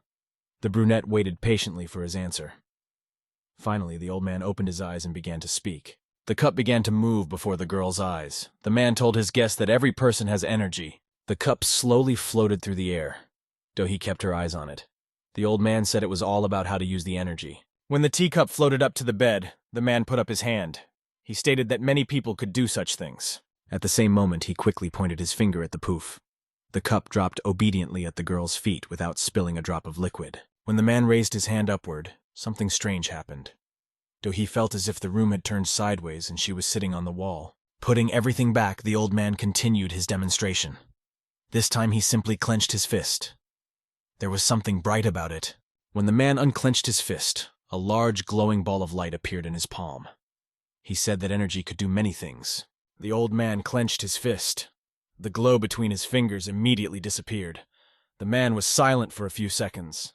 Du-hee looked at him in surprise. The old man admitted that he couldn't feel any energy in her, so he said that. Clenching his fist, the man began to concentrate a yellow blob of energy around him. The girl watched his movements as if mesmerized. The old man jabbed a glowing finger at her forehead. He said glumly that her doppelganger had absolutely everything, since she herself had no energy. Lee Wei-sun walked down the empty corridor of the school. There was no one else here, so he could think about everything. He walked over to the windowsill and leaned on it thoughtfully, his hands resting on his head. He stared out the window but saw nothing beyond it. His head was now occupied with entirely different thoughts. He might as well have been staring at the white wall. Lee Wei-sun was replaying the events of the past day in his mind. He remembered his argument with Du-yun. His friend then bowed his head dejectedly. A little later, he walked over to the injured Leo and helped him up, then dragged him on top of him, hooking his elbow around his neck. Something in those memories seemed very familiar, but Yu-sun couldn't figure out what it was. Suddenly, he remembered something. That night, Lee Yu soon sneaked into Kim Do-yoon's house. The floorboards creaked under his feet. The young man looked around quickly. It seemed that his intuition had not failed him. There was no one in the house. Taking off his protective mask, Lee Wei-sun laughed. He pretended to greet the occupants of the apartment. The young man looked out into the hallway. Not a sound came from there. The apartment was completely silent. Yu soon walked to the bedroom. There was no one there either. The bed was made and the desk was empty. The boy looked cautiously out into the hallway. He thought he heard something. The silence was broken only by the steady ticking of the clock. Lee Wei-sun gingerly looked at one of the closed doors. In that room, he hadn't looked around yet. After correcting the glove on his hand, the young man slowly turned the doorknob. Fortunately, Du-yun had forgotten to close it. The door opened. Lee Wei-sun found himself in a huge hall. There was a closet with large drawers all along the wall. There was a table in the center of the room. Cautiously looking inside, the young man was surprised to think that this room was furnished in a rather unusual way. He walked around the room and went to the bookshelf. They all looked the same, so Yu-sun pulled one out at random. On closer inspection, it turned out that it wasn't books on that shelf. The young man was holding one of the photo albums. He opened the album with interest and began flipping through it. On some pages, the space for the photos was left blank. Master's face was quite recognizable even in childhood photos. Yu-sun was surprised to find that he had hardly changed. Suddenly, the young man turned his attention to the dresser by the desk. He closed the album and put it on the desk. The top drawer was filled to the top with white envelopes of letters. Yu-sun was surprised. There was too much correspondence. He pulled out one of the envelopes at random. They all looked exactly the same. The young man scrutinized them carefully. To his surprise, the envelope bore the familiar blue logo of Arium Pharmaceutical Company. They had been there recently. Lee Wei-sun froze in surprise. It was quite strange to see letters from that company in Du-yun's room. The young man raked out several envelopes and turned them over. The blue Arium logo was stamped on each of them. The only difference was that the envelopes had different numbers stamped on them. Yu-sun assumed it was a payment for services. Another thought popped into his head. He stared suspiciously at the photo album left on the table. The boy decided to flip through it to the end. As in the beginning, he found mostly blank pages with no pictures. But on one of the pages was a photo of a man they both knew well. The director looked mockingly at the photographer. Lee Yu soon stopped flipping through the album. He froze in place. His intuition told him that this couldn't just be a coincidence. The boy stared at the man's picture. He couldn't believe that Du-yun had been hiding something important from him all this time. If you ignored the bizarrely shaped skyscrapers, Librium could be considered an earthly city. There were the same gray buildings and spacious streets. Kaylee led him confidently through the busy city. There were also people like them walking towards them. Du-yun couldn't tell the difference between a person from Librium and an earthling. Leaving the boys around the corner, Kaylee walked forward a bit. She needed to make sure the path was safe. Walking back, the girl quickly beckoned Du-yun towards her. "It's okay to go now, but it's better to hurry." The young man nodded understandingly and put Leo on his shoulders. The boy was still unconscious, so I had to carry him. After walking a few meters, Du-yun was surprised to notice that these buildings were very similar to the earthly residential area. Kaylee told her, turning her head, that all of these houses were specially designed by the professor for a large number of people. The young man admitted that the building complex looked amazing. Kaylee smiled. She was overflowing with pride in Graham. Du-yun added, smirking evilly that her favorite professor had killed many of the girl's friends. He wondered what she would say. Kaylee didn't want to discuss it. Shrugging, she assumed that some mistake had happened. Graham wouldn't have done it. The girl walked over to the trash can and opened it. She said glumly that it wouldn't be long before Do-yoon would be convinced that she was wrong. Patting her hand on the edge of the container, Kaylee demanded Leo be put in there. He was only slowing their progress. The young man was surprised at first, but then he realized that the suggestion made sense. The young man was surprised at first, but then he realized the offer made sense. Do-yoon pulled Leo into the full-length container. Raising his head to his companion, he asked what she was going to do next. The young man noticed where Callie was looking. He said cheerfully that the girl didn't have to answer. He already understood. Do-yoon's companion stared tensely into the distance. There was a huge skyscraper in front of them. Kaylee told the guy glumly, turning to him, that there really wasn't time to discuss. They needed to get there soon. Kaylee walked briskly through the alleyway. Do-yoon could barely keep up with her even though he had gotten rid of his heavy burden. From afar it looked like one big skyscraper. When he got closer, he realized that it was a whole complex of administrative buildings. Do-hee was so taken aback by the old man's revelation that she openly expressed her anger by shouting in a voice that was not her own. The girl clutched her head, wailing that she didn't know what to do. If the man was telling the truth, she shouldn't be here. The old man listened silently to his unwilling guest. Do-hee thought aloud that she couldn't get out now. All the portals were closed. She muttered that she couldn't let herself be caught. In that case, she would be experimented on until she died. The old man was fed up with her cries. He asked if she really wanted to go back to Earth after learning the sad truth. The question seemed strange to the girl. Of course, she wants to go back home, and she is not interested in different people's opinions about energy. Reaching out her hands to the old man, Do-hee looked pleadingly into his eyes. She exclaimed that she just wanted to go back. To her surprise, the man laughed. He admitted that it always amused him to watch Earthlings think. The girl shouted that they were all just nuts here. The old man admitted that she was right. They had been crazy for a long time. A rustle of pages rustled in the air. Do-hee turned her head in surprise and saw dozens of books with red covers. They were flying around the room. Several books landed on the floor, creating a bizarre shadow in the shape of a small monster. The old man stated that what they valued most was knowledge. The monster from the shadows growled ominously, baring its teeth. The man said that they teach their children to ask questions and gain knowledge at any cost. The dark monster grew right before her eyes, methodically devouring one book after another. The girl could clearly hear it slurping. As he got closer to his guest, the insatiable monster grabbed the cup. The porcelain crunched in its teeth. The man said that it was knowledge that gave great power and authority. The monster appeared even closer. Do-hee noticed its squinting eye above its huge maw. It could swallow her whole. With a snap of his fingers, the man made the monster disappear. He admitted that this was why they didn't understand Earthlings in Librium. In the place where the monster had been, there was now only a hissing sound. The old man asked if the girl was interested in how the two worlds came to be and why they were connected. Do-hee angrily exclaimed that it was nonsense. There was no need to deal with such useless things. The man squinted his eyes. The girl stood her ground. All these mysteries of the universe are of no use to her. She just wants to go back and live a simple life. Do-hee stated that happiness consists of ignorance. She waved her hand and scornfully said that no one would understand such an expression in this world. The old man only laughed loudly in response. The girl looked at her interlocutor in surprise. His reaction was quite strange. The man agreed. Ignorance could indeed be a blessing. Pink droplets of some kind of matter began to envelop his right hand. The old man's entire palm was engulfed in a pink blob of energy with a hiss.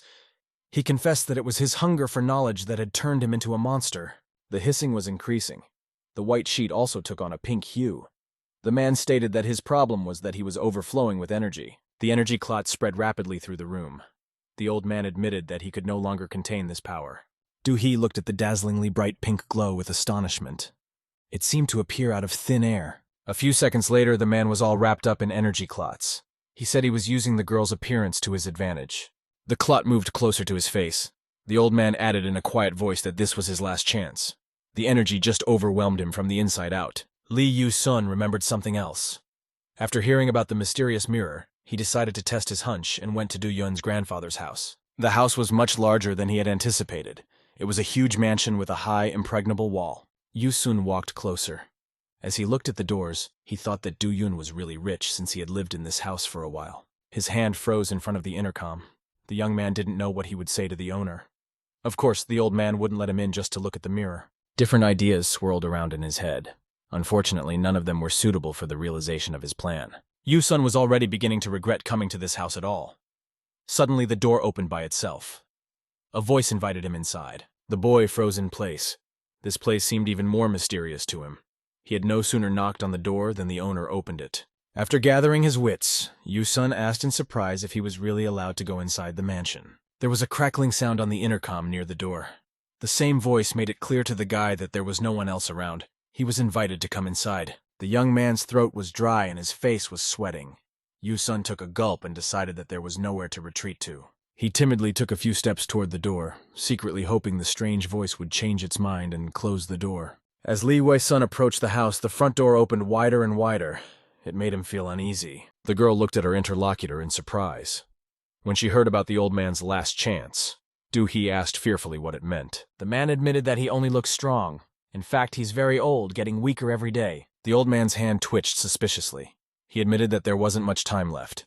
Do-hee began to panic. She didn't like this situation. A second later, the girl found herself in a cage created by energy clots. She stared in surprise in front of her. The man explained that he had to take his chance. Do-hee tried to break free, but realized she couldn't even move. She asked angrily why the old man was doing this. The man replied cryptically that the guest would understand everything when she took his place. He remembered what the city had looked like when he could still see. The old man had warned the girl that she would have to choose for herself. In those days, he often strolled through the Green Park with his young son. The man said there were only two options. One was to give up and return to nothingness. Remembering the happy smile of his son tugging on his sleeve, the old man said that it was possible to pass on the power to the child and keep the peace. Up to this point, everyone had chosen the second option. This has led to the emergence of many children with different abilities. His son looked up to his father with such devotion that the man hesitated to give him his killing power and kept it for himself. He knew that in the future his son would also have to choose in such a case, so he decided not to condemn him to eternal suffering. Do-hee began to realize what had happened. She demanded to be released immediately, asking what had happened that day. The man remembered what a huge metropolis with millions of inhabitants looked like. He often walked along the embankment along the river. The old man admitted that the imbalance had turned the entire world of Librium into a bomb that could explode at any moment. After a brief pause, the man added that in this case he himself was acting as the detonator to it. A drop of brown liquid fell from the ceiling. Seeing Do-hee raised her head in surprise, the old man told her that it was a multitude of other people's lives and energies. That matter was like a brown cloud with many outgrowths. The liquid dripped more and more intensely.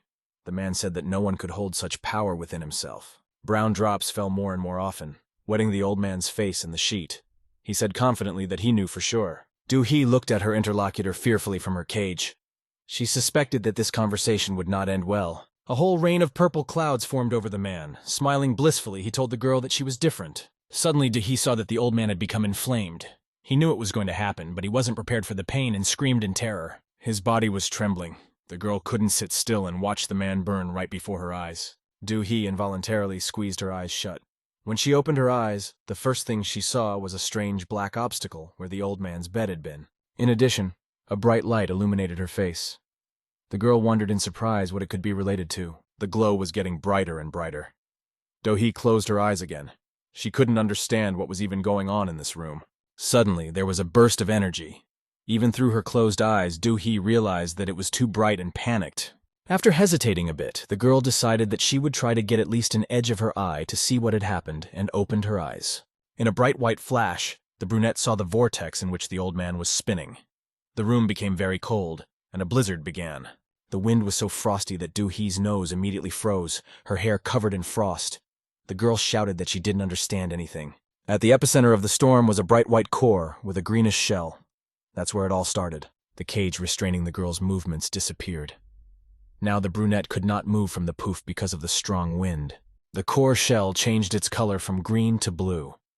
Do-hee heard a suspicious crackling sound in the distance. Suddenly, she saw a small ice drop in the shape of an arrowhead flying straight at her face. The girl was horrified. Do-hee demanded that she stop immediately, as if her shout could affect the trajectory of the drop. The object hit her in the eye. It was so sudden and painful that the girl lost her balance and fell to the floor. The brunette groaned unhappily. Her whole body was trembling. Putting her hand on the injured spot, Do-hee realized that she didn't even know what was in her eye right now. Do-hee collapsed to her knees beside the old man's bed. She shouted that it was all a lie. It shouldn't have happened. The girl was very hurt that the man hadn't warned her in advance.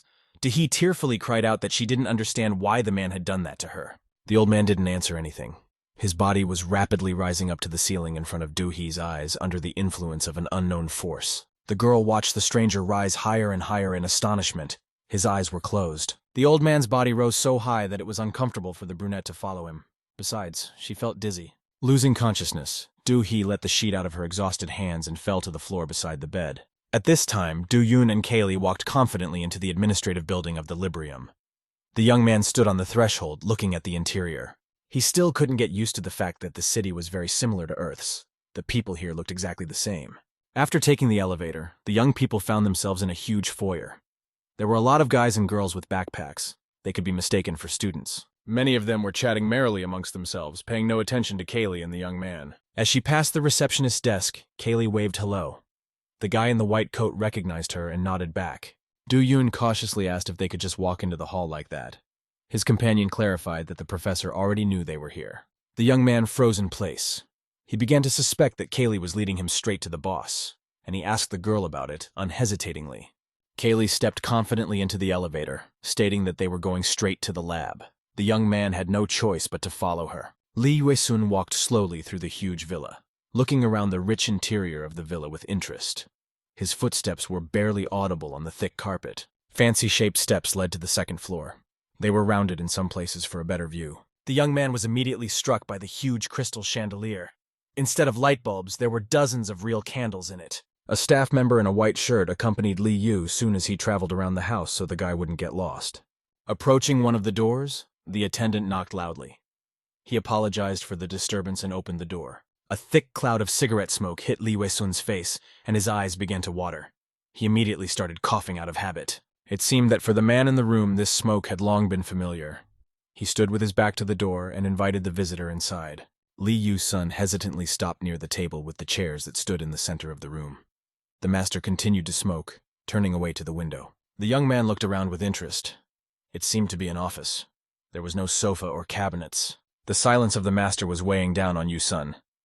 After waiting for a while, the young man hesitantly announced his presence. The man turned to look at the guest. He assumed that the guy was Do-yoon's friend and motioned for him to sit down. Lee Yue-sun thanked the stranger and slowly lowered himself onto the chair. The springs of the chair squeaked resentfully. The young man furtively looked at the man, studying him. He had never been in such expensive houses before. The red ashtray on the table was full of cigarette butts. The man said that he was expecting the young man a little early. He stated that Kim Jun was losing his grip. Lee Wei-sun stared at his interlocutor with an incomprehensible look. He admitted that he had come to this house of his own volition. Now it was the owner's turn to be surprised. He was 100% sure that Kim Jun had sent the boy to him. Yu soon asked how the host knew Detective Han. Lighting a cigarette, the man said that he had once been his teacher. Exhaling a thick cloud of smoke, the master laughed. He found it amusing that the young man had come to the mansion of his own volition. The guest perplexedly stated that he came here because Do-yoon needs help. Unfortunately, he can't give details. The man took another puff, releasing a cloud of smoke. He asked the visitor not to be evasive and to tell it like it is. With a smirk, the owner stated that he knew everything. Yu-sun had broken into his company's building that day together with Do-yoon. The young man pretended not to understand. The director said that Kim Jun had something taken away from him that day, and Yu-sun had wrecked his car. Sweat appeared on the boy's face. He realized that it was useless to be sly any further. The man knew everything about their business. After finishing his cigarette, the owner put it out and sent it to the red ashtray to smolder with the other cigarette butts. A trickle of smoke rose above the table. The principal folded his arms across his chest. He said he was willing to help the boy if he would tell what had happened. The service elevator took Kaylee and Do-yoon straight to the lab. The bell rang and the elevator doors opened. The professor stood with his back to the young men. He didn't seem to react to their presence and was minding his own business. Hearing the sound of the elevator doors opening, the man immediately laughed and ran towards them. Do-yoon and Kali froze in place. Forgetting his business, Graham joyfully ran to the young man with open arms. He was glad that the young man had finally reached the laboratory. The professor grabbed the surprised guy by the shoulders, exclaiming happily that Do-yoon couldn't even imagine how long he had waited for him. The young man couldn't understand what was wrong with this man. He thought that the man in the white coat was crazy. Kaylee finally decided to intervene. She placed her hand politely on the professor's wrist, asking him to leave the boy alone. Graham looked at his assistant in surprise. He seemed only now to have noticed the girl's presence. Kaylee glared at the man so assertively that he realized his gaffe under pressure from his assistant. Slowly letting go of his visitor's shoulders, the professor apologized to him. He assumed that the young man was surprised by his reception. Graham introduced himself. He stated that he was now working on a very important project. The professor's hand froze in the air. Do-yoon still didn't understand anything. The man explained that he was researching the abilities of his staff. Turning away from the young men, the professor exclaimed happily that it had been a good day. He had 2 surprises. The young man looked at the man's back puzzled. He asked Kali in a whisper if this was the mad professor. He really looked crazy now. Forgetting about the visitors, the man waved his hands and mumbled something to himself. Kali remembered how strange Graham had greeted Do-Yun.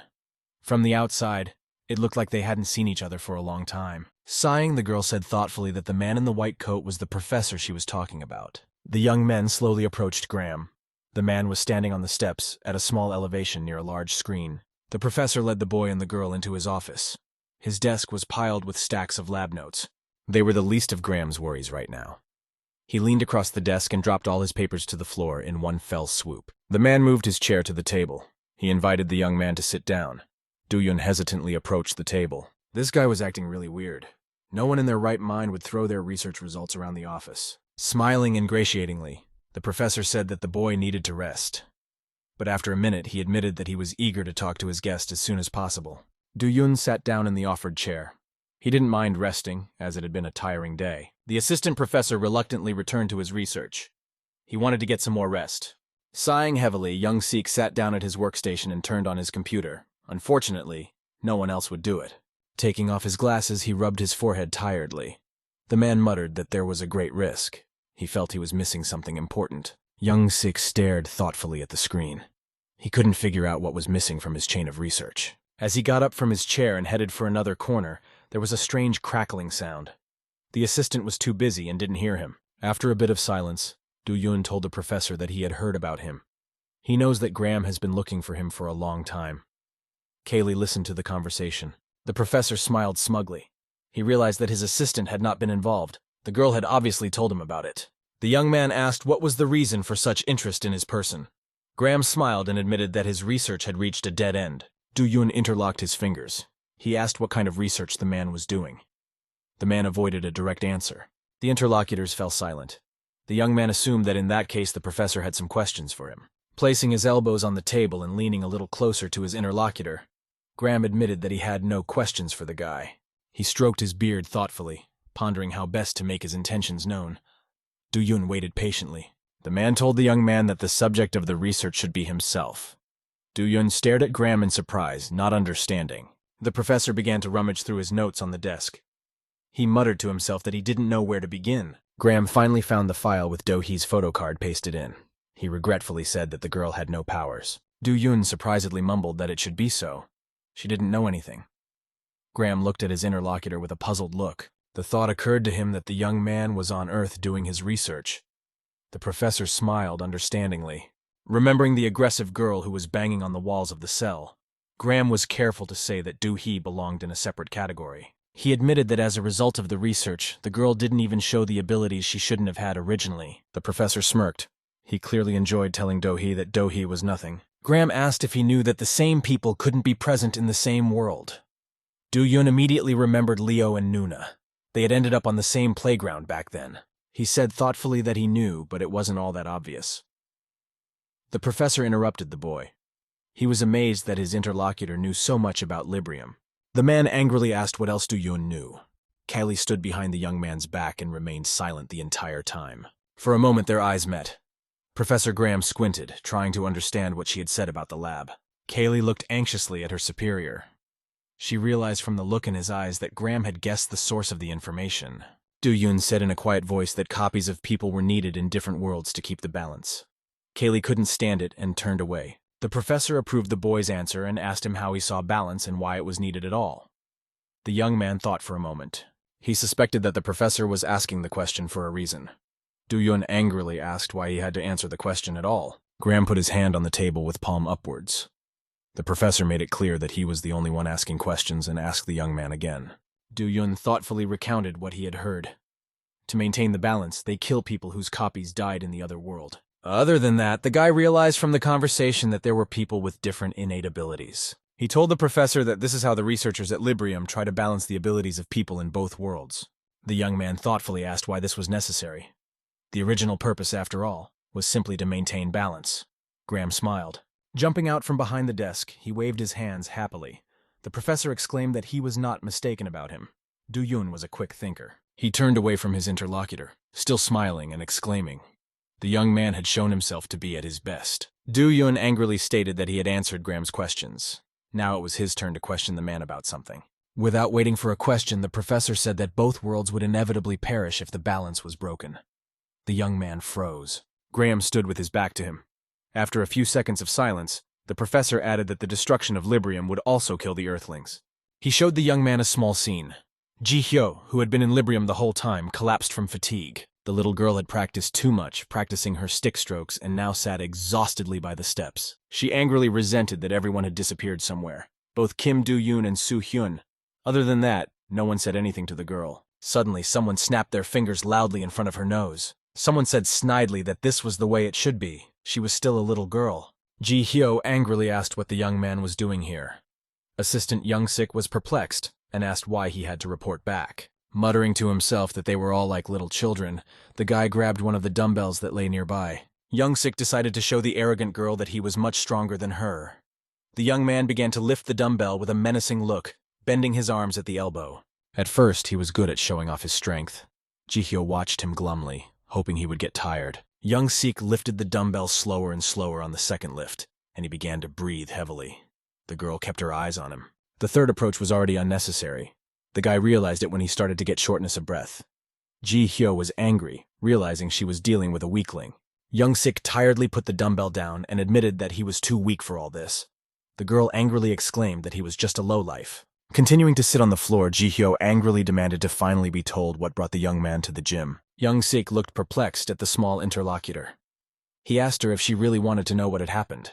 Having finished his story, Professor Graham looked meaningfully at his guest and was silent, giving him time to think it over. Do-yoon was really impressed by the narration. He admitted that he hadn't thought about how serious it was. The professor triumphantly stated that the guy couldn't even imagine how the first person to know about it felt. Leaning closer, the man told me another interesting fact. All catastrophes on Earth happen because the balance is out of balance. All phenomena that are commonly referred to as elemental are actually an indication of an imbalance of energy between the two worlds. The professor continued to talk about the connection between the two worlds, gesticulating passionately. Do-yoon didn't listen to him anymore. He was absorbed in himself. It occurred to the young man that the number of population doesn't really matter. What matters more is the amount of energy released. He imagined the professor playing with people and shifting them from one scale to another. Of course, people could be relocated. The man's hand froze. The man froze over the scales. Do-yoon remembered that one couldn't stay in a foreign world for more than 3 days. The professor put the little man on the scale. The young man remembered that in such a case the energy would be out of place. For a moment, he visualized clearly that Do-hee was on the scale. She was in the school clothes she had last seen her in. Do-yoon angrily said that there was something wrong here.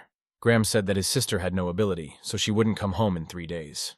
The young man looked at his interlocutor puzzled. He began to suspect that the girl could not return home on her own. The guy sullenly stated that he should have guessed it earlier. The professor himself had said Do-hee had no powers. Do-yoon angrily demanded an answer as to what this really meant. The man smiled slyly. He wanted the young man to find the answer himself. The boy wasn't going to sit here and puzzle out the professor's riddles. He asked angrily where his sister was now. Graham stared at his guest, shoving his farts carelessly into his pants pockets. The evening sun streamed through the windows onto the desk and his companions. The professor sighed. He didn't want to tell the young man the truth, so he stated that it didn't matter. Do-yoon surprisingly stated that this was what was important to him. He had come to the lab for his little sister. From the professor's words, the young man realized that he was a valuable test subject. Accordingly, Do-hee was also important for the experiments. He demanded to know where the girl was. Graham sank tiredly into a chair. The man said that she was well taken care of. The professor reported that Do-hee's lack of ability interested him. That's why he began to study her personality. Do-yoon puzzledly suggested that they didn't know about it until the girl was kidnapped. Graham had to admit that he hadn't suspected it. Kaylee intervened in the conversation. The girl said quietly that they were visiting Earth for different reasons. The young man turned to her. Kaylee folded her arms across her chest, reminding her softly that one of the causes was imbalance. They come to Earth when someone in Librium dies. The girl showed her index finger. She curved it and said that they had to eliminate a copy of the human on Earth to maintain the balance. Sometimes a person accidentally stumbles into a portal and appears in a parallel world. Then they just bring him back. Kaylee said that the portals appear on their own, they can't control them. Graham added that this is the reason why people sometimes disappear and then suddenly reappear. Wiping his glasses, the professor grudgingly noted that Do-hee belonged to just the second option. When it was discovered, the man was very disappointed because a girl with no powers couldn't help with the research. Do-yoon was horrified to hear that during the experiments, they wanted to forcibly instill abilities into his sister, but it didn't work out. All the experiments ended the same way. The unconscious girl was lying on the floor with unnecessary bloody tubes lying around her. Graham looked triumphantly at his interlocutors. He said proudly that they had managed to solve the problem despite the difficulties. Do-yoon listened to the professor not very carefully. He asked perplexedly why the incident with his sister was the second case. The young man angrily suggested that there could only be one explanation in such a case. Do-hee herself was from Librium. Kaylee froze. Graham nodded. The girl told the professor in surprise that something didn't add up. He had said himself that the prisoner had been given the ability by force. The young man turned back to her. He noticed that Kaylee was not feeling well. Her whole body was shaking, and she could barely stand on her feet. The girl took hold of her head. She mumbled confusedly that all Leo's words were confirmed. He hadn't lied to her then. Graham frowned. He'd never liked that arrogant type. The professor asked what exactly the boy had said to her. The man said angrily that he was more interested in another question. I would like to know where Leo is now. Standing up from the table, Kaylee admitted in a calm tone that he was gone. Do-yoon looked at the girl worriedly. Graham questioned the assistant in surprise. She slammed her fist on the table. Kaylee's body trembled. The girl reminded the professor of his victims. The man pretended to hear about it for the first time. He asked Kaylee in confusion what she was telling him. Raising her tone, the assistant said that Leo had had time to talk about it. Before he died, he'd assumed that Graham would get to the others. The girl shouted, which she now realized. All the people who work in the lab are only needed for this. She angrily asked why the professor had picked them up then. Do-yoon tried to calm the girl down and timidly pulled her sleeve. Graham wasn't going to listen to any more ridiculous accusations against him.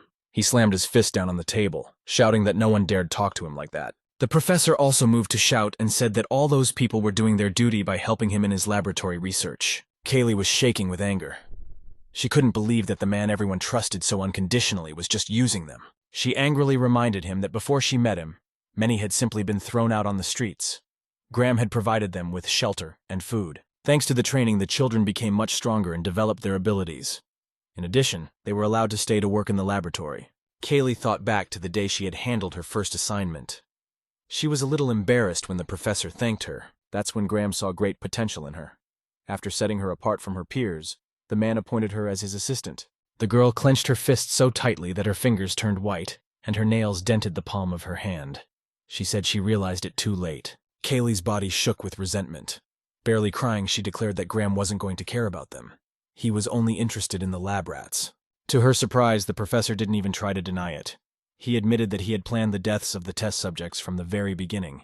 Graham shouted that at one time he had let the ragamuffins live like normal people and now they were just paying back their debt. Kaylee couldn't take it anymore.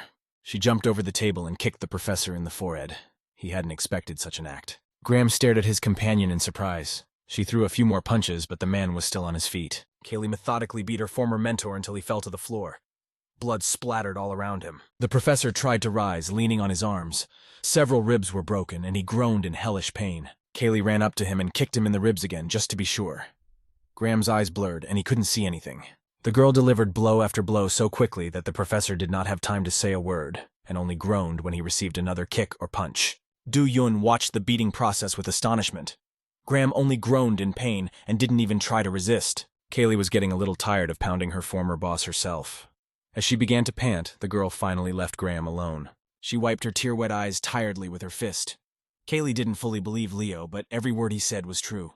Seeing that the girl had once again turned to the lifeless body and was looking at him unhappily, Do-yoon involuntarily flinched. Kaylee turned around and slowly approached the young man. The boy watched her every step cautiously, not knowing what she would think of in a moment. The girl said tiredly that the visit to the professor was not at all what she had expected. Now their plans had changed. Walking past the table, Kaylee said thoughtfully, guessing where Do-hee might be right now. The young man turned to her with interest, creaking his chair. The girl squinted belligerently, guessing that there was no way around it without a fight. Kaylee demanded that Do-yoon follow her. The principal made himself comfortable in his chair, looking intently at the uninvited guest. Lee Yu-sun sat silently. The man snidely inquired how such an old man could help him. The young man sighed unhappily. He assumed there was nothing new he could tell if the host was personally acquainted with Detective Khan. The principal persistently asked what he wanted to talk about. Lee Yu-sun timidly raised his head. This was his last chance. The young man recounted one of his conversations with Do-yun. That day, the boy had mentioned in passing the large mirror in his house. Staring at the ashtray, the man was relieved that he now understood. The visitor was only interested in the mirror. Lee Yue-sun jumped out from behind the table so quickly that he almost knocked over the chair. He exclaimed that the old man knew everything. The man asked what was in it for him. Putting the chair back in place, the young man apologized for his emotional act and slowly sat down at the table. Yu-sun reminded him that his friend was in great danger. He immediately confessed that he wasn't sure if things would work out. The young man was only sure that he had to see Do-yun, and for that, he needed a mirror. The man thoughtfully drummed on the armrest of the chair. He figured nothing bad would happen if the guy looked in the mirror, so he agreed to help the guy. Lee Yue-sun was overjoyed and thanked his host fervently, noting that it was actually not as simple as it seemed. Stopping smiling, the young man looked guiltily at the old man and said that there was no longer a mirror in that room. The principal smirked and asked the guy if he knew exactly what he had snatched from his company last night. Yu-sun thought of the blue crystal. The old man said that the strange stone was a piece of mirror. The man smiled evasively. He said he would be glad to help, but his actions had made it absolutely impossible. Without listening to the end of his interlocutor's sentence, Yu-sun ran out of the room. A moment later, he was already running to the laboratory. As he ran, he reproached himself for not having approached the old man sooner. The secret of the crystal would have been solved long ago. Lee Yu-sun was too busy with his thoughts, and thus didn't notice that there was a young man standing around the corner of the villa. Shaitan knew the guy was connected to the crystal theft at Arium and was now keeping a constant eye on him. Kaylee, meanwhile, crept into the room in a half-crouch. It looked quiet, and no one was around. She set a few explosive traps. Looking carefully around, the girl headed down the semicircular corridor. The laboratory was not far away. She said that no one had found the professor yet, or they would have been searched for by now. Do-yun frightenedly suggested that she had killed the man. Kaylee turned back to her companion. She said, surprised, that she hadn't meant to kill Graham, only to incapacitate him for a while. Time passed quickly over the conversation. Stopping at a massive door with reinforced glass, the girl said they were already there. The laboratory was unlocked. The young men stopped on the threshold. The sunlight was falling on them from behind. The shadows seemed huge. It was dark in the lab, and I had to feel around. Luckily, the room was quite wide. Do-yun angrily said that he didn't understand how he could work in such darkness. Kaylee immediately ran to find the switch. The young man looked around, his eyes quickly becoming accustomed to his surroundings. He noticed the double doors not far from him, steam coming from beneath them. The automatic doors opened as the visitor approached. A large cylinder of murky liquid stood in front of him. Hearing the gurgling in the tank, Do-yun was wary, but he still decided to move a little closer and take a closer look. At that moment, Kaylee finally fumbled for the toggle switch. The room was flooded with bright light. The young man was horrified when he saw what was in the tank. In the bluish liquid was his little sister Do-hee. Do-yun stared at it with all his eyes, trying to figure out what the tank was. He turned to Kaylee and shouted angrily that you could hardly call a man who was submerged in water and breathing through a tube alive. Do-hee looked directly at the young man. There was a hose attached to her breathing mask that went to the ceiling. Kaylee returned from the room with the switchboard. When she saw the girl in this state, she froze with surprise. Stammering, she stated that it was after her visit to Earth and ran to the huge console. Kaylee ran through the keys and formed a query. The girl said Do-hee was alive, but something strange was happening to her. If the lab readings are to be believed, his sister should be senseless. But in this tank, she is conscious. Kaylee took a closer look at the screen. She was also confused by the fact that the sensors were going off the scale. They were registering an incredible amount of energy. The girl confessed that she had never seen such high figures. It seems that the professor managed to achieve his goal. The young man was not interested in these details. He timidly asked if Do-hee would wake up and how they could get her out of the strange tank. Kaylee asked her interlocutor to wait a bit. If the girl was extracted too quickly, she could be killed.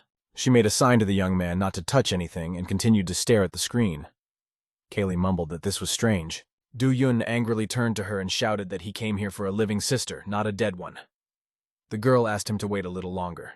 The young man walked over to the tank and stood for a while with his head up. He looked sadly at his sister. She seemed completely alive, but her eyes looked strange, as if Do-hee was looking ahead but couldn't see anything. Do-yun sadly thought that their meeting was not meant to be like this. He had originally planned to scold the girl for her behavior. As he approached the tank, the young man put his palm against it. He didn't think he'd find Do-hee in such a state. Suddenly, the thick shell of the tank hissed. The ice under the guy's palm began to crack. He looked down at his hand in surprise. In the same instant, a bright white flash illuminated his face. Do-yun was surprised to think that he had never experienced such a thing before. A bluish aura began to envelop the young man's body, and he felt a surge of energy. Kaylee was at the console and didn't see any of this. After a few seconds, Do-yoon felt surrounded by a purple aura. His body relaxed and his eyes began to close on their own. The light was so bright that he squinted his eyes. The source of the light grew brighter and brighter. Do-yoon blinked as he got used to the light. For the first few seconds, he couldn't see anything at all. Everything in front of him was white. The sensation was so incomprehensible that Do-yoon couldn't even realize whether his eyes were open or closed at first. At least he could see his hands. The white light was no longer so bright. The young man was finally able to open his eyes normally and exhale in a relaxed manner. He had a feeling that this was some other place. Do-yoon was standing in the middle of a boundless white space with absolutely nothing around him. Suddenly the young man heard someone sobbing. He sighed tiredly, shrugging his shoulders. Only new riddles were not enough. The sobbing was getting closer and closer. Do-yoon turned his head in a puzzled manner. He was sure that he was completely alone in this void. To his surprise, the sound came from Do-hee. She was sitting on her knees in front of the guy and roared, cursing the circumstances. The young man looked at his sister puzzled. She was so absorbed in herself that she hadn't noticed his presence. Besides, she hadn't cried in years. The last time was when Do-yoon didn't share a chicken leg with her when she was a child. Do-hee got up from her knees and straightened up. The young man was surprised to realize that his sister had changed. She was staring at him absent-mindedly and didn't notice. The girl was so angry that she clenched her teeth in anger. Do-hee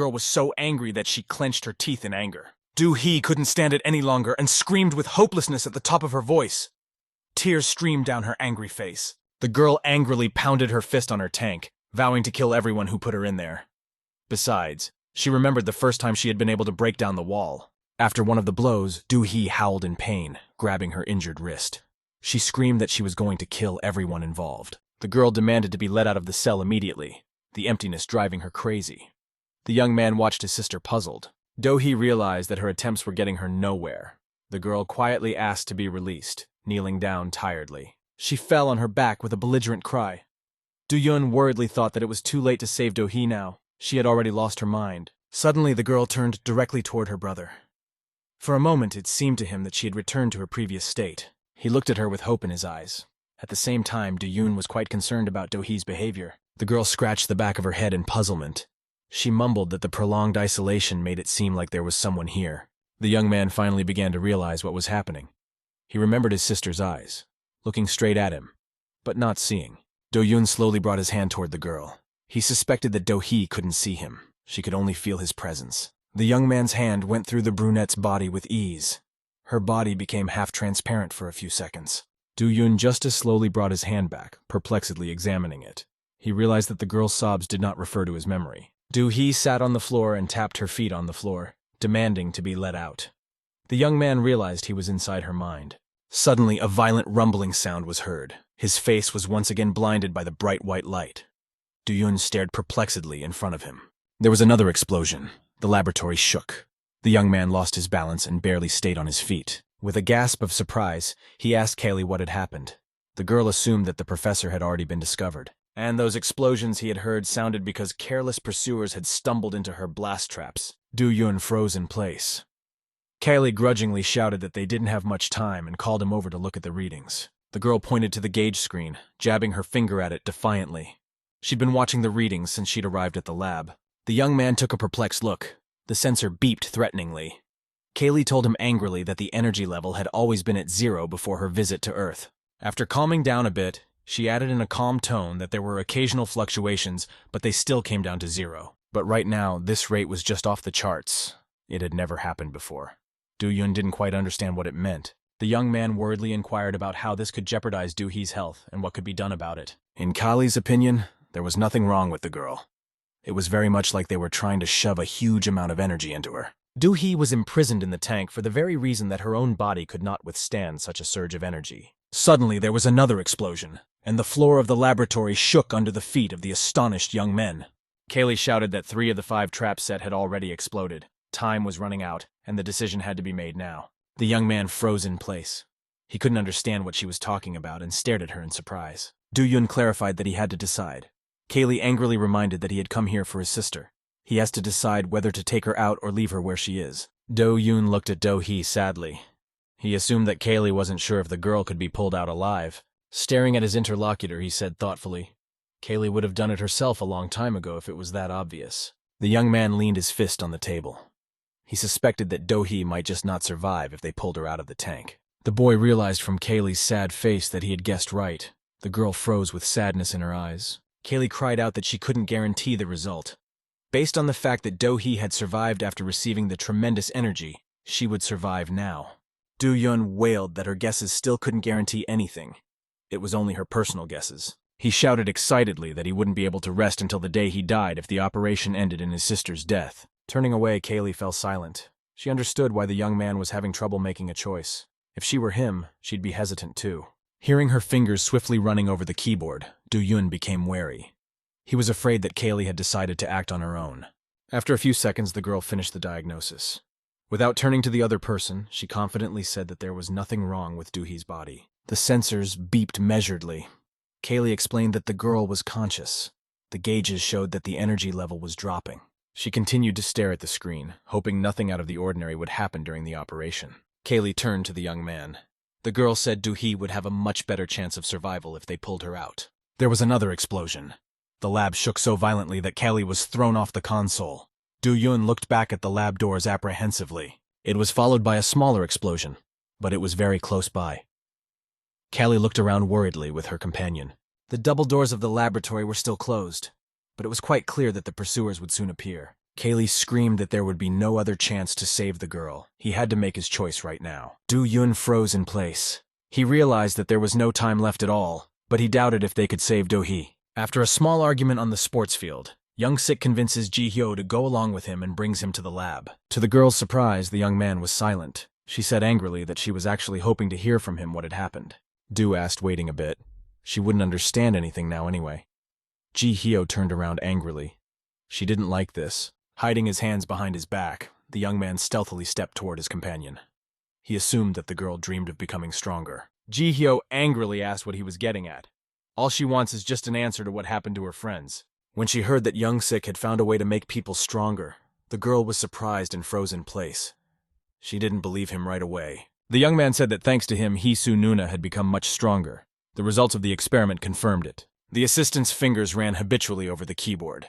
He displayed Noon's information on the holographic screen. Hearing something appear from behind, Ji-hyo froze in place. Young-sik displayed the reports of the experiments on the screen. The girl turned around in surprise. Now she could see for herself that the boy wasn't lying. Nuna had changed completely. The screen was broadcasting Kali and Nuna's battle at the construction site. Ji-hyo asked what had happened to Nuna. She said thoughtfully, staring at the screen. The girl hadn't had this reaction before. It wasn't like her. Taking advantage of Ji-hyo's keen eyes on the screen, Young-sik quickly injected a syringe of red liquid into her shoulder. The girl flinched in surprise. Running away from the assistant, she asked resentfully why he had done that. She was hurt. The young man tells Ji-hyo that Nuna has the power of clairvoyance. She needs access to water to see the future. After passing out in that battle, she woke up and realized that she had become twice as strong. Holding on to the injection site, Ji-hyo listened to Young-sik incredulously. He showed the girl the syringe and told her that he had taken Nuna's blood for tests that day. He found the results inconclusive. Thoughtfully looking at the mirror image in the syringe, the young man admitted that he had discovered a remarkable gift in himself. Because of that, he achieved a similar effect. Ji-hyo angrily shouted that he could tell normally. She didn't understand what kind of gift he was talking about. The girl's body trembled more and more. Young-sik reminded her in a calm voice that he had already talked about it. She just doesn't understand. Ji-hyo felt like something strange was happening to her.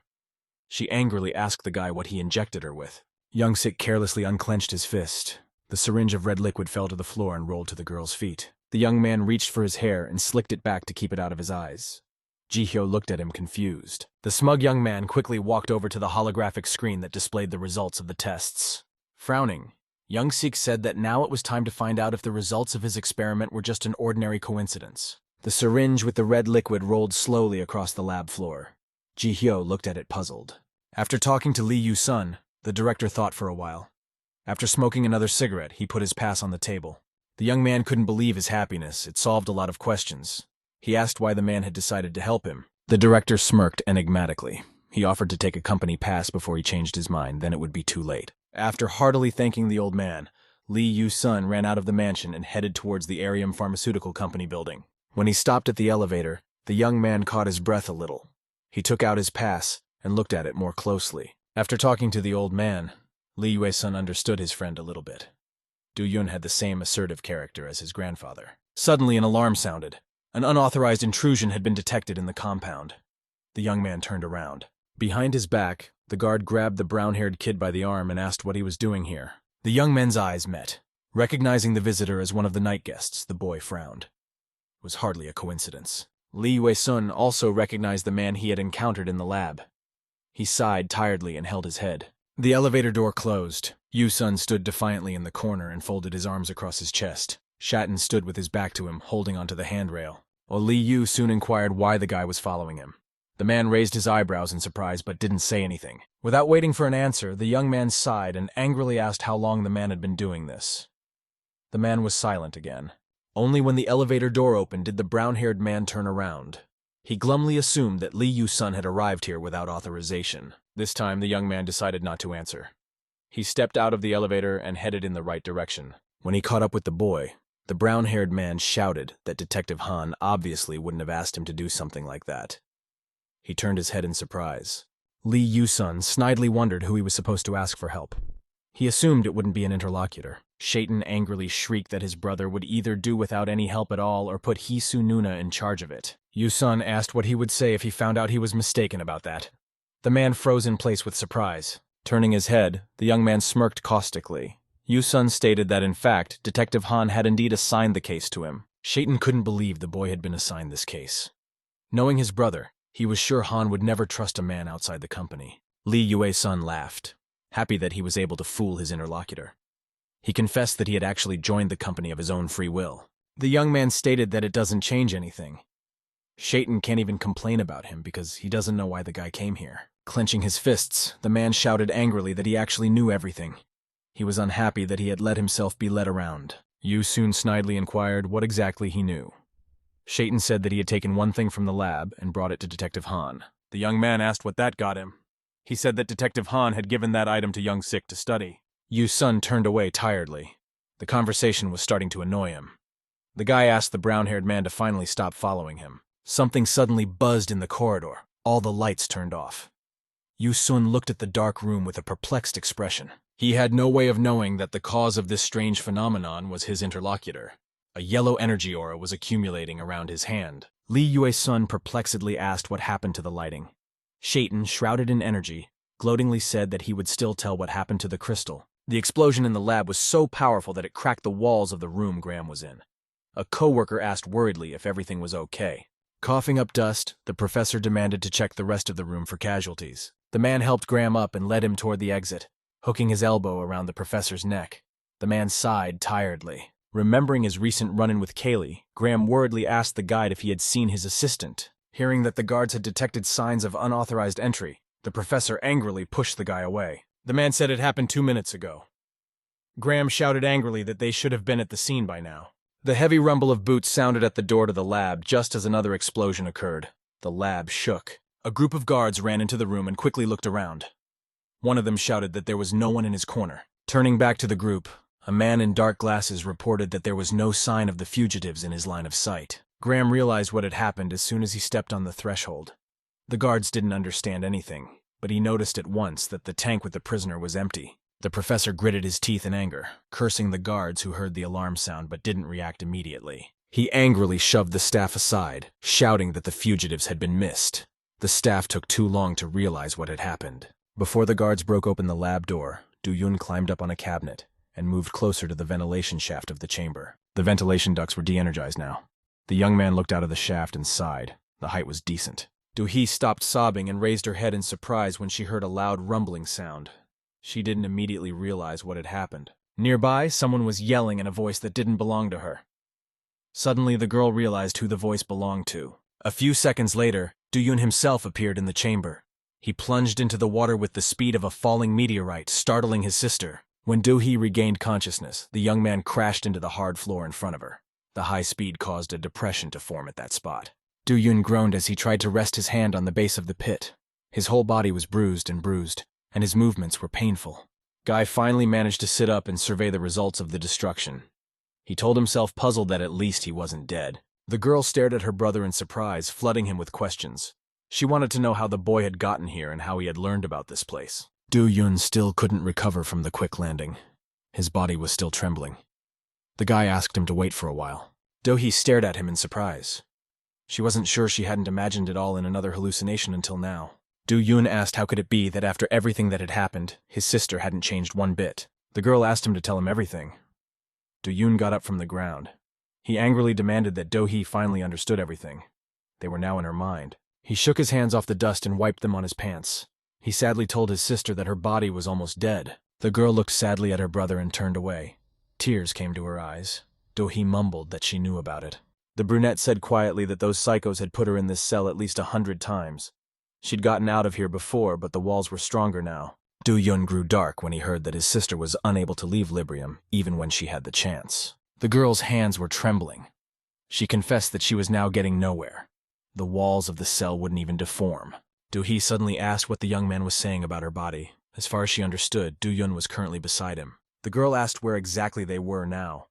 Do-yoon said that they had pulled her out of the tank and were trying to escape, but hadn't left the building yet.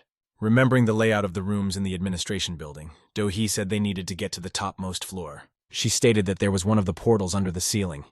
It should open soon, so you'd better hurry. Do-yoon asked about the portal in surprise. He couldn't believe that Do-hee wasn't sitting here idly, but was preparing to escape. The girl smirked gloatingly. She recalled that her brother had thought her a fool all her conscious life. But now everything had changed. Do-hee hurried her brother. She's not going to stay here to die. The young man asked in surprise how she knew everything. The girl lightly pounded Do-yoon's chest with her fist. She suggested to discuss all matters at home. That night, when the search for the fugitives was over, Soo-hyun entered the lab. She wanted to help her friends too. The girl didn't know what had happened here yet, and hesitantly stopped in front of the door, not knowing if she should go inside. She gripped the doorknob and pondered for a few minutes whether she was doing the right thing. This was private property. She could get caught. The thing that scared Soo-hyun the most was the unknown. She was worried that she would be punished if she was caught in the forbidden territory. The girl sighed heavily. If Ji-hyo had been with her, she wouldn't have been so scared to break into the building on a dark night. Making up her mind, Soo-hyun raised her head. Her throat was dry with fear. She swallowed a lump and told herself that everything would work out. The girl confidently pressed the doorknob. She remembered that Lee Yu-sun had tried to help Do-yoon with the search for his sister.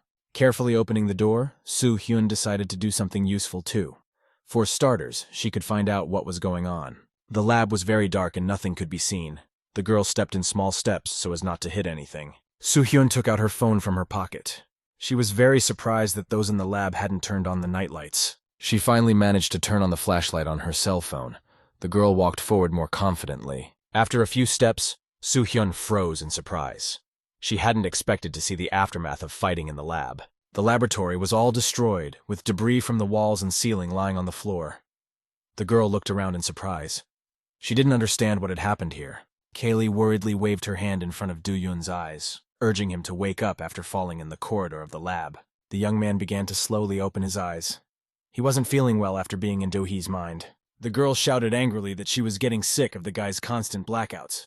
It would take them so long to get to the portal. The young man held out a trembling hand to his companion. He exhaustedly said he had to get upstairs and asked how to get to the top floor. Kaylee surprisingly replied that the top floor was very well guarded, so there was no way for them to get through the vent. The girl lifted the young man up. On his back was Do-hee.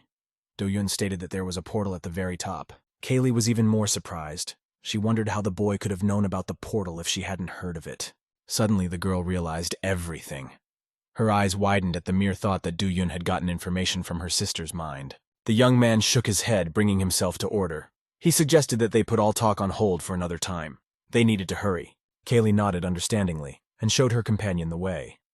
Their path was through a long, dark corridor. When the lights turned off, Lee Yu-sun angrily thought that they could have at least left emergency lights in the lab. The young man had to walk by, feel, and hold onto the wall to avoid knocking anything to the floor in the darkness and injuring himself. He walked slowly along the wall, hoping the brown-haired man would finally pull away from him in the darkness and stop following him. At that moment, a man's hand peeked out from around the corner. He put his thumb and forefinger forward and accumulated yellow-colored energy in them. As soon as Lee Wei-sun came closer, unsuspecting, an energy cloud buzzed and enveloped him from head to toe. The young man cringed in pain. The impact was quite tangible. In addition, the hostile energy was restraining his movements. Loud footsteps sounded in the silence. A brown-haired man came out of the darkness and asked where exactly that thing lay. He assumed that the crystal was in this room. The energy cloud disappeared. Lee Wei-sun angrily shouted that he didn't understand what he was being asked about at all. Shaitan was tired of talking about the same thing.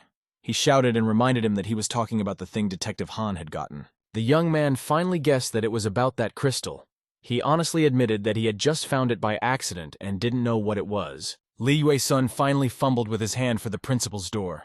Unfortunately, the brown-haired man noticed that the young man was about to escape. He unleashed a stream of energy at his opponent and demanded that he stay where he was. The man asked where exactly the crystal was. With an incredible effort, Yusun pulled out the pass and opened the door. In the same second, he flew into the room after being struck by the brown-haired man. The man slowly approached his victim. Watching the brown-haired man fearfully, Yusun asked in a trembling voice what the object was.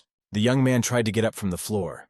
The man said that thanks to the crystal, Young Sik had managed to make him stronger. He angrily wondered if that was the reason the guy had snuck into the lab at night and stolen a valuable item. Yusun looked puzzled. Shaitan hesitated for a moment. He was sure that Detective Han had sent the guy to look for the same crystals. The entire room shone with a bright yellow light, tightly enveloping the man. He shouted that Yusun had decided to take everything for himself. A strong electric shock knocked the young man to the ground. He crawled backward, cursing his opponent and covering his head with his hands. At a safe distance, Yusun turned around and tried to explain that it wasn't like that at all. The brown-haired man didn't want to listen to him. His face turned gray with anger. The man demanded to tell the truth immediately, or the boy would be electrocuted. The young man looked fearfully at the brown-haired man. He added that he would do it faster than Yusun could get up from the floor. The man's hand slowly turned toward the boy. The familiar buzzing of electrical discharge resounded on his heel. Lee Wei-sun realized that the guy wasn't joking. With such abilities, he would really incinerate the enemy in a few seconds. At this time, Soo-hyun was slowly making her way towards the laboratory. The semicircular corridor was cracked from the recent explosions. The girl didn't meet anyone along the way. She was a little confused by the fact that the destruction was becoming more and more noticeable as she approached the lab. Soo-hyun was getting more and more scared. This dilapidated place was terrifying. Besides, there was no one around. Desperate, the girl decided to call for help. She timidly asked if there was anyone nearby. Soo-hyun only heard an echo. The brunette tried calling for help a few more times, but no one responded. Soo-hyun shrank back, afraid to go any further. In the distance was a dark square corridor. From there came a barely audible sob. The girl realized that someone was there. When Soo-hyun reached the corner, the sobbing turned into sobbing. The brunette felt uneasy. She didn't know what might be lurking in the dark corridors of the lab. The girl walked slowly to the corner. Pieces of stone crunched under her feet, torn from the walls and ceiling by the explosion. The further Soo-hyun walked, the more her body trembled. Her legs were braided, refusing to go any further. Her common sense told her to turn around and leave. The girl stopped on the spot. The sobs and sobbing were joined by an incomprehensible banging of a hard object against the wall. Then there was silence. Cautiously making her way along the wall, Soo-hyun asked loudly who was left in the lab. No one answered her this time either. The atmosphere was getting more and more eerie. A dry lump came to her throat. Overcoming her fear, Soo-hyun slowly moved on. She didn't look under her feet and didn't see that some pebbles were floating in the air. The girl reached another corner and stopped for a moment to rest. Her heart was already pounding at a furious pace. Gaining courage, Soo-hyun carefully peeked out from around the corner. She decided that she would run away as soon as she saw something suspicious. But what the girl saw made her freeze in place. She was afraid she had forgotten that she was going to leave if anything went wrong.